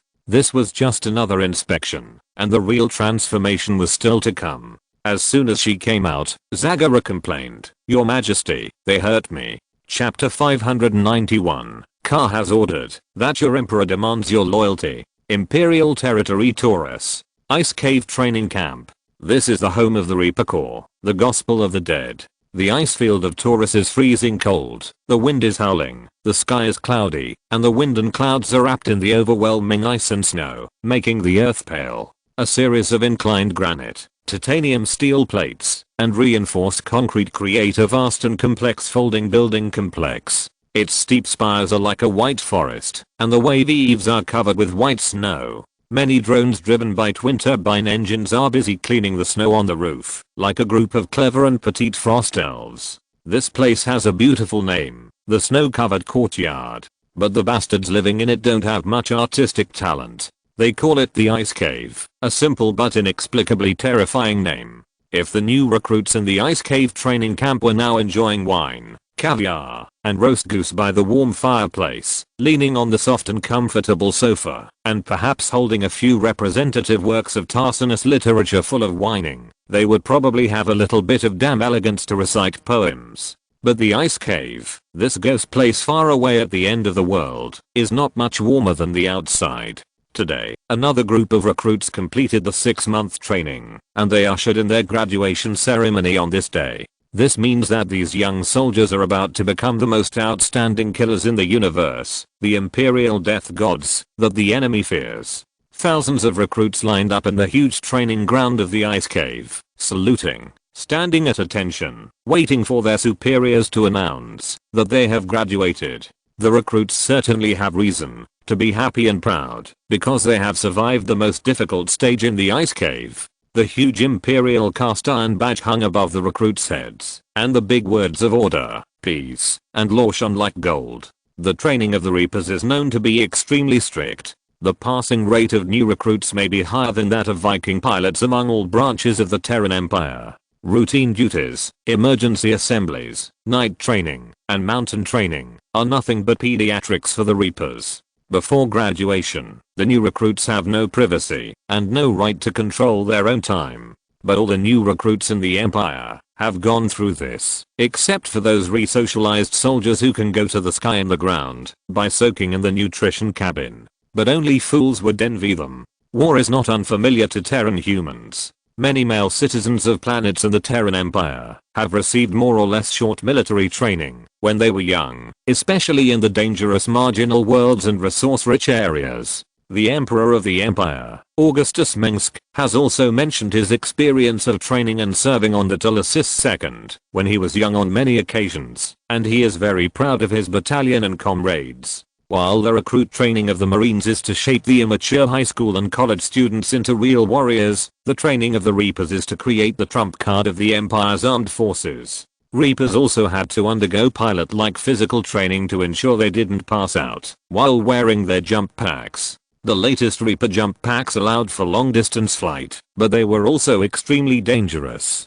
A skilled Reaper suit user could launch a surprise attack across canyons and cliffs, sending Marines fleeing with speed and maneuverability, but no one knew how many bones he had broken before. They had to learn to use the P-45 Deathscythe electromagnetic pistol or the P-38 and P-55, fire-breathing monsters with powerful recoil that could shake people to the ground and were as powerful as their tempers. If the recruits couldn't control these terrifying monsters, they would most likely injure themselves and their comrades. If they didn't operate them properly, the D8 explosives carried by the Reapers were so powerful that they could accidentally injure friendly forces while blowing a hive into the sky. If they were not careful, they would also be killed, so they would not be blamed by their superiors later. Almost every day, people quit the ice cave for various reasons. They either quit voluntarily because they could not bear the cruel rules of the ice cave, or they had a fight with the instructors, or they died.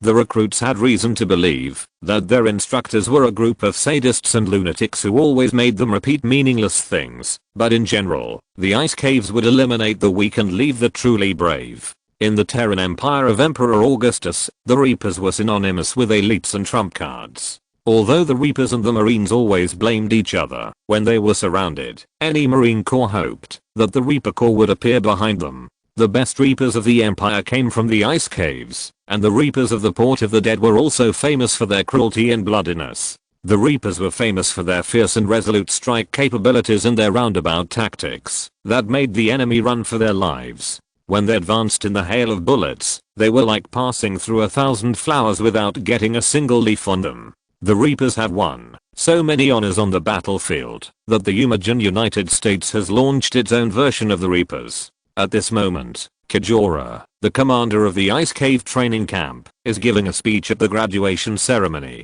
talking about the contributions that the young Reapers will make in the war to defend the Terran Empire. Kijora is also a Reaper. He claims that his service can be traced back to the days of the Korhal Revolution, and he even fought side by side with Emperor Augustus Mengsk on the battlefield of Aya. He is obviously very proud of this.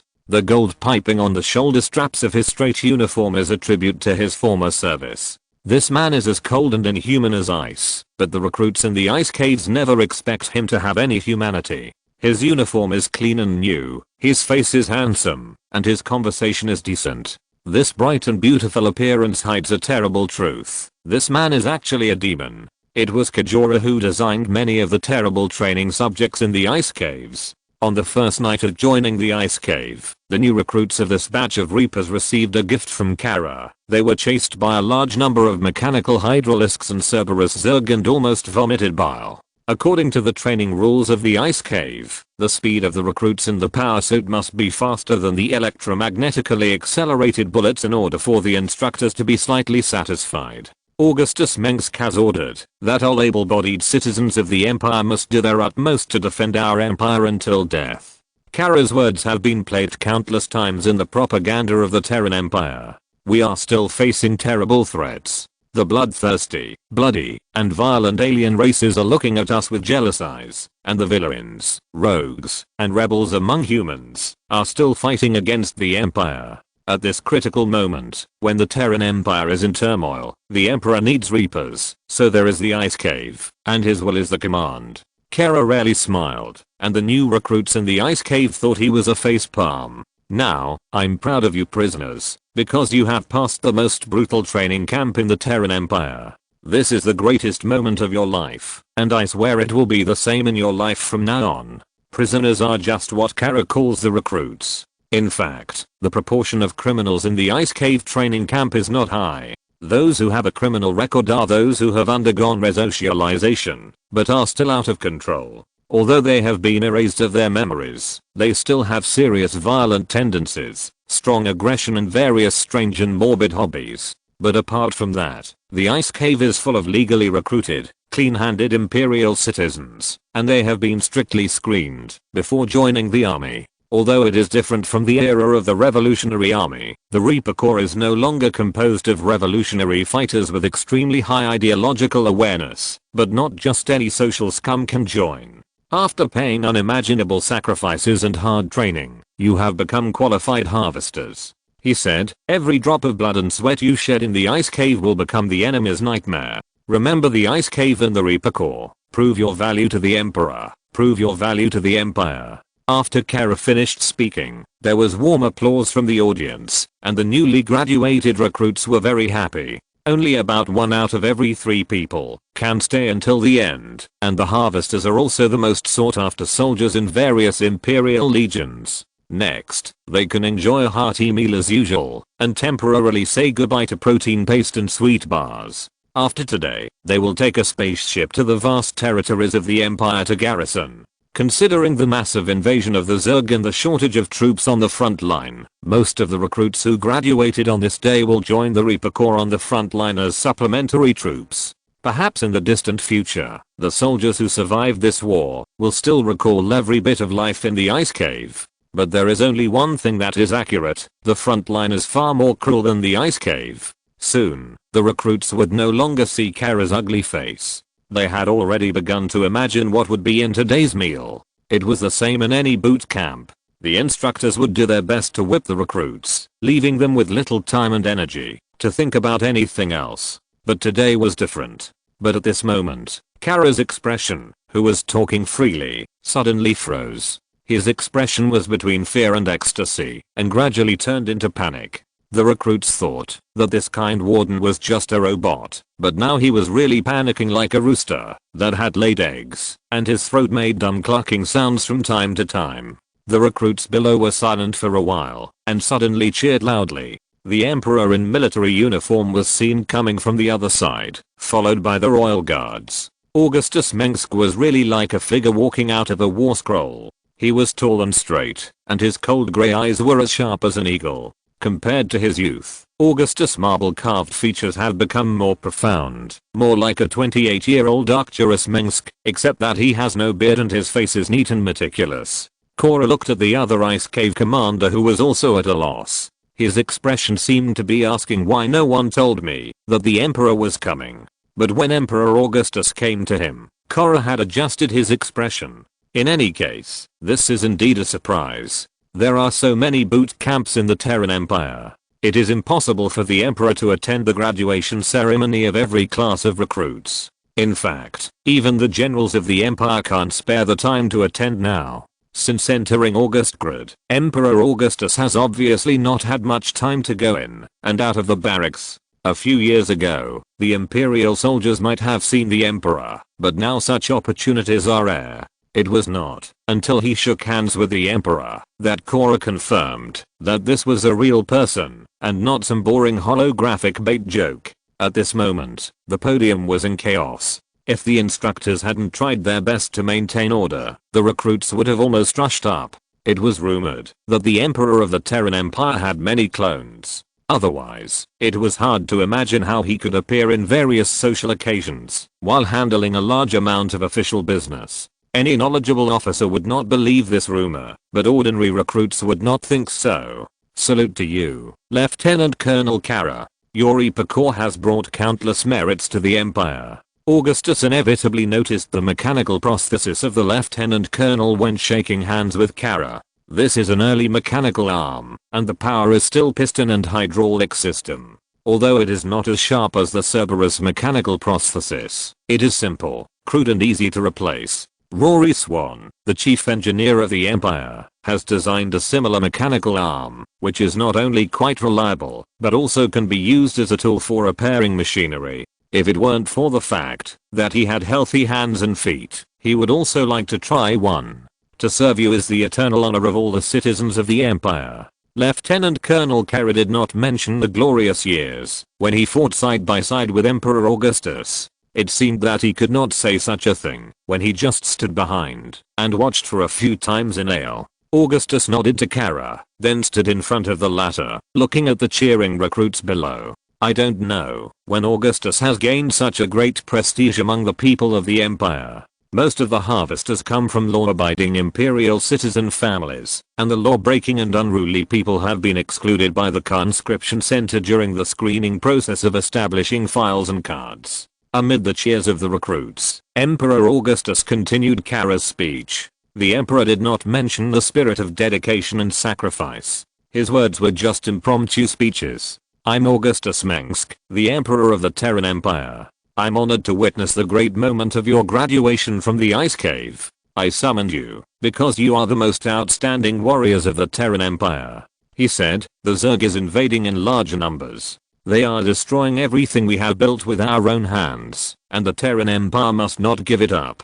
The war is about to begin, which brings fame and glory, but also brings gloomy terror. Warriors, freedom is calling you. This is the Terran Empire. All the land under heaven belongs to the king, and all the people are his subjects. The original Reapers were indeed prisoners, real habitual criminals and scum of the world, and no one in the army wanted them. In this book, the situation is better, probably equivalent to the reign of Valerian. Chapter 592 Justice from Heaven. Come on. The show is about to begin. Mr. Titus Finley, half of the hero of the Empire, the big star of Joe Ire's bar, and the mercenary trained thief. This arrogant and conceited man was wearing a tailor-made crimson power armor and walking firmly on the wide deck of the Zeuslander drop pod. On both sides were Imperial Marines waiting to enter the rows of drop pods. The drop deck was very long, and the queue in front of the drop pod was also very long. There was a Marine battalion with hundreds of people in this area alone. These soldiers from the 1st Airborne Division of the Empire wore the same CMC power armor as Titus, holding C-14 Gauss rifles in their hands, but the pattern on the matte mask was different, with a white wolf head emblem. Even in Titus's critical eyes, these guys were not bad. They were well trained and ready to fight at any time. As long as they really fought a battle with the Zerg and survived, they would be veterans. During this time, soldiers saluted Titus from time to time, and occasionally he would respond, wishing good luck to these guys, who were about to be sent to the battlefield. This feeling of respect always made Titus Finley uncomfortable, just like a fly rat swaggering through the streets in broad daylight, and being widely praised by the citizens, because he knew very well what he was actually. But Titus enjoyed this feeling. People are sometimes so complicated. Hey, Sergeant Finley. Look here.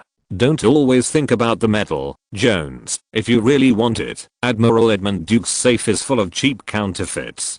Titus was very satisfied with his joke, and the soldiers around him were also amused and laughed, and the depression and tension before the airborne were swept away. Although the history of the 1st Airborne Division can be traced back to the Revolutionary Army, many of the soldiers here are participating in actual airborne combat for the first time. They will be dropped from the air 30 miles above the ground to the ground. If it weren't for the support of the servo system of the power armor, some people's legs would probably have been weak. Some troops allow soldiers to inject stimulants before airdropping, but this rarely happens. Abuse of stimulants can lead to very serious consequences. Marines never know how many strange ingredients are in stimulants, but no matter how many side effects it has, it will always save your life. But there is nothing to worry about airdropping. It is the job of the captain and the Navy crew to send the airdrop capsule to the surface of the planet at the right angle. The airdrop process is much more thrilling than riding a roller coaster, but the passengers in the airdrop capsule will not have too many intuitive feelings.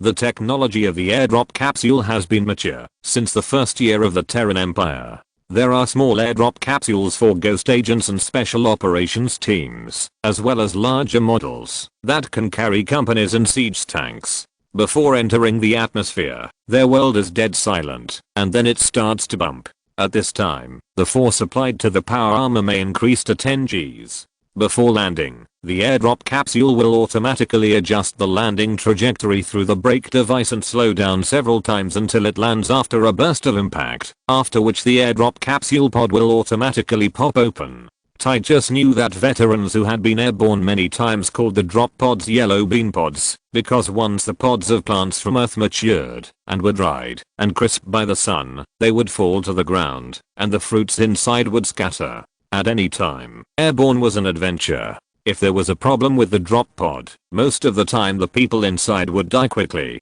Moreover, the drop pod was only a one-way delivery tool. There was no room for regret. If some idiot captain threw you into a pile of crazy bugs, then you could only accept your fate. Everyone in the Imperial Marines knew this. Finding a sober person in the Navy was as difficult as finding a sailor who took a bath frequently. Titus believed this statement. After all, he had never seen those slender female pilots take a bath. The Zeus landing ship suddenly trembled. It was not easy to shake such a huge interstellar giant.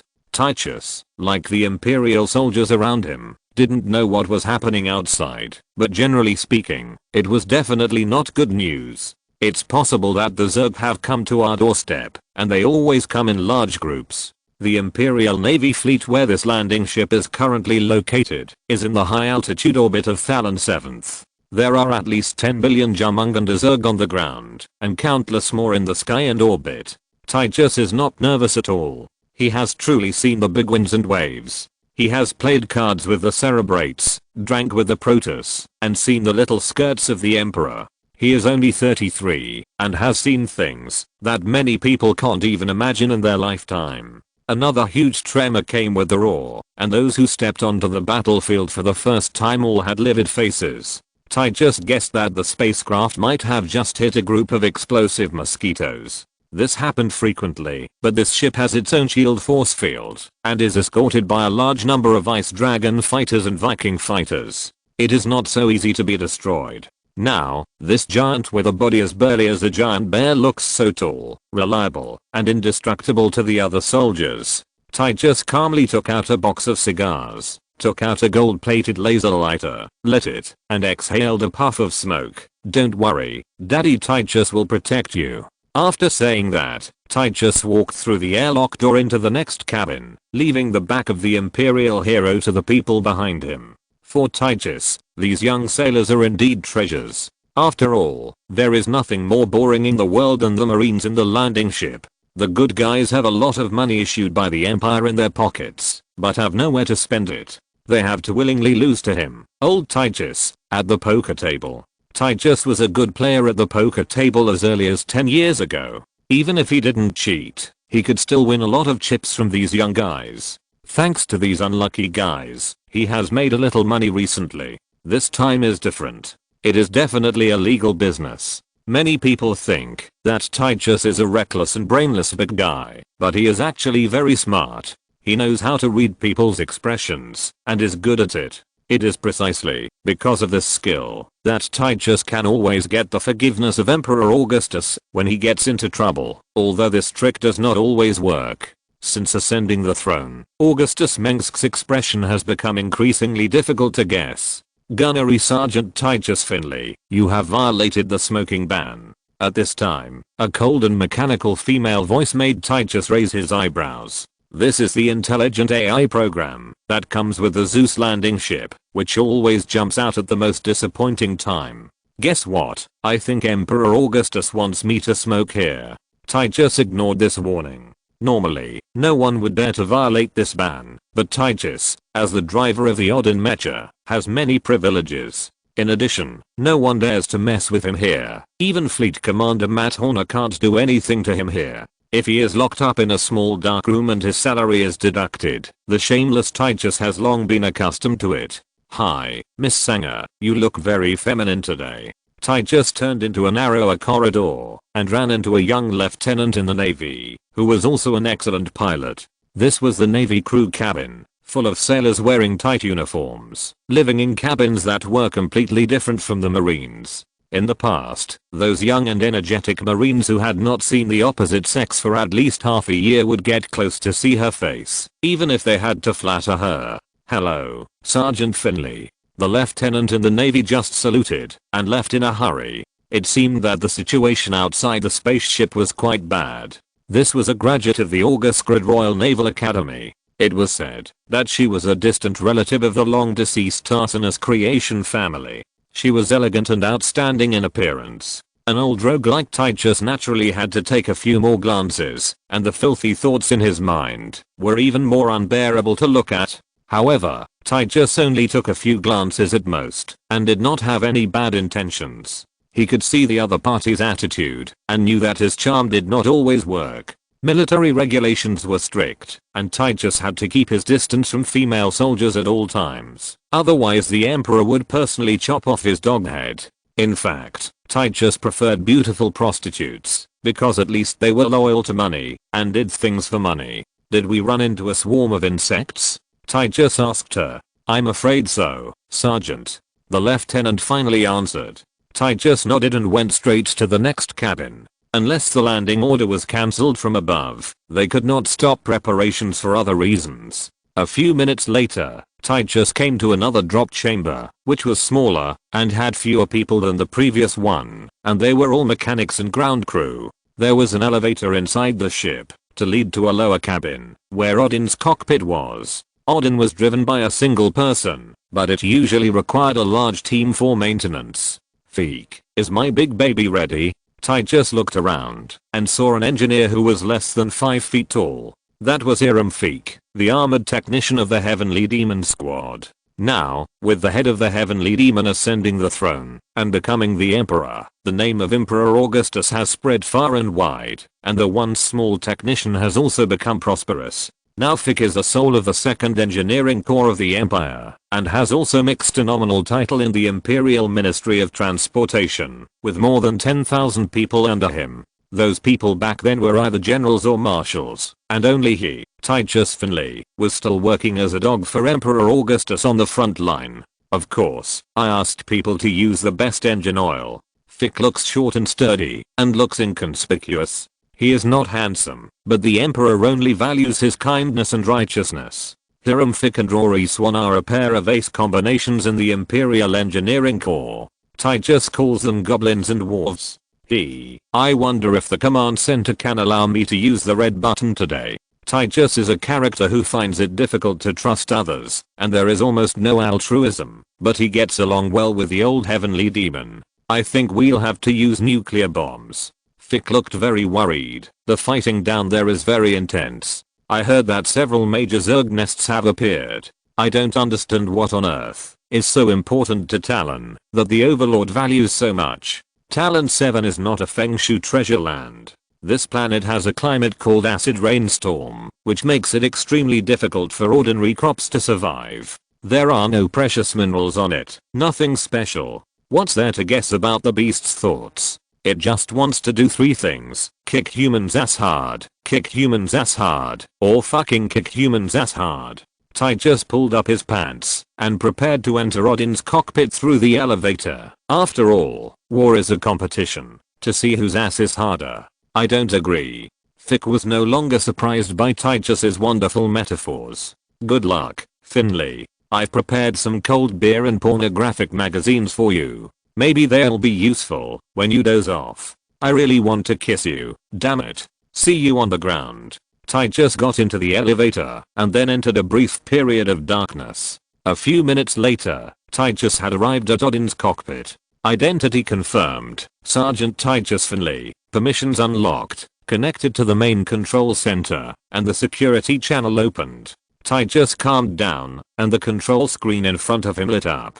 From the glass of Odin's cockpit, you can see the world outside the landing ship, which is a hazy world shrouded in clouds and mist. This unparalleled land mecha is so huge that even the Zeus landing ship cannot fit it, and can only be mounted under the spacecraft. Odin's armor is as strong as a warship, so there is no need to worry about enemy attacks. The situation of the Zeus landing ship is indeed not very good. There are allosaurs and corrupted flying insects everywhere, and the brave Imperial Viking pilots are bravely driving away these terrible monsters. At this moment, airdrop pods were ejected from both sides of the Zeus landing ship from time to time.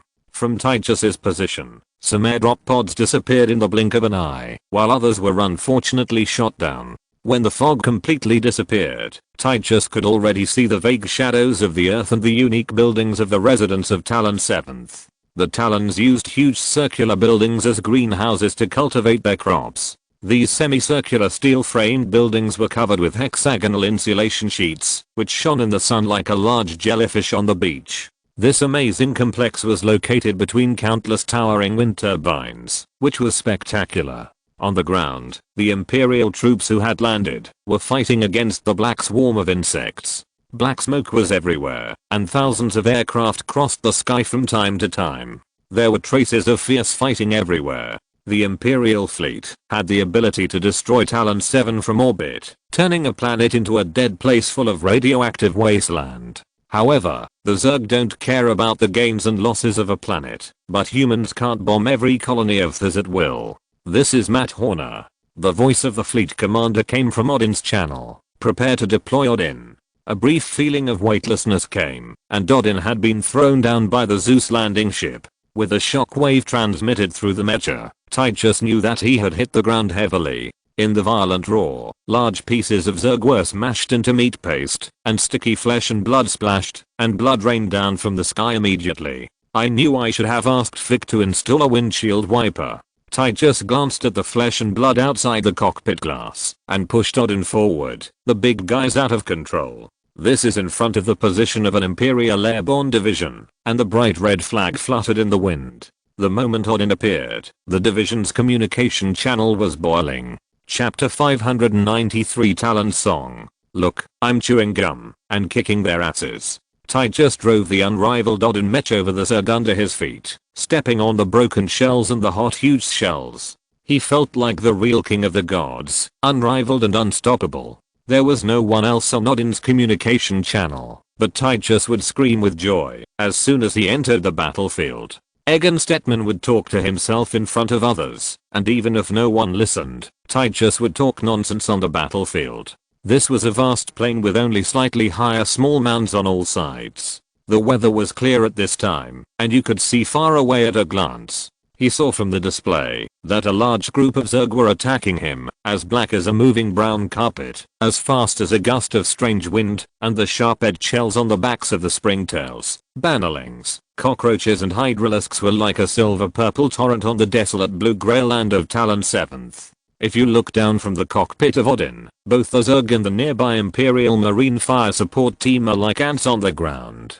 Odin is a mobile steel fortress, and being on it is no different from standing on a skyscraper and looking down at the ground. There is an abandoned missile tower in front, which may have been left by the Talon militia. It is now dilapidated, and only the bare tower body remains. With the missile tower as the center, the 4 giant cannons on Odin's back opened fire, and balls of hot and shining flames exploded in the center of the Zerg swarm, and everything was reduced to ashes wherever the shells passed. It was really a doomsday scene, with screaming shells and deadly explosions setting off a sea of fire. The whistling sound of shells and thunderous roars continued, and dense debris rained down from the sky, and the air was filled with pungent smoke and the smell of meat. Odin brought about a devastation that was like the collapse of the sky and the splitting of the earth in a short period of time. It was as if 1,000 earth-shattering cannons were firing at the same time. The saturation firepower bombardment cleared a large area of space in front of Odin, and the ground was shaved off. Da da da. Da da da. Ha ha ha ha. Tychus was intoxicated by the bloody storm brought by Odin's violent firepower, as if only at this time he was the most free, and could forget all the troubles in the world. Die, die. When the world calmed down again, the entire area had been turned into dust in the true sense. The flames burned fiercely in the dense craters, like the gates of hell. The dense swarm of insects on Tychus' screen was immediately cleared out, and those who escaped by chance were crushed by Odin's giant walking feet. He privately called this move giant cannon shooting, and so far no enemy or building can withstand tons of shells. Is it powerful enough? But this is not the end. In the face of such shocking firepower, even the arrogant swarm of insects will be reduced to ashes. Tychus was also very satisfied with this, and once again he was glad that he made the right decision. The old man laughed out loud, estimating that he might have flattened thousands of bugs at once or more. Odin's biosignal scan showed that more Zerg were still surrounding him. This thing will hurt you more than it will me. This is Odin. There are only a few dozen Odin mechas in the entire Terran Empire, and most of them are replaced by Thor mechas that are cheaper and easier to cast. Odin is expensive, and is the darling of Emperor Augustus. Its power is naturally worthy of its reputation.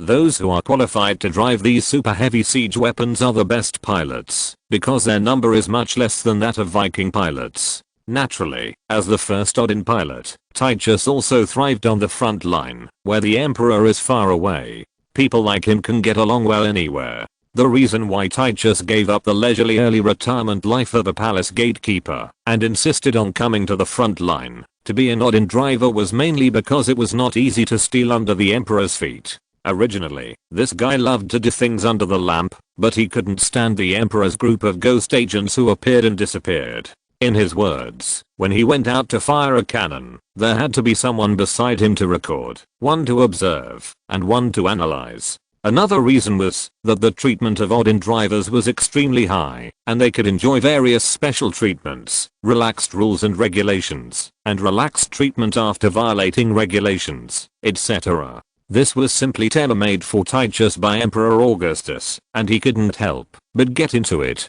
In addition, Tychus really liked Odin. A real man should drive Odin, and a man should do what a man should do. The life signal of the alien insects has been detected. They are gathering in large numbers and preparing to launch a new round of offensive. But before Tychus could be happy for a while, Odin's own mechanical adjutant sounded the alarm. Why is it not over yet? Tychus noticed this warning. He knew that there were too many bugs in Talon, but he didn't expect the first battle after landing to be so fierce. This is related to the combat style of different brainworms. If the brainworm commanding this swarm is the Gam swarm SARS, he will choose to let the Imperial army land and annihilate them one by one when they advance separately. But the Yak of Jumunganda is different. It likes to attack halfway across the river. Tychus has killed enough bugs, but it is not enough to hurt these monsters. The swarm acts as a group as a whole. They don't care about individual casualties, but only pay attention to gains and losses.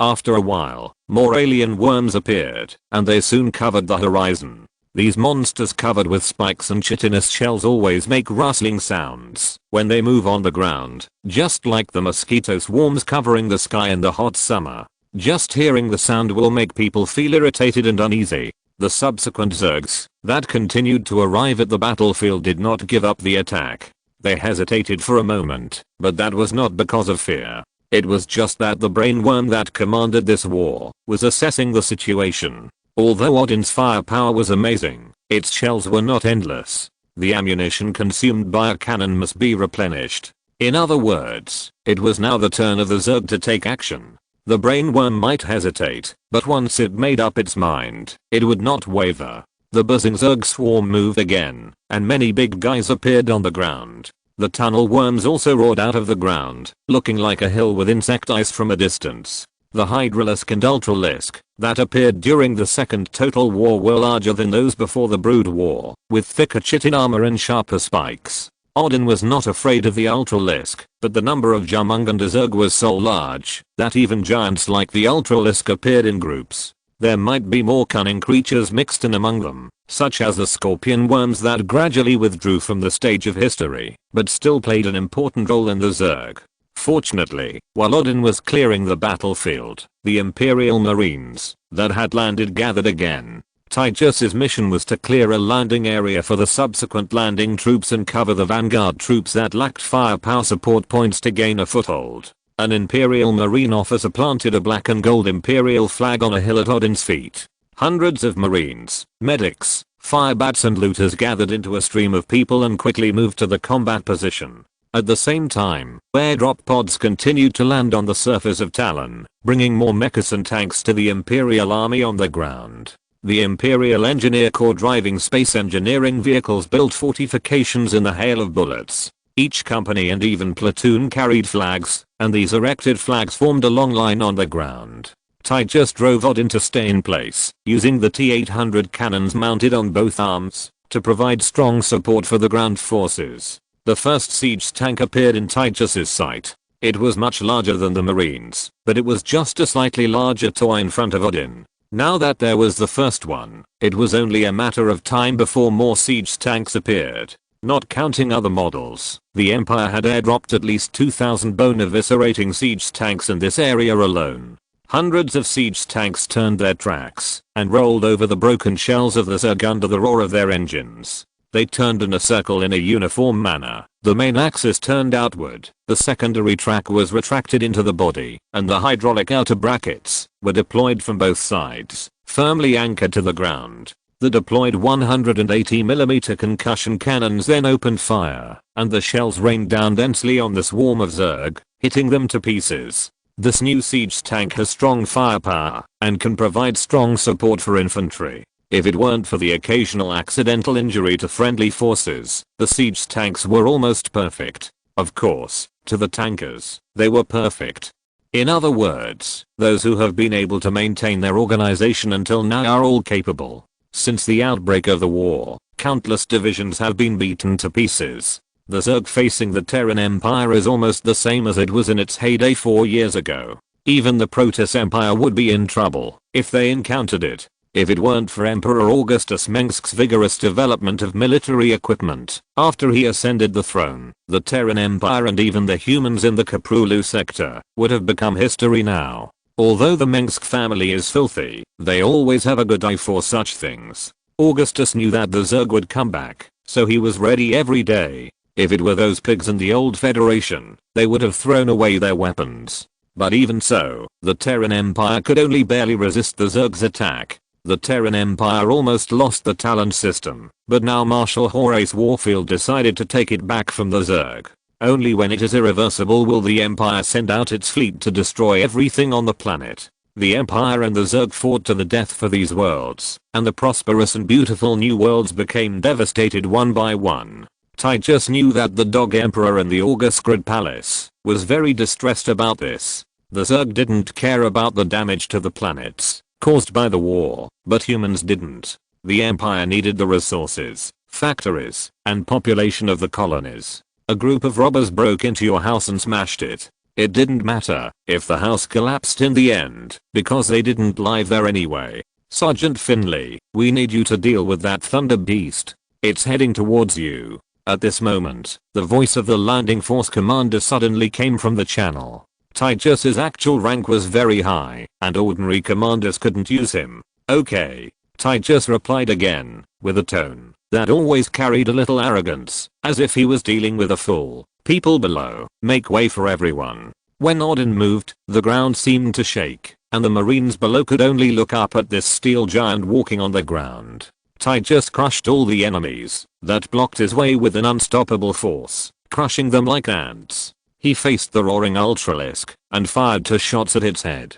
This huge creature had almost no flaws, except for its size, which lacked armor. In war, you don't care about so many things. You can gouge out the eyes and throw lime on them. You can do whatever works. A T-800 cannon can destroy a tank with 2 shots. The Ultralisk was not easy to deal with after a few hits. Its head was also blown into pieces. It wailed and roared deafeningly. After a moment, it even took a few steps back. Titus took advantage of the situation and fired at the injured parts of the Ultralisk, trying to kill it directly. But just when Titus focused all his attention on the Ultralisk, a huge force came from Odin's feet, even shaking this extremely heavy mecha. An extremely huge super monster broke out of the ground. It had a scorpion-like body and an upright body. It looked between a springtail and a hydralisk. In other words, this monster had many characteristics of other Zerg species. It was so brutal and violent that the size and strength of the Thunder Beast pale in comparison. As soon as it appeared, it sprayed a deadly acid towards Odin's cockpit, and a terrible white smoke immediately rose from the latter's thick armor and cockpit glass. Strong biological signal. A wild beast, the largest ground creature in the history of the Zerg. Oh my god. The distance was too close. Titus opened fire on the wild beast that was almost within reach, regardless of the risk of close-range shooting. What were you doing earlier? He almost didn't catch his breath, and was backstabbed by Blizzard again. Huang Zudang, you are a good nurse. No matter how bad it is, it will be like this. If you're listening to this novel on a channel other than Fanfic World, it means they downloaded and uploaded it without effort. We cordially invite you to visit our channel, Mundo Fanfic Novelos. There you'll find the original version of this story and you can explore many other novels of various genres. We're waiting for you to immerse yourself in a world of incredible novels. Chapter 594 Wild Beast. Odin's blazing orange particle beams bombarded the beast's terrifying body covered with dense armor, causing the huge monster to roar and step back. But once it regained its footing, it rushed forward again, tearing at Odin's armor with the sharp spikes on its arms and the huge teeth in its mouth. To the Imperial soldiers below, this scene was truly shocking, as if a steel giant was fighting a mythical titan. On Odin's towering and majestic shoulders like battlements, the muzzles of naval guns were spewing violent flames with thunderous roars, and the earth-shaking roar shook the earth. The indestructible fire of heavenly punishment poured down on the beast's equally majestic body, licking its hideous and terrifying body, and the bright fire even surpassed the sun for a while. When this war weapon born purely for destruction was fully fired, even the swarm would retreat. No enemy had ever been able to resist Odin's wrath before. He was the undisputed king of the land. But this did not work on the beast. Odin's artillery fire left hideous scars on his body, but he was also in pain. Odin's steel ceramic composite armor was enough to resist the artillery fire of the battle cruiser, but now it was also pitted under the fierce attack of the beast. Some of the horrifying wounds even touched the circuits, and suddenly the surging plasma and sparks fell from the air like a glowing waterfall. Because Odin was too close to the beast, it was difficult for the siege tanks to provide fire support for him. If it was the Marines, it would be fine. Each Odin was a symbol of the absolute military power of the Terran Empire. Only the nearest firepower teams could provide support, but most of their weapons had little effect. At the same time, the Jumunganda swarm on the ground was still pressing forward step by step, and soon the Terran Empire's ground forces would be unable to protect themselves. Adjutant, what is the weakness of this beast? At this moment, the armor under Odin's cockpit was hit by the beast's fierce impact. Even Titus, who was inside the heavy mecha, could feel the huge force transmitted to this heavy mecha. Titus stared at the beast's terrifying face. Even a character like him who was fearless could not help but feel insecure. The monster seemed to have no eyes. Its bloody mouth, which was big enough to swallow a tank, was full of huge teeth that were irregular and interlaced. To use Titus' words, it was so ugly that even its mother couldn't bear to look at it. He had never encountered a beast before. He had only heard of this thing from the Imperial troops, who had fought on other planets. As long as he had seen it, no one would not be terrified. Compared with the beast in front of Odin, the monsters in the holographic movie were just cute pink plush toys. If the Thunder Beasts rampaging on the battlefield were already a huge threat to an Imperial Marine Corps, a beast that suddenly appeared was synonymous with the god of death for the Imperial soldiers. On worlds at war, you never know what will suddenly pop up in the dense forests of birdsong and flowers. Some are fast-moving zerglings. If they kill your comrades, then a volley of bullets will take care of these screaming little demons. But if you encounter a Brutalis, don't expect the spike bullets to work. Brutalis, the peak of the evolution of the Zerg. The adjutant responded. I'm not asking you to fuck it. No one is perfect. Even if it is a god, it must have weaknesses. Titus controlled Odin to fire another shot at the Brutalis's bloody mouth, and at the same time he was hit by the latter's fierce and brutal blow. It was as if Odin and the Brutalis were strangling each other's neck, punching each other, and hitting each other. But Odin was not designed for close combat, nor was he designed to waste the reactor power that could supply warships on swinging several tons of fists to smash the enemy. Odin is designed to destroy enemy armies from miles away, and its cannons have such a wide range that it takes time to lock onto one or two targets. It is impossible to compete with the beast in armor and strength. At this time, Tychus must not turn around and run away. It is not a question of shame, and he doesn't care much about his reputation. But leaving his back to a beast is really a matter of life and death.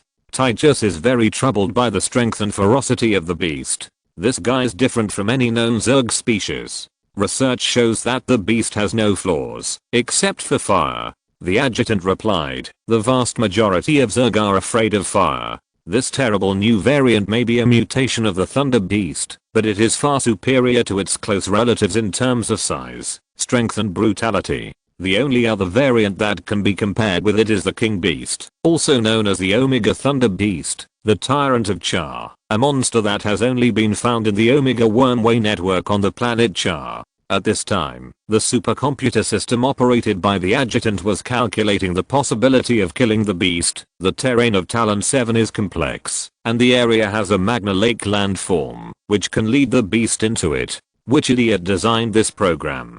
Don't let me run into him. Tychus cursed. Odin called for air support. I fucking need air support. Although the equipment department of the Terran Empire announced that they had re-upgraded the adjutant's AI system and updated the algorithm, it was still not very smart. Tychus heard that the adjutants of battle cruisers and colony ships were smarter, but Odin's were obviously not. This is the Sky Fury Squadron. Odin pilot, we are coming. Soon, a nearby Viking formation quickly responded to Tychus' call. If the Terran Empire Marine Corps was suppressed by enemy firepower at a dangerous pass and could not move forward, then they only needed to call for air support. Hurry, don't let me wait. Tychus pressed a button, and Odin's dense gun muzzles immediately spewed out explosive flames. Odin's condition is not good.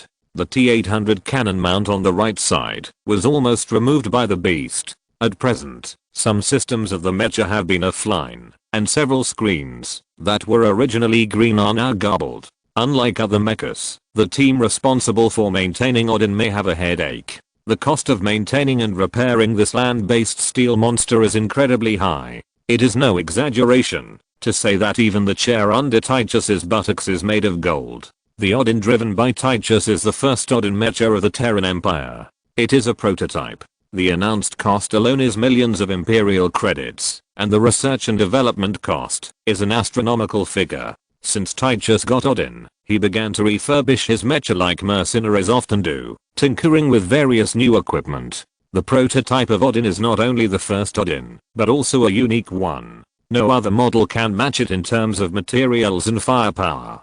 God is pitiful. This little baby has not had any major problems since it was handed over to Tychus. Tychus ate, drank, defecated and urinated on Odin. It could be said that this was almost his home. Tychus felt a little distressed because no one would be stupid enough to be willing to insure Odin. But the repair of Odin was also spent on the Emperor and taxpayers' money anyway, and Augustus was angry that he was happy. At your service. The other side did not get angry at Tychus' attitude. They had seen how those Marines who were jumping up and down under the feet of the Thunder Beast greeted the whole family of the Air Force. Moreover, even if they did not know Tychus' identity, just being an Odin pilot was worthy of their respect. The Sky Fury Squadron was worthy of being the ace of the air. They arrived at the battlefield in 2 minutes, flew low at a very high speed, and fired multiple Anzel flying thunders at the beast. The beast was so huge that the fighters' air-to-air missiles could be used. As several Sky Fury Viking fighters painted in gold and red passed through the air, Lanzel flying thunders exploded from time to time behind the beast, causing it to raise its head and roar. Soon after, a formation of Banshee bombers followed and began to bombard the Zerg swarm around the beast. Obviously, the Tyranid Air Force took the initiative in Talon 7th. This is Cal. Is anyone calling for an angel? At this time, a helmeted Viking pilot appeared on Odin's screen. A huge shadow quickly passed over the ground. It was a huge Viking fighter, much larger than any Viking signal. There are few archangels, but Talon happened to have one. Over the years, the Tyranid Empire has built many such large mechas, to some extent, to fight against the increasingly large Zerg monsters. Although this idea has deviated to some extent, Titus knows this guy. He is the pilot of the Archangel and a relays pilot. He is a good person and his skills are not bad.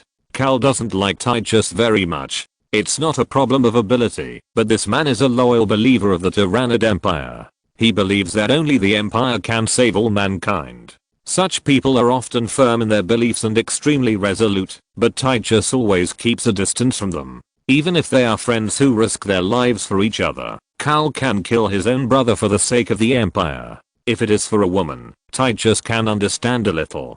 God knows what this poor guy Cal has been through, and he is proud to work for the Dog Emperor, a 600-ton angel. Titus laughed. The angel of destruction. As soon as Cal finished speaking, the huge archangel fell from the sky, like a swooping bird of prey. Titus below could even see the burn marks left by the wings of the fighter plane as it passed through the atmosphere. Use the fire of hell to warn those who refuse to accept the obvious truth. Even Titus had to admit that the archangel was indeed beautiful. It was the dream lover of almost every pilot in the Terran Empire Air Force. The archangel was indeed a giant steel bird, but its size was even much larger than the extinct Terran bird.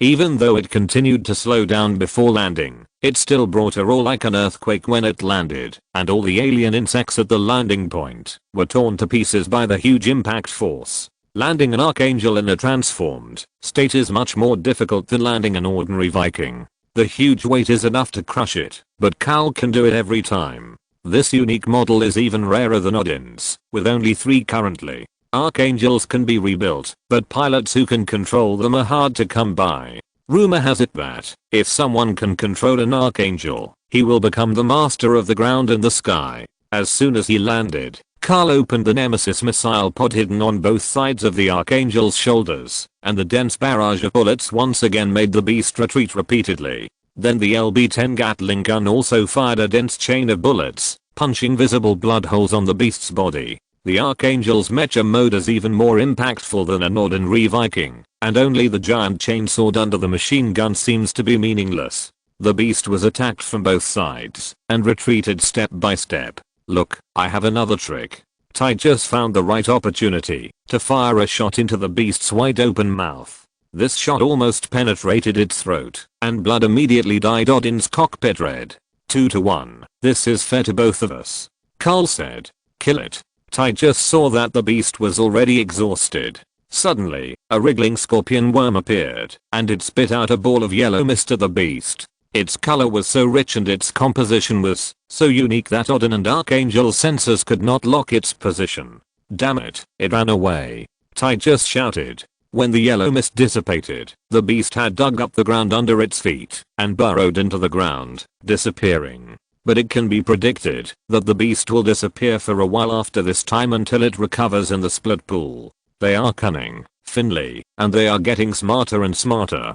Carl drove the Archangel to Odin's side. It depends on whether they are smarter than the shells. Titus said, as long as the people who use the weapons are smarter than the weapons, we can win the war. Unfortunately, there are too many brainless people. The fleet calls Odin. I'm Admiral Matt Horner. At this time, the image of Fleet Marshal Matt appeared on Odin's screen. I saw it. Well done, sir. Matt said. I should call you sir, kid. Titus thought that this kid was burying himself. Titus is a legend in the Tyrannid army. His rank is always fluctuating up and down, and he does sit-ups every year. You call yours, I call mine. Matt himself respects Titus very much. After all, when he was young, Titus was already his superior. You look relaxed? Titus pointed outside the screen. There are still more than 100,000 bugs outside. What countermeasures do you have? Listen to me. Can your fleet help now? Hold on, the fleet support will be here soon. Matt said. The fleet can be anywhere, just not where it needs to support. Titus said. I'm giving you authorization to use tactical nuclear bombs now. Matt nodded and said, only after we take this place can we consider the issue of reconstruction. Odin carries at least one nuclear bomb, and is also a launch silo. I've been wanting to press this red button with a skull on it for a long time. Titus said, rubbing his hands. A fusion strike is detected on the way. Chapter 595 The Emperor is coming. He is coming. In late September, a Terran Imperial Marines camp located on the southern continent of Talon 7 was shrouded in darkness, and reddish-brown low clouds floated over the pitted land after the war. From the brown roofs, covered with waterproof curtains to the hills in the distance, the world was in an unsettling red. The heavy rain came as expected, and the reddish rain washed the empty mechas and huge skeletons, and soon filled the craters, that were big enough to accommodate several adult men. In these bottomless puddles, a kind of creature like tiger shrimps was swimming in groups. They were just hatched from eggs. It seemed that even war could not completely wipe out the life here. The weather was bad. The heavy rain made the soil without vegetation muddy, and turned the stream, that could be easily crossed, into a rushing river. At this time of year, the temperature was still dropping, and it would soon become cold and wet. Titus Finley was standing under the bright orange-yellow light at the door of a supply station, looking at the dim sky, while lighting a cigar. He had just slept for 5 hours, and was now wearing a khaki-collared military shirt. The temperature was only about 10 degrees, but this bear-like man didn't seem to feel the cold at all. It was raining heavily outside. The black shadow of Odin's tower was standing upright in the wind and rain. From here, it was even larger than the starport in the distance. The rainproof camouflage covering it alone could cover more than a dozen barracks. Hundreds of mechanics wearing thick raincoats were inspecting Odin in the rain. Their faces and arms, which had been soaked in water for a long time, had become wrinkled and white, and even turned a pale white. It was very dangerous to be exposed to such an environment for a long time. The sulfur dioxide enriched in Talon's atmosphere often brought terrible acid rain. In some areas, it was directly diluted sulfuric acid, and this highly corrosive acid could even corrode steel. However, the pH value of the acid rain in this area was still within the acceptable range. In order to repair it in time, the commander of the Odin Engineering Corps could only allow those brave mechanics to do so. Most of the people in the 1st Engineering Regiment of the Terran Empire had participated in the first full-scale war, and even went to Charandea. The people in the 2nd Engineering Regiment were all young people, with an average age of no more than 30 years old, but they were no longer novices who had experienced war for the first time. The Imperial Army had to face the unpredictable climate when fighting in the interstellar space, and they had seen even worse weather. "Tommy, brat, when can we finish work?" Titus shouted at the mechanics, but these guys just smiled at him. Titus was not a kind guy, and he was unwilling to waste time making useless friends, but the mechanics were not among them. They were as likable as the warehouse managers. Whether Odin could perform as well as expected on the battlefield depended on them. "I think we have to wait another quarter of an hour. It's not easy to work in heavy rain." The mechanic named Tommy was a strong blue-eyed guy. It was said that he came from Haven, which was quite different from Talon. Odin is larger than all the mechas in the Terran Empire. No modular warehouse can accommodate it. After all, this mecha can even move forward on the city wall. If you want to fit it, you can only hollow out the few mountains here. Work harder. Titus shouted. Bugs don't rest on rainy days. Fix it, okay? How about you give me a hand? Daddy Titus.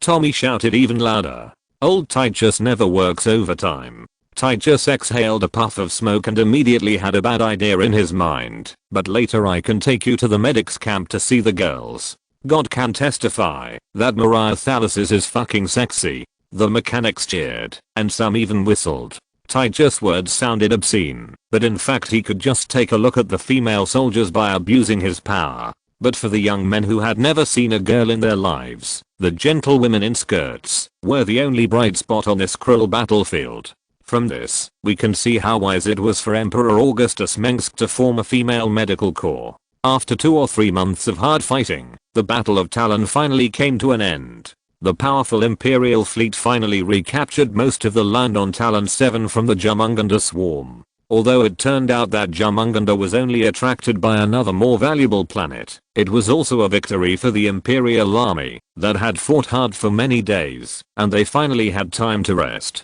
Mariah is famous for her bad temper. I suggest you don't mess with her. Carl walked out of the supply station. Just like the image of Carl's low voice, he was a serious short-haired man with a square face and light eyes. His face was clean-shaven and his uniform was meticulous. He was a serious professional soldier at first glance. There was a long scar on Karl's face, which was left in the Battle of Talon. It's undeniable. Karl nodded. Titus Finley looked like a tough guy with great strength. His chest muscles were so big that they could hold a walnut. He was definitely masculine. Who said he wasn't? Big stars are so popular. Titus snorted. If he really had the charm of Augustus Mengsk, the Terran male model group, he could date girls from the Korhal August Grid Palace to the Aurora Starport. Everyone who knows you knows what kind of person you are. Karl had suffered from Titus.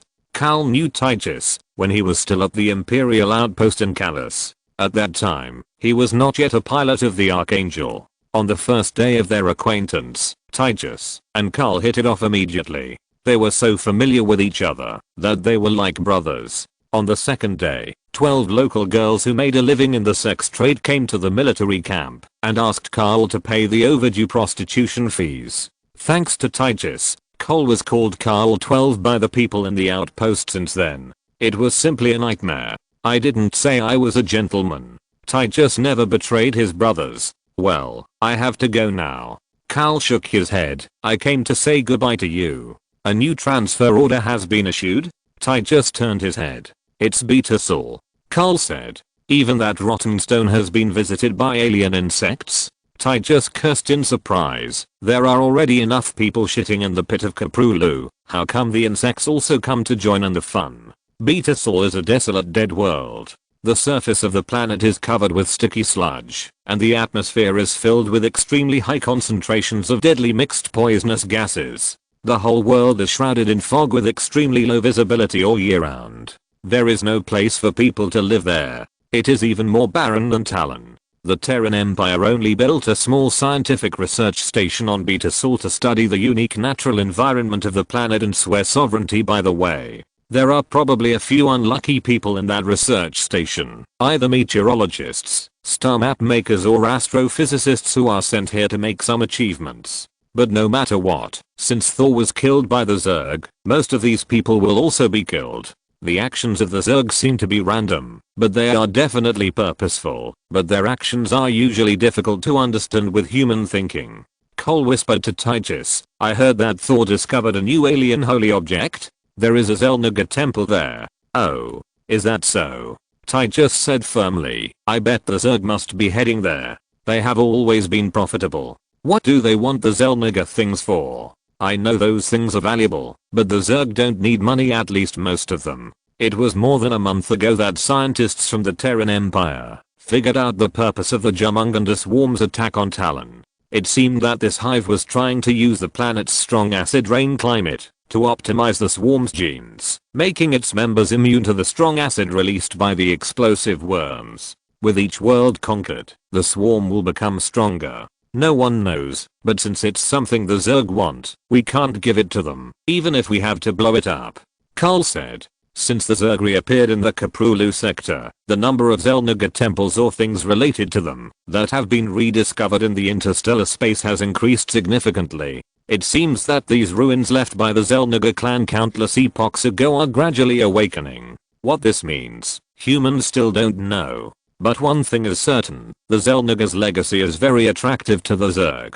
What about the Protoss? Titus knew the Protoss well. If you blaspheme the gods of these religious lunatics, they can cut you into sashimi with their lightsabers. Some of the Protoss colonies of Deram near the Caprulu sector were also attacked, because often the planets with Xel'Naga relics are the holy places of the ancient Protoss Empire. The territory of the Protoss Empire is so vast that the Protoss can claim ownership of many lost worlds in the galaxy. Although the Protoss Empire has long since declined, and its power has shrunk greatly, their civilization was glorious after all. The Protoss of Deram seem to have freed up their hands and sent a fleet to cleanse the Overmind's Nest world.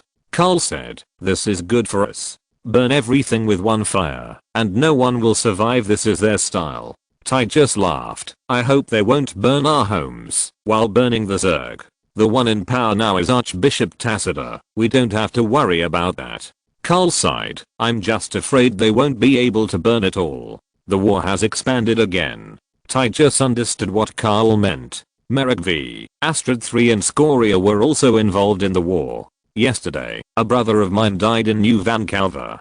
Carl said, "My brother was dragged into the main nest, and his comrades finally found only one of his daggers. That was a gift from me to him, and the handle was made of Mir's giant deer antlers. You don't look very sad. Titus has no brothers, and when Marcera fell, he didn't seem to remember that he had a mother there. My tears have dried up." Carl's expression was cold. "I advised Arthur that war is what war is. There is no security guarantee, and you don't have to go to the battlefield to be a hero." But he didn't listen. He made a bet with a rival in love, saying that whoever can become a hero on the battlefield will return to his hometown to marry a beautiful woman. How much time has passed since the outbreak of the war? In less than half a year, how many people died? Hundreds of millions. During the revolutionary period, the rulers of the old Federation always fabricated news about the revolutionary army massacring civilians, or pinned the crimes committed by other resistance organizations on Augustus Mengsk and his father and brothers. But taking the entire uprising war period into account, the number of humans who died was far less than that slaughtered by the Zerg. War is not a romantic thing. It is always lingering with the main themes of blood, fear, and sadness. There are no real winners here, only the god of death who harvests souls from it. This is especially true when fighting against the Zerg.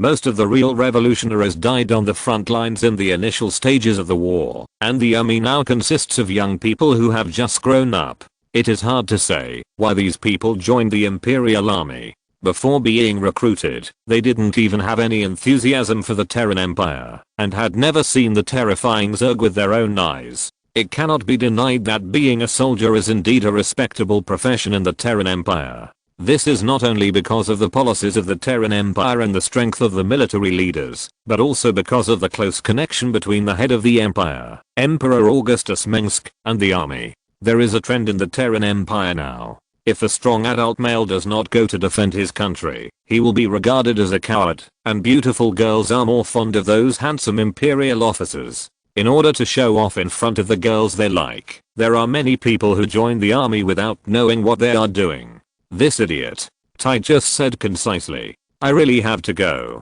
Carl looked at Titus and said, "Before that, I have one more thing to tell you. The Emperor is coming to Talon. Your good days are over." Huh. If the Emperor leads the army in person, then who will work overtime in the August Palace? Chapter 596. Assembling the troops. Augustus arrived at the command center of the 19th Marine Division on Talon 7 without alerting anyone, not even the senior officers. Normally, this would have been a low-key visit by the Emperor. A trip to Korhal was not easy, and this time Augustus simply sent his father, the Prime Minister, to the throne, and made him work overtime. It seemed that Augustus wanted to work his father to death.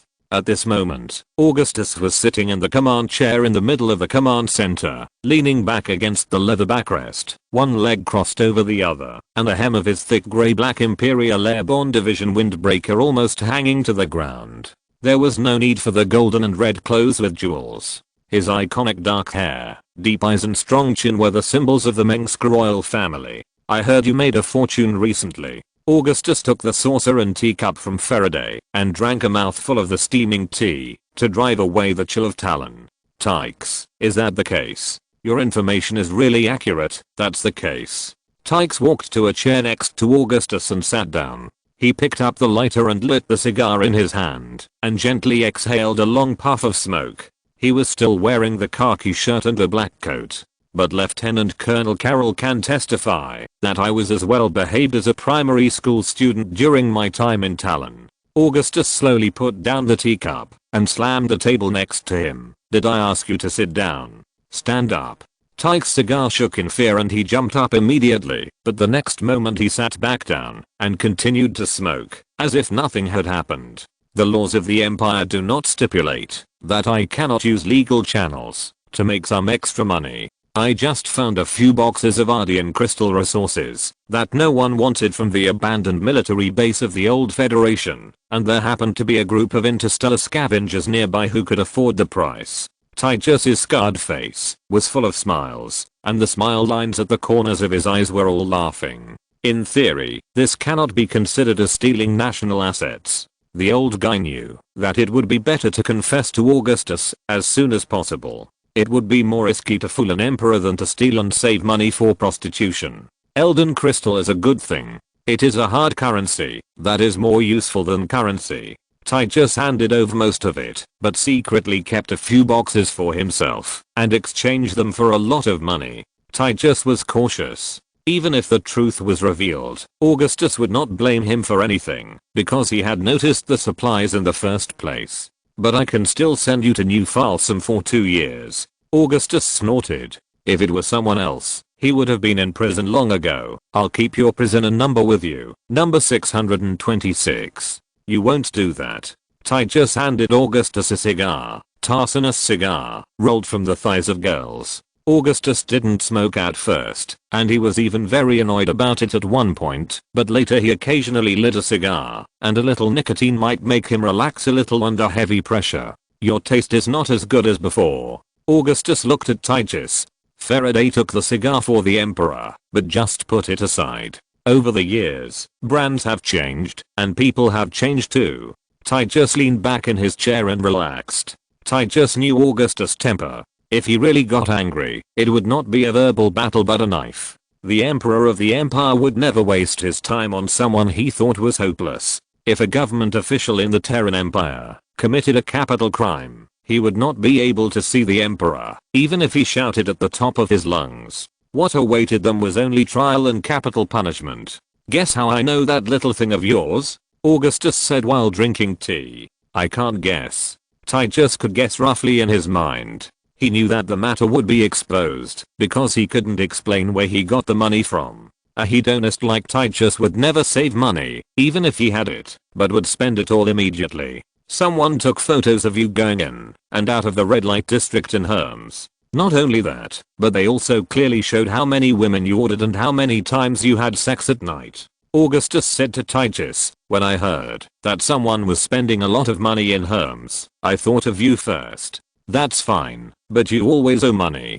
Do you think those pretty girls would be happy to pay you?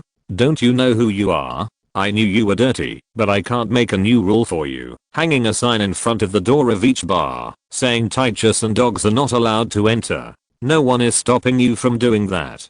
Titus shrugged. He occasionally used the alias of the great train robber to go in and out of various occasions. Titus's salary was not low, and he received an allowance for a general officer. As long as he didn't touch luxury goods, he would never have to raise money in his life. But this guy was not a person who could save money. Although the money from selling the Elden crystal was enough for anyone to live for half a lifetime, Sergeant Titus spent it all in half a month. He only loves a few things in his life: sleeping with women, drinking, and driving odd in. And there is a prerequisite for doing these things. That is, you need money, and a lot of money. Be restrained, Titus. You should be glad that you are the devil of heaven. Augustus shook his head and said, otherwise, do you know how many people are waiting to see you get into trouble? Titus is a smooth guy, very cunning and treacherous. He never offends people he cannot afford to offend, but in the past 2 years, Titus has become a little arrogant, and there are many people in the Empire who are dissatisfied with him.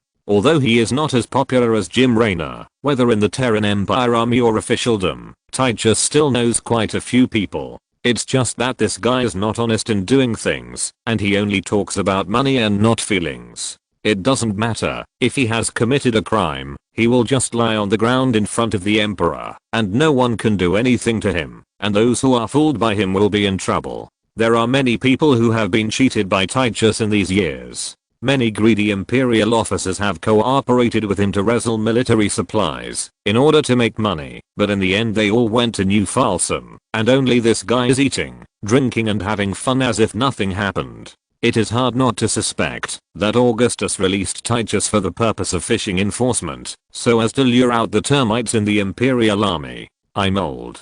I don't know if Titus listened to it or not, but his expression still had a little bit of sadness. Your legs and feet are not as flexible as when you were 18, so the jackals think that the lion is injured and can't bite people. You are only 33, you can still work for another 20 years. Augustus knew that, even if he asked Titus to get out now, this guy would still have to do bank robbing and other things. Titus is a man who can toss and turn with 4 or 5 girls for a whole night. If he has enough money, what ridiculous things he will do is unimaginable to Augustus. Augustus Mengsk, you are not much younger than me. Titus knew that the incident just now was over, so he moved closer to Augustus and asked, what exactly did you go to Talon for? It can't be just to make trouble for me. I guess we will have to make big moves during this period. Judging from the recent frequent mobilization of various fleets, the Imperial High Command is holding back a big move. Since Emperor Augustus has now arrived in Talon, this may be the biggest movement since the Terran Empire went to war with the Zerg. It seems that the Empire should indeed take the initiative.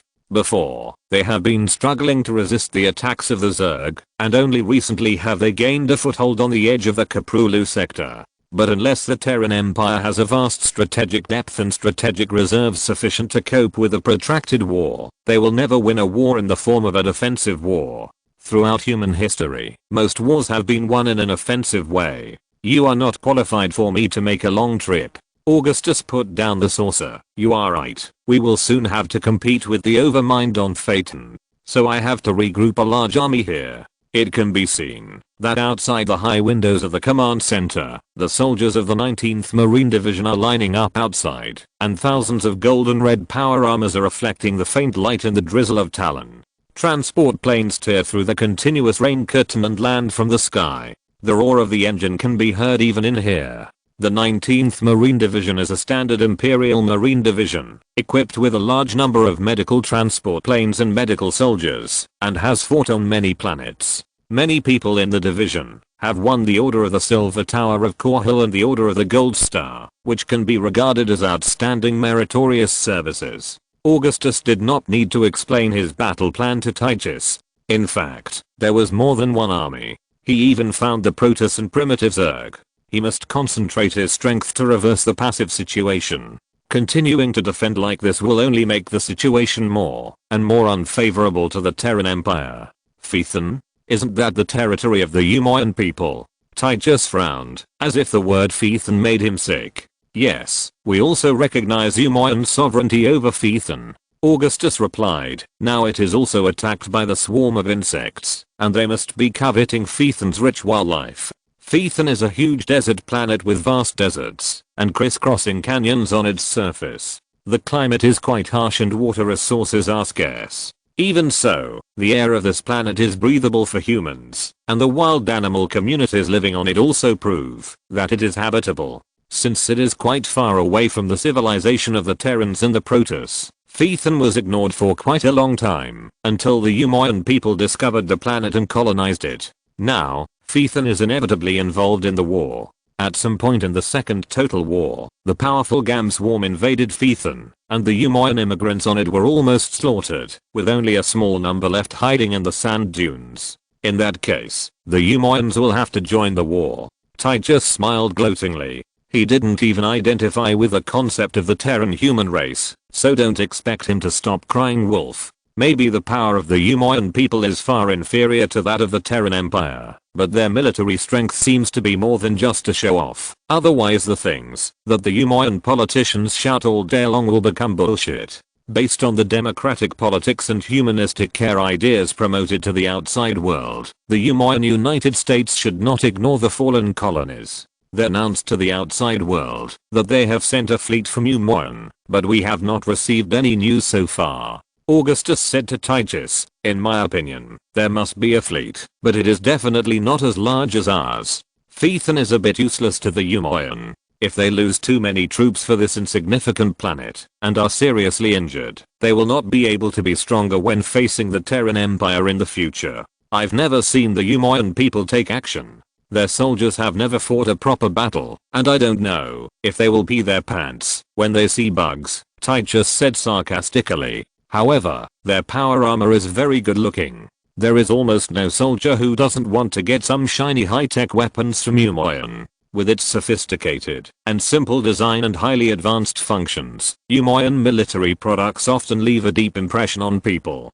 The Terran Empire will also import high-end technology from Umoian, such as more advanced unmanned war weapons. The Kel-morians will also participate in the war. Augustus nodded.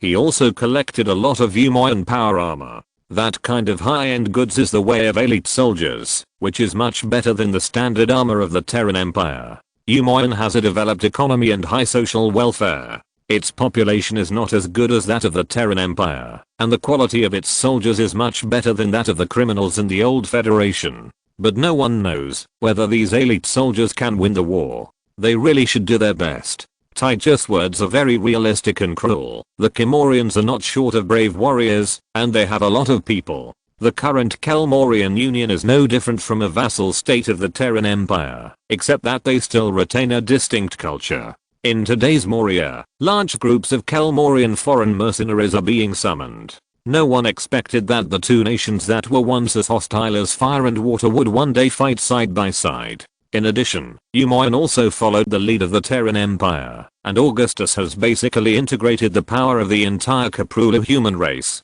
All this is because of the relentless pressure of the Zerg. Otherwise Augustus would not have intervened in other human forces. The Kel-morians have always been very tenacious. Augustus said, if it weren't for the internal contradictions of their family system, they wouldn't have ended up like this today. At this time, Augustus stood up and put on a cloak. Are you leaving? Titus was delighted. If Augustus was not around, he would be able to do evil immediately. Come here too. Augustus said, we still have a tough battle to fight. Chapter 597 Assembly Point. Umoyan Territory.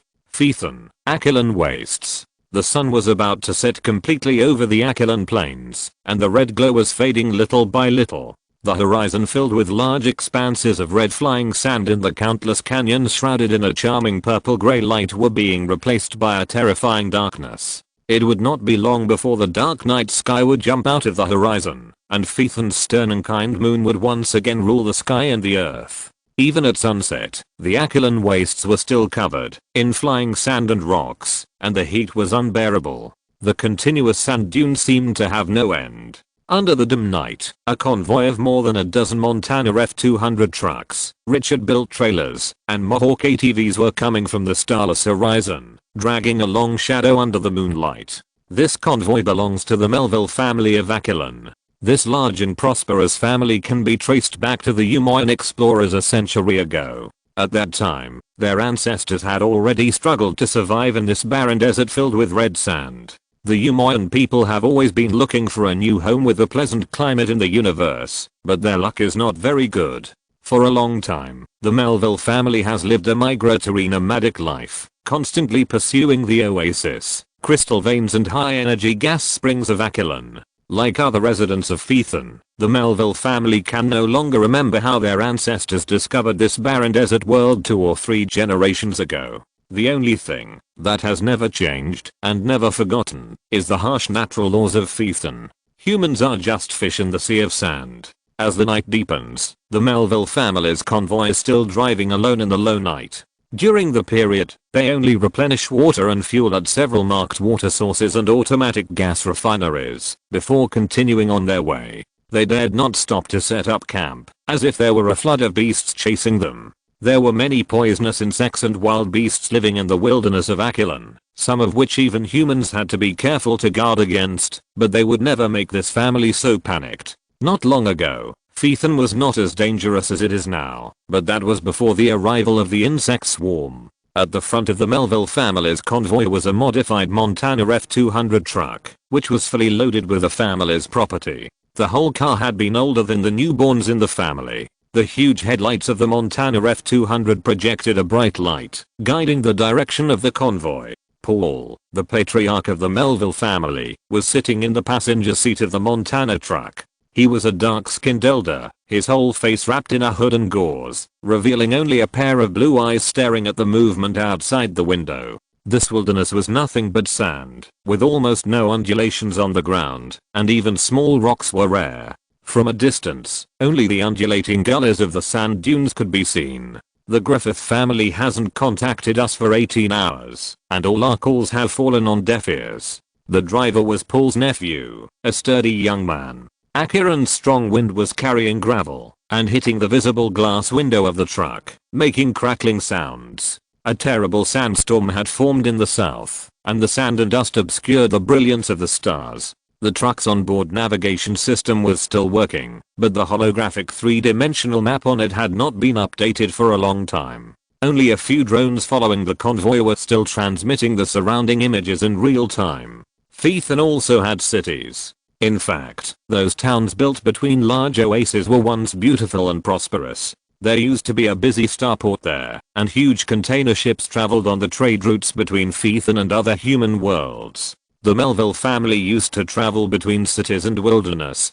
Today, those cities are only left with black smoking ruins, thick fungal blankets and terrible alien insect proliferation tissues. The Melville family is not one of those degenerated barbarian tribes. To a certain extent, they still have quite advanced technology. The children of the family will also receive a traditional education, reading digital books stored on tapes. The Phaethons came from Umoyan, and they believed that knowledge brings wisdom.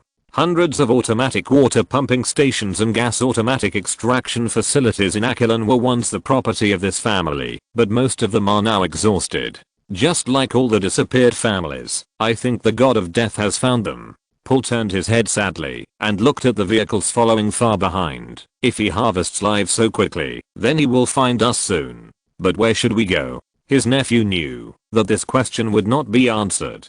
The Zerg may not have come to the Akilan wasteland, but they may have been everywhere. In this era, the speed of war is far beyond the imagination of the predecessors. The people of Phaethon know little about the Zerg. Their militias have never been afraid of pirates, but they collapsed in the blink of an eye in front of the Zerg. The city of Pegasus has also fallen. We have been to the last city. Paul no longer has hope. No one would respond to a call for help from a planet that was in the midst of a Zerg sea, and Phaethon was far beyond the range of the Umojan fleet. The only hope for Phaethon and the Melville family was the Terran Empire fleet, but everyone knew that even the powerful empire was now in trouble. Many of the Tyrannid's own planets were in the midst of war, so how could they care about Phaethon? No ships would sail to Phaethon, and no ships would leave. This was a doomed escape. The Zerg were extremely cruel, had no mercy, and had terrible patience. They would eventually find them, and tear them to pieces. Paul remembered that the day the Zerg came was no different from any other day. The children were still repairing the damaged automatic extraction facilities and guarding against malicious families stealing resources from their industry. Suddenly, everything changed, starting with the arrival of the Zerg. The best case scenario was that they would never stop escaping and the Zerg would never catch up, but that was impossible. The M169 gas extraction station is ahead. The nephew looked at the fuel gauge again, and the number on it was not optimistic. It is very dangerous for a vehicle to break down in the desert, so their route cannot be too far from the gas extraction facilities on the map. Generally, there are several gas tankers filled with fuel in the convoy, but they must be prepared for emergencies in advance, such as now. In addition, their food reserves are not much, so they must get close to towns that may have been occupied by alien insects. Generally speaking, these extraction facilities are either owned by the Melville family, and they pay a sum of money when they ask other families guarding the facilities for fuel. But now it seems that M169 may have been abandoned long ago, because the family that built it has not responded for a long time. Don't slow down, Paul said to the vehicle following behind using the communication equipment. Just rush over if there is any problem. At this time, the outline of the gas extraction station became clearer and clearer, and Paul's heart became more and more uneasy. In a trance, he seemed to see many skull eyes in the darkness around him. Grandpa. Suddenly, a little head with red hair poked out from the window between the truck bed and the cab. Point what? Paul was surprised and looked at his grandson. The child had some kind of psychic talent. The shadow guards of Umoyan had visited the house many times and wanted to take him away, but his mother refused. The Melville family was not superstitious. They believed that this innate talent had nothing to do with luck or misfortune. They neither worshipped it as a god nor regarded it as a devil. They didn't know that telepaths had an unusual attraction to the Zerg. It's the Zerg.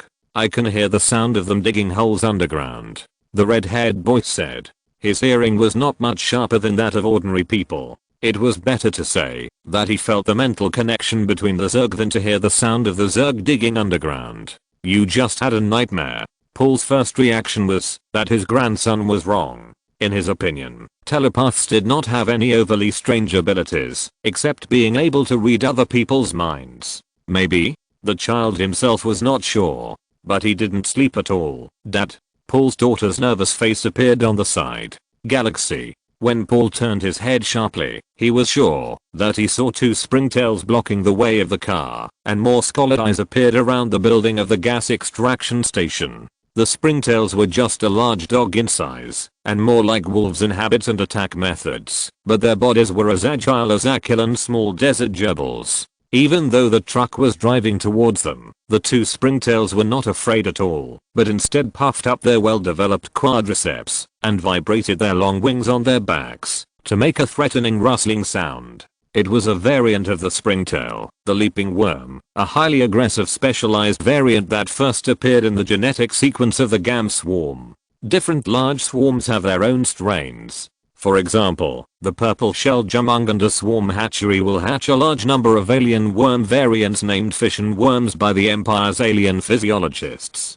Don't stop, just rush over, Paul shouted. The weight and speed of the Montana truck could have crushed the Zerglings, but the speed and reaction of these little bastards was so fast that it was not easy to hit them, but it was enough to scare these monsters away. But before the truck could hit them, with a clang, the two Zerglings jumped onto the car window with incredible jumping ability. One of the Zerglings used the sickle-like appendages on its back to directly cut the car window glass and pierce Paul's nephew's chest. Blood immediately splattered all over the entire cab, as easily as a sharp knife cutting a piece of paper. Oh, no. With the clang of the roof and the sound of sharp blades cutting steel, more Zerglings jumped up. The truck quickly lost control and crashed into the steel wall of the gas extraction station next to it with a bang with the screaming engine. The driver's seat was immediately filled with inflated airbags. It seemed that a long time had passed before Paul suddenly woke up from the pain. He felt that the whole world was burning,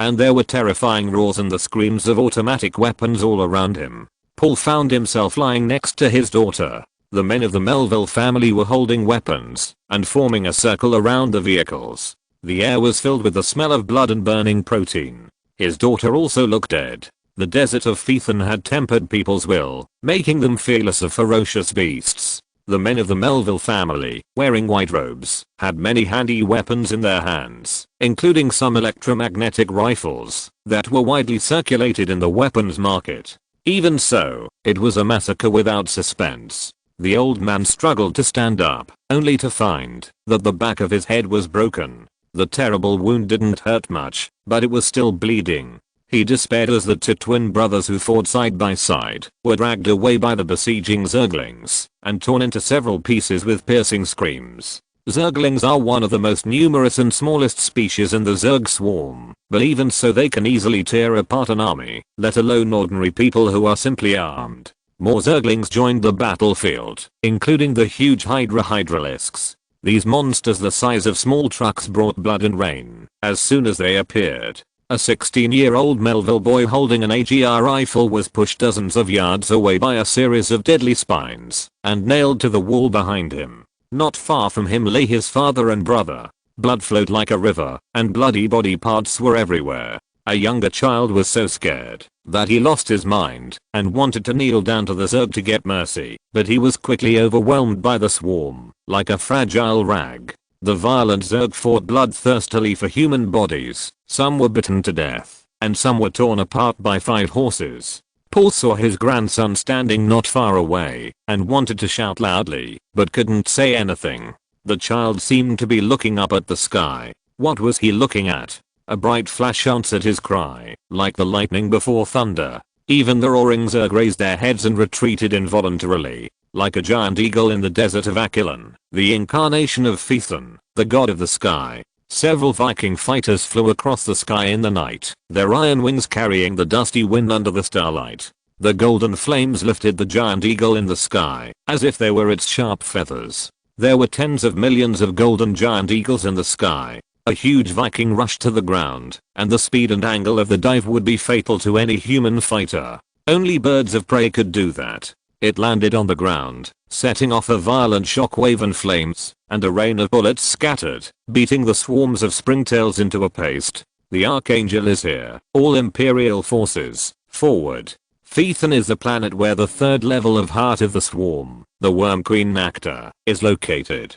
Chapter 598. Bombardment of the Four Seas.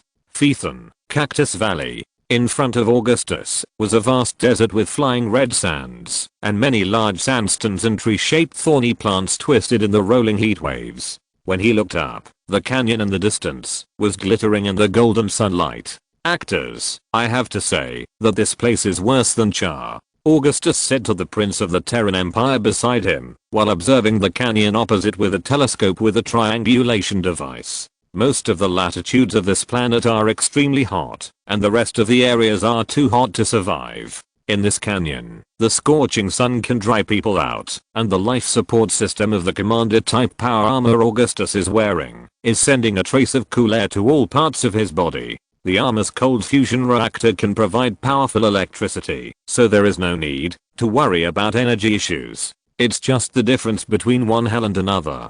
Prince Augustus Mengsk wore armor that was almost the same as Augustus's. The golden wolf emblem on his armor was a symbol of imperial power. As he spoke, the twin tower turbine reactor behind the armor was still turning.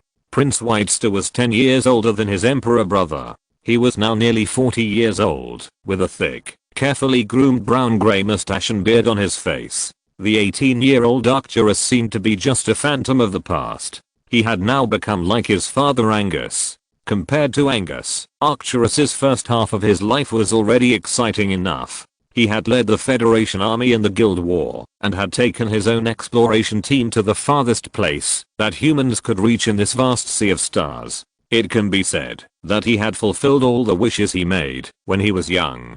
So, what does Arcturus want now? He is very ambitious and in power. He is deeply trusted by the Emperor of the Empire. He is second only to the Emperor, and it seems that it is difficult to go any further, except the position of Emperor. But in Arcturus's opinion, Augustus being the Emperor was no different from him sitting on the throne. If it was the Emperor's father, it might be different. Arcturus had outstanding military talent, and facts proved that his political skills were comparable. When the prince attended the imperial parliament as a member of the Mengsk royal family, even the most eloquent members were no match for him, and in the end, power was still firmly in the hands of the emperor. Anyone who had met Prince Arcturus would never dare to despise him. Those who intended to provoke conflicts in the royal family even said that he should have been the emperor, but afterwards, not only these voices, but also the people who said so disappeared. Why are we in such a shitty place? The Kel-morian people must be crazy to come here. Titus, who was wearing a special power armor and tall, stood between the emperor and the prince, drinking a bottle of cold beer in a dignified manner. You have to ask why the Zerg came to Phaethon. Augustus pointed Titus in a direction and asked him to look over there. If we can figure out what the Overmind and the Cerebrate are thinking, this war will be much simpler. Fortunately, we finally got here, otherwise there wouldn't be a single person left here. Before the Terran Empire's army arrived, the Zerg had already devoured most of the life on Phaethon. The Empire rescued some Umagins and sent them back to safety in Korhal. In order to protect the Umagan people from the Zerg, the Empire did more than their own leadership committee. Arcturus said, I thought it was easy to guess the Zerg's thoughts until I saw the worm that Karrigan raised, and then I realized that humans can't understand animals. Titus smacked his lips. The Emperor of the Terran Empire was different. He started by raising a pet that was a Cerebrate. But there are many people in the Empire who are not even as good as animals. Prince Arcturus meant something. The prince now holds no position in the court of the Terran Empire, but he is also one of the fleet commanders during the war, and his status is simply not comparable to that of Titus. Arcturus led his troops to war at the beginning of the war, leaving all the work at hand to his stupid father, who was a counselor. If Queen Karrigan was not in Korhal, Angus might have lost even the last hair. Although being away from the center of power makes Arcturus feel irritable and empty, fighting side by side with his former subordinates is also a means of expanding power. When commanding the army personally, Arcturus can also be called a brave and combative general. Arcturus is a ruthless character in politics, and the same is true on the battlefield. He is often accustomed to sacrificing a small number of troops to concentrate his strength to attack the enemy's core. Therefore, the White Star Prince's army is composed of soldiers who have been resocialized. He often lets the resocialized soldiers serve as cannon fodder, and then the prince's guards with sophisticated weapons and equipment will clean up the mess. Over time, people began to call Arcturus the Black Prince. Compared to White Star, it seems that only this word is more suitable for his ruthlessness and coldness. Humph. Ty just thought for a moment, and determined that he was not talking about himself. He was a bad guy, but not a fool. Ty just looked in the direction that Augustus pointed, and saw that there seemed to be a large wriggling grey cloud over the Cactus Canyon under the scorching sun. It was a fungal blanket that was spreading continuously, and countless Zerg buildings rising from the ground stretched toward the sky like boiling glue. This was the largest nest of the Gam swarm on Phaethon. The number of Zerg in the deep canyon and even in the underground caves might be tens of millions. He seemed to hear the sticky and disgusting sound when the fungal blanket spread. This is a Zerg. In the history of their race, there is only endless conquest and killing, which brings only death and destruction. In a history longer than that of humans, the Zerg has continuously destroyed planets, infected and devoured the genes of species on them. In order to complete the twisted mission given by the creator and to achieve perfection on the road of evolution, the Zerg has always implemented the way of killing. The difference between humans and animals is that they can imagine and create things that do not exist in the world, but it seems that the Zerg were born for destruction. My goodness. Ty just shook his head. When we first came, there were no such disgusting things there. I think you already have a detailed plan to eradicate that main hive. Arcturus turned his head and looked at Augustus. Of course, but that's just an appetizer. Augustus turned away. Behind them were fortifications and huge bunkers under construction. Planetary fortresses, engineering stations and supply stations with heavy alloy shields and ibex machine guns on the main structure were spread out to form a steel city. Tens of thousands of towering anti-aircraft missiles, sensor towers and psychic jammers blocked the ground and the sky. With multiple fusion cores for power, this fortress can fire at full power at any time. This is a new city that rose from the ground in a very short time. The city is full of huge cannons and rocket nests of terrifying caliber. It can be said that it is armed to the teeth. It is not an exaggeration to call it a super fortress. In the center of the super fortress, there are more newly built fighter platforms, transport platforms and a super cannon that can be called shocking, the earth-shattering cannon. This giant cannon is as high as a dozen stories, and the length of the barrel alone is hundreds of feet. It is an ultra-long-range cannon that can fire several tons of shells, and the range is enough to cover the entire battlefield. The roar of the earth-shattering cannon position is like the end of the world. The infinite sea of light can even raise the solid fortress to the ground, and the strike point is deep underground. By replacing the radiation warhead, the earth-shattering cannon can also turn the enemy's position into a dead land, filled with terrible radioactive dust. Ever since the Korhal IV was bombed by the old Federation with the Apocalypse nuclear bomb, the Korhal people have become more and more incompatible with nuclear weapons. Because the earth-shattering cannon is extremely heavy, it can only be deployed by train and heavy transport ships, and countless Imperial engineers assemble and build a stable launch platform on the battlefield. Ordinary generals believe that only a detailed and complete military plan can lead to victory, but a true military genius can decide the outcome of the entire war with a single move. All human fears of the unknown come from insufficient firepower. A masterpiece of the Imperial military industry. Augustus said to Arcturus, "It's time to turn this place into a scorched earth." Arcturus said, "We have enough firepower. As long as we can defeat the enemy, we will not hesitate to consume as many shells as possible."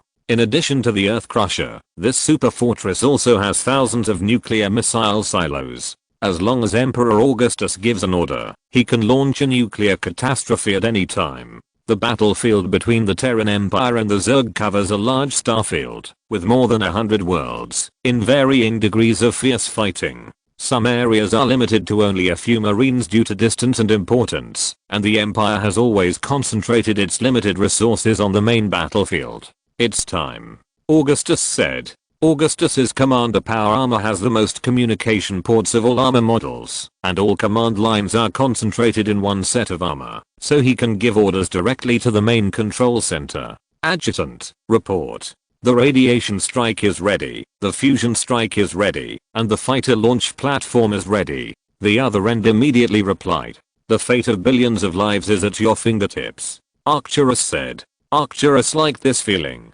Since Korhal had been destroyed, he didn't mind if the rest of the world became like Korhal.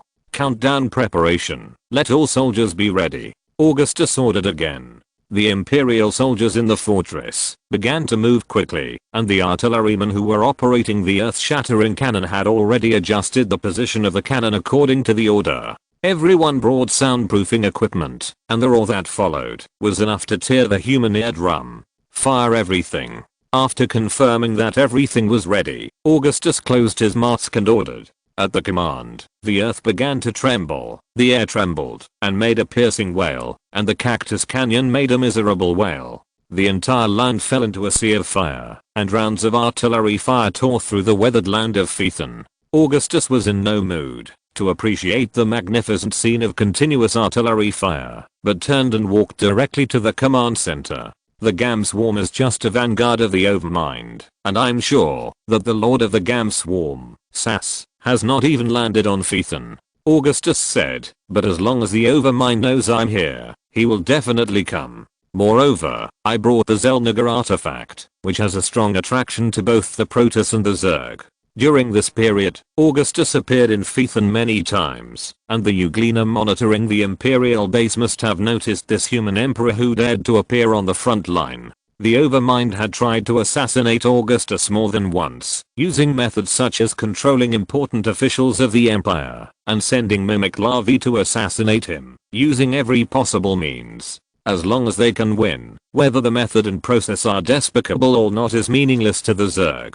The Overlord will definitely surround Phaethon, but with the previous experience of the Battle of Air, it may not dare to come to this planet in person. Arcturus said, "You should go to Astrid III. General Warfield has already taken that planet." Augustus retorted, "But there are no Protoss on this planet. The last time the Overlord died at the hands of the Protoss, and the role of humans is actually insignificant. It doesn't know that we have the Xel'Naga artifact." Augustus actually disagreed with this statement. If the fallen gods in the void have already controlled the current Overlord, then it is unknown which side his only servant in the real world, Nerad, will stand on. However, Augustus judged that Ammon's influence on the Overlord is actually limited, and that mainly depends on the extent of the void's erosion of the real world. Since Nerad handed over the method of using the Xel'Naga artifact, he is very likely to want to use the Empire to get rid of the current Overlord. The current Overmind may not even know of Nerad's existence, and an uncontrolled Zerg swarm will be a huge destabilizing factor for Ammon's shocking plan.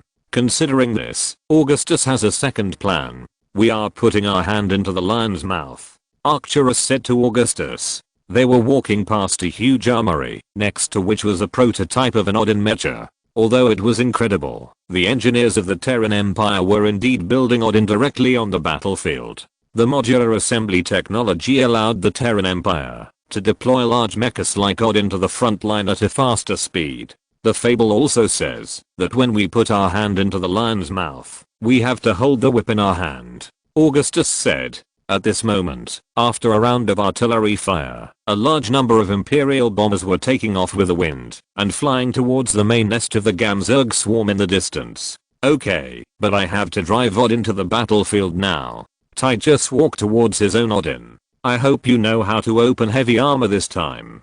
Prince Arcturus said, remember who holds your collar, Mr. Finley. You think I'm your dog?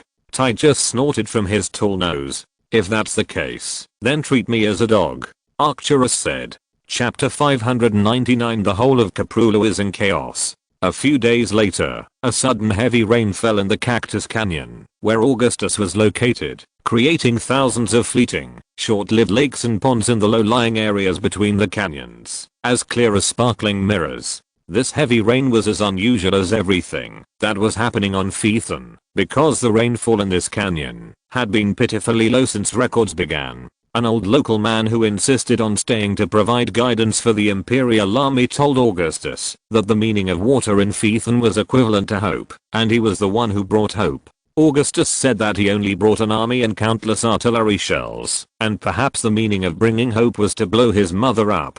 But the devout old man insisted on linking this to Phaethon's ancient prophecy, and believed that the emperor of the Terran Empire was the savior. Heaven and earth can testify that Augustus had heard this too many times from an elder of the Dark Templar, and he did not believe it at all. Perhaps hope is something that can be seen but not touched. The lakes and ponds left by the heavy rain in the Cactus Canyon were soon evaporated by the scorching sun of Phaethon. The weather was cool for a while, but it was immediately hot and unbearable. The Imperial soldiers from Tarsus, Haven and Helsion were not used to the environment of Phaethon.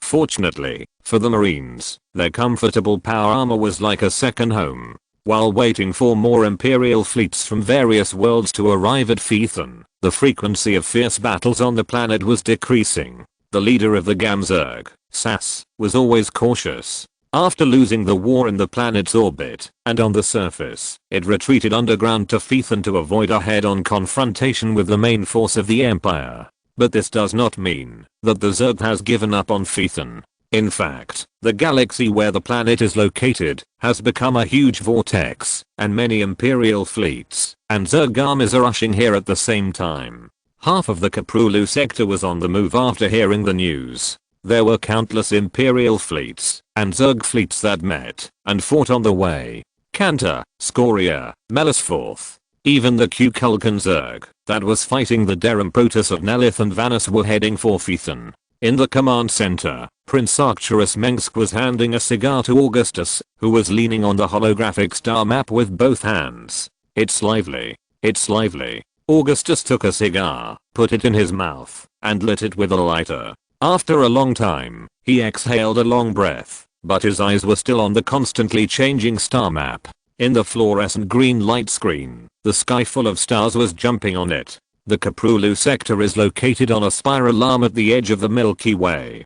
Compared to the center of the Milky Way, the stars here are sparse, but looking at the starry sky, there are tens of billions of stars. On the star map, the territory of the Terran Empire represented by red overlaps with the territory of the Zerg, and some abandoned colonies and sentry worlds of the Derem Protoss can be seen on the edge. Where are the Zerg of Air? Augustus stood up and stood side by side with Arcturus. Both of them were wearing dark brown woolen coats with golden buttons on them. You're kidding. Arcturus' expression looked like his brother had told a boring joke. It's too far from Phaethon. If they want to come, they have to cross the entire Korhal sector. No, I mean, they didn't make any noise. Augustus stared into Arcturus' eyes. 4 years have passed since the Battle of Air, and the former members of the Overmind are still guarding the place where it died, even though the Overmind's body has long been evaporated by the two repelling psychics of the Void and Purification, leaving no residue.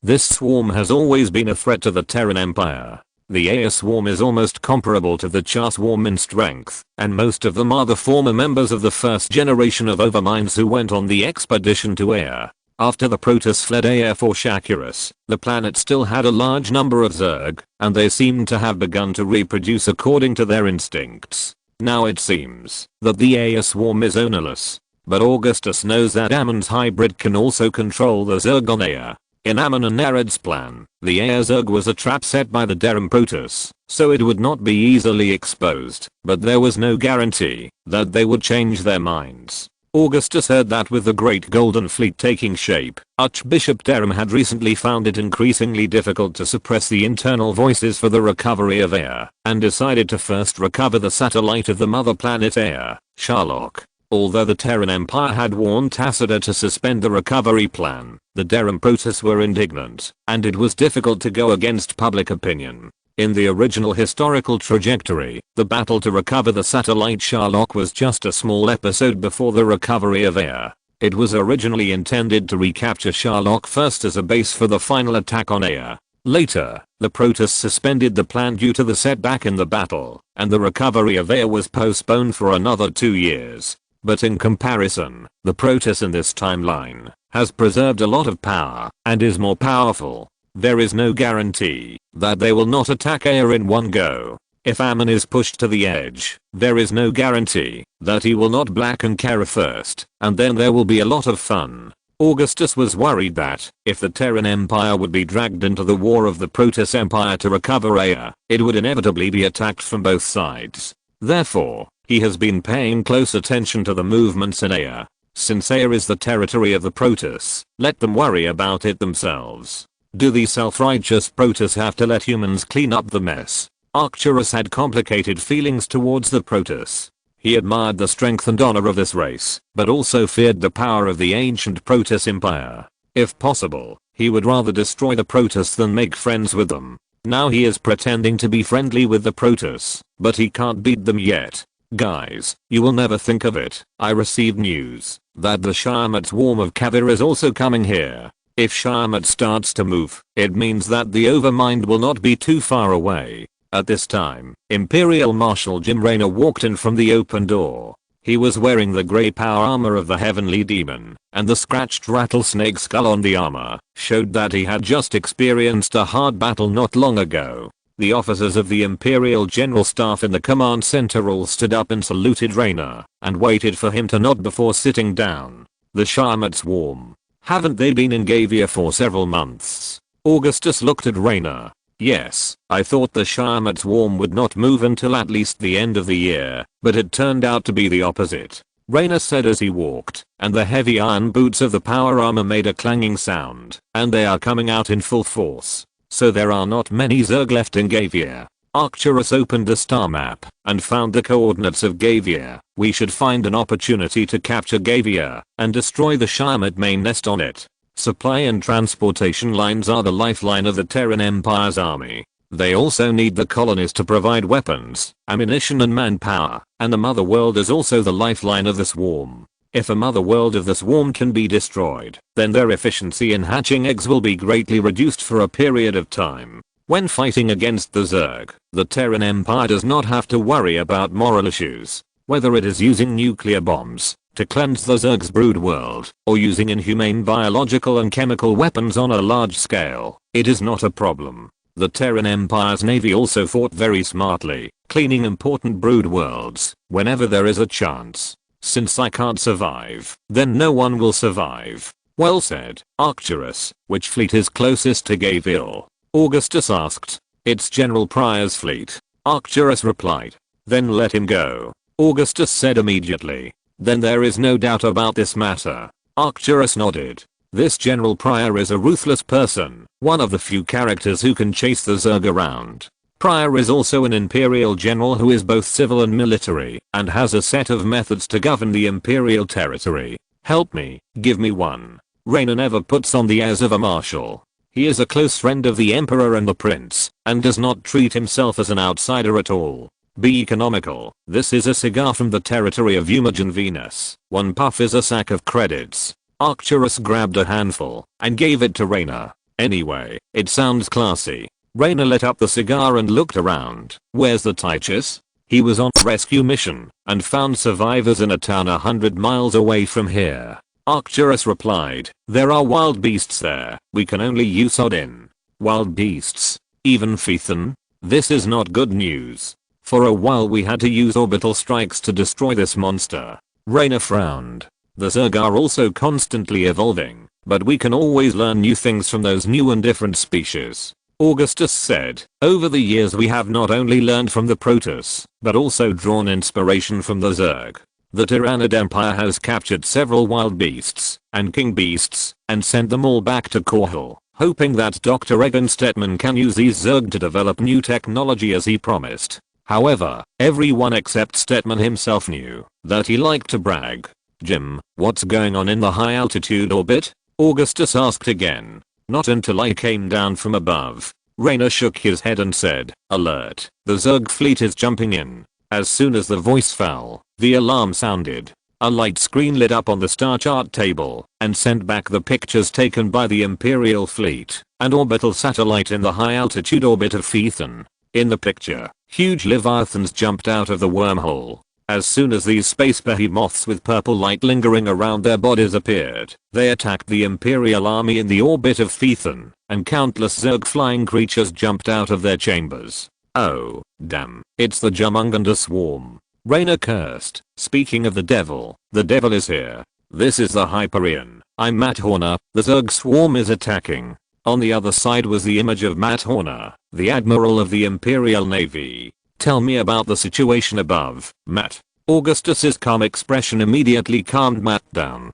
At least 20 Leviathans appeared in the Phaethon system, and the number is increasing. Matt reported to Augustus, they are led by a Queen Leviathan. What are your orders? Follow the plan and use all the guys. Augustus ordered, let them see our determination to defend Phaethon. Yes, your majesty. Matt's image disappeared. Leo. Augustus immediately called out another person's name in the command system. The boy who appeared on the screen was a young boy with a shiny bald head.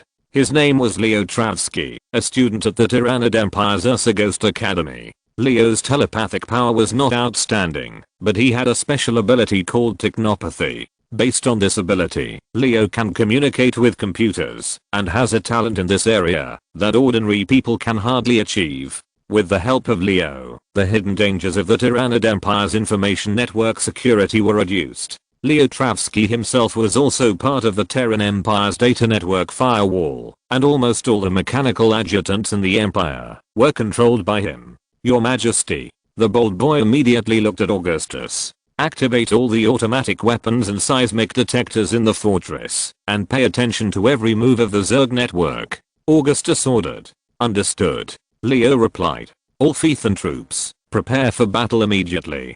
Finally, Augustus ordered in the command channel, warriors, I'm Emperor Augustus Mengsk, I'm in Phaethon, and this battle concerns the fate of all mankind. We will work together, and overcome difficulties together.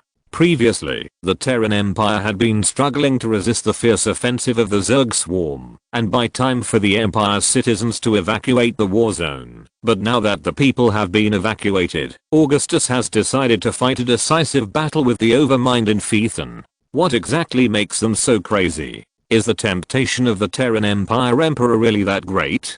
God, you are not even a telepath. Raynor said. It seems so. Augustus looked at the star map. I knew your charm was not only cross-gender, but also cross-species. Raynor's next words made Augustus unhappy, although the latter knew that the other party had no ill intentions at such a critical moment. This is the truth. Both the Zerg and the Protoss like Augustus very much. In fact, this is mostly due to the Zelniger artifact. Arcturus answered for the Emperor. Dr. Narad adjusted the Zelniger artifact, and now its attraction to the Zerg is equivalent to 1,000 psionic emitters. I have to return to the fleet immediately. Raynor nodded. It's up to you, Jimmy. The Emperor said. What a good show. Prince Arcturus clapped his hands and said. Chapter 600, Sea of Insects Falling from the Sky.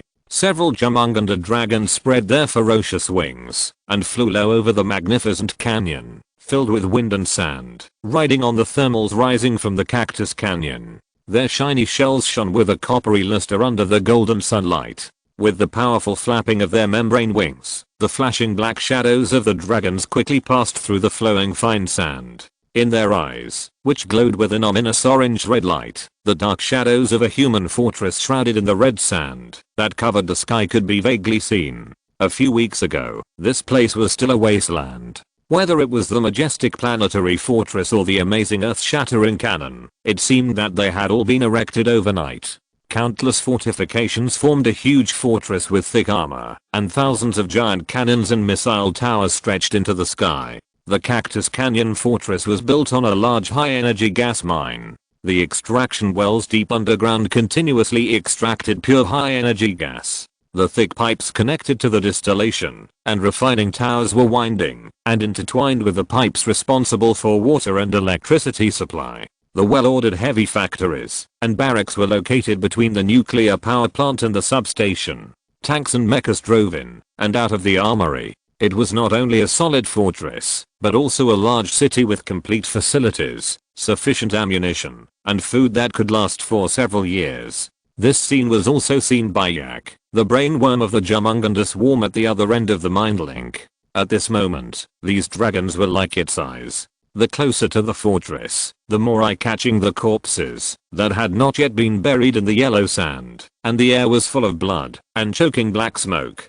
Only the bravest commandos and death squads among humans dared to approach an insurmountable death barrier, but these dragons did not hesitate or fear at all. The hive mind shaped countless individual Zerg into a whole. All Zerg were just part of the swarm. Even a mighty Zerg army was just a tentacle of the swarm. The swarm was above everything. Nothing could be sacrificed for the sake of the righteousness of the swarm. The dragon that pounced on the fortress was no small target. The densely packed anti-aircraft missile towers of the fortress immediately responded. The metal frames of the dozens of missile towers closest to it moved in unison. The hydraulic system hissed, and the tracking scanners and automatic sensors immediately locked onto the target in the sky. Longbow missiles were sent to the launcher one after another. The missile towers covered with shiny titanium alloy armor shells roared, and the missiles dragging flames seemed to be thrown out, burning with blazing flames. The sky was full of halo ripples, and large pieces of blood and carapaces fell from the sky.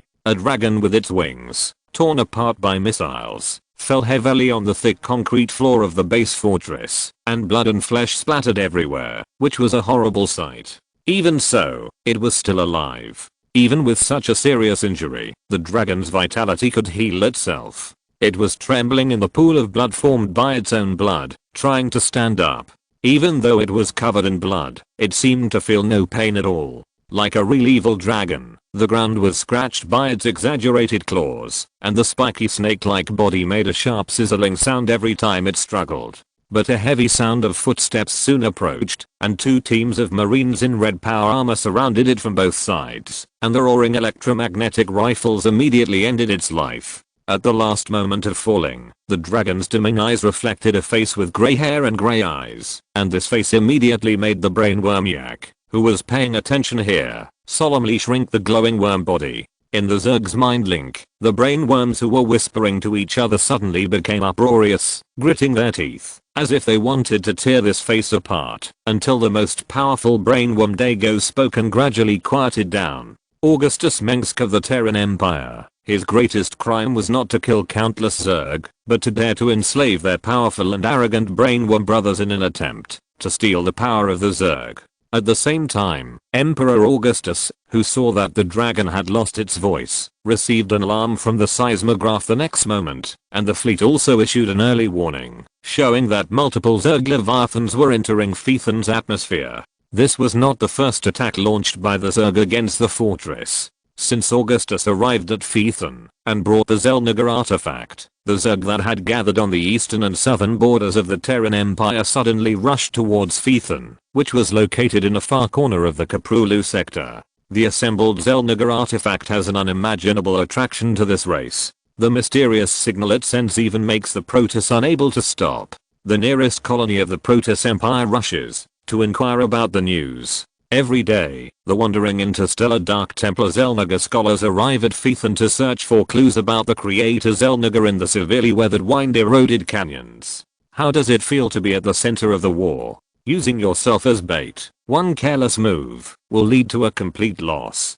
Arcturus dodged the splashing blood of the dragon with disgust. Once exposed to the air, the blood of the Zerg will turn into a highly corrosive acidic liquid. If I have a choice, I usually put others on the hook instead of myself, and I can also eliminate dissidents by the way. He said to Augustus beside him, you have to know which approach is more beneficial to consolidating your rule. But I have a big killer like the Zelniger artifact in my hand, and I must keep it as a last resort. This passage is circulated among the people. The Mengsk family rules the Terran Empire, and it is up to them to decide who should die for the Empire, and who should shed their last drop of blood for the Emperor. The palace of Augusgrad is now inhabited by wolves, so the Empire dominates Korhal and stares at the earth. You should have let me bring the Zelniger artifact to Phaethon instead of coming with me. Arcturus said, even the loss of a prince can arouse the fighting spirit of the Imperials. I swear I will never do such a thing again. Augustus said to him,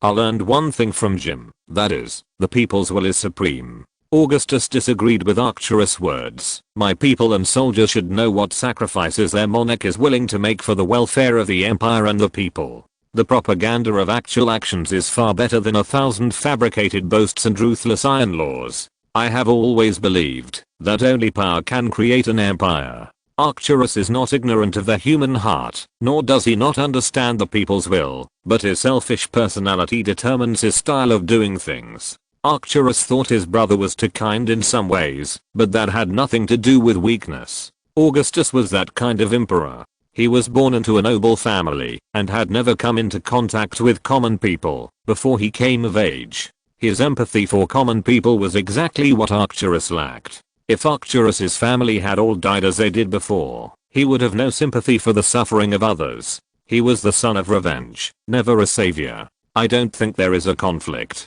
Augustus looked at the desert in the distance. The surging yellow sand was surging like a tsunami. This abnormal phenomenon indicated that a large number of Zerg tunnel worms were moving at high speed in the desert. From Augustus's position, he could even see the huge snake-like bodies wriggling in the desert. When their ugly heads jumped out of the sand sea, the terrain of the Cactus Canyon even changed its appearance. The dust raised by these monsters fell again and finally formed a small rolling sand dune. Tunnel worms are a great threat to human fortifications. These terrifying giant worms can even drill through the ground of Augusgrad and the walls of the Zelniger temple. Tunnel worms. An Imperial officer shouted. A large number of neatly dressed Imperial Marines converged into the main roads from all parts of the military camp within a few minutes. The scene of tens of thousands of armored soldiers moving at the same time was extremely shocking from the air. After the long tempering of the Second Total War, the newly formed Imperial Army after the great recruitment became disciplined and capable of fighting. We need both power and the people's hearts. Augustus took a needle gun from Faraday, and several giant Goliath mechas of the Spartan company were moving to the preset firepower points of the fortifications with heavy steps. If it was you who said this, I wouldn't think he was an arrogant person. I heard Jim say that he learned the ideas of the revolution from you. Arcturus always obeyed his younger brother, but he still raised his own questions. Hold the line, warriors, the Emperor is with you. Augustus was silent for a moment. Seeing a group of Imperial Marines rushing to the front line, he immediately shouted to them, "Go and see the Zelniger artifact. It is now more important than the entire fortress." The Emperor obviously didn't care about Arcturus's question. That's Jim. He is too humble. I often tell him that he should be tougher. Arcturus shrugged and followed Augustus through the barracks of soldiers who kept coming out of the soldiers, encouraging these brave soldiers to fight bravely. The first officer's regulations that the Terran Empire soldiers must recite are, the Terran Empire Emperor is the supreme commander of all the armed forces of the Empire. Where he is the Empire.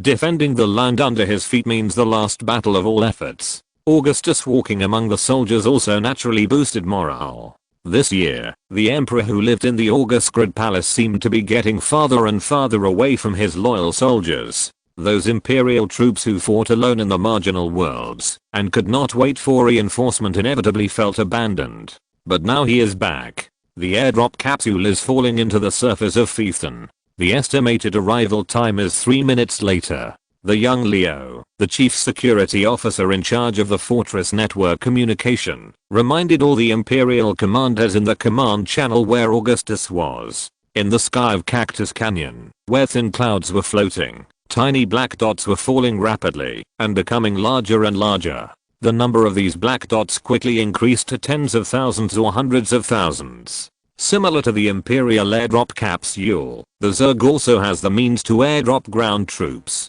These airdrop capsules, which are composed of hard shells, shock-absorbing sponge tissues and buffer-filling liquids, can hold a large number of Zerg and safely deliver them to the battlefield on the ground. Now the number of Zerg Leviathans in the Phaethon system has reached a rather astonishing number. There are as many as 7 large Zerg swarms and 21 regional secondary Zerg genomes. The number of Zerg in the Phaethon system and several surrounding galaxies can even be calculated in trillions. Most of the Zerg swarms were attracted to Phaethon by the signal released by the Zelniger artifact. The Imperial Navy is no longer able to stop such a large number of Zerg. The entire fortress was engulfed in the roar of cannons. Various missile launch platforms, anti-aircraft laser cannons, and machine gun platforms all spewed out deadly flames. The flames and smoke of the explosions soon obscured the sky. Most of the airdrop capsules were smashed to pieces by anti-aircraft fire before they hit the ground. Even so, a batch of airdrop capsules still fell into the fortress with a force so great that they created huge pits, crushed buildings, and crushed the personnel and vehicles below into powder. One of the airdrop capsules landed on a high-rise supply station not far from Augustus. With a loud bang, metal flew and debris flew everywhere, causing a commotion. The Imperial Marines below reacted quickly and rushed here, suppressing the many springtails and hydralisks. that jumped out of the cracked airdrop capsules at the landing point, and then the raiders with heavy weapons came to support. They're everywhere. Then fire everywhere. Several Zerglings ignored the Imperial soldiers who were firing at them and rushed over the crowd towards Augustus, as if they were sure he was there. "Give me a gun." Corporal Faraday. Arcturus, who saw all this with his own eyes, was not panicked, even though he was a prince. He was a man who had walked through mountains of corpses and seas of blood, and had killed countless insects. Faraday handed Arcturus an AGR-28 rifle. Without waiting for the surrounding royal guards to fire, Arcturus opened the safety and drew his gun to shoot. His shooting was accurate and fierce, and he exploded the heads of the Zerglings one by one. "Your shooting skills are still as good as before, Arcturus." Augustus also fired a few shots, but missed. "The jackals are at our doorstep." Arcturus put down his gun. "Well, there are shotguns when the jackals come," Augustus replied. At this time, a figure who looked panicked and stumbling broke into the sight of Augustus and Arcturus. The man was wearing a researcher's uniform and a white windbreaker, and his white bearded face was full of shock. "Ah, alien Zerg." Nerid saw several Zergling corpses and immediately lost his composure. I'm a scientist, Your Majesty. I study Zerg, but I have never seen such a scene." He then stammered to explain to Augustus, to cover up his embarrassment. "I'm not good at fighting." Augustus couldn't help but admire Dr. Nerid's acting skills, thinking that you are the best at playing the pig and eating the tiger. It looked as if Nerid would jump into Augustus' arms and scream like a little girl in the next second. "Ugh, it's really hard for you. Doctor, I hope you are here to tell me that the Zelniger artifact Nova Strike has been fully charged." End of this chapter. Thank you very much for reaching the end. Don't forget to like. Looking for more exclusive content and immediate access? Subscribe to our Patreon. Remember, every like, subscription, or donation encourages us to continue. Thanks to everyone. See you in the next video.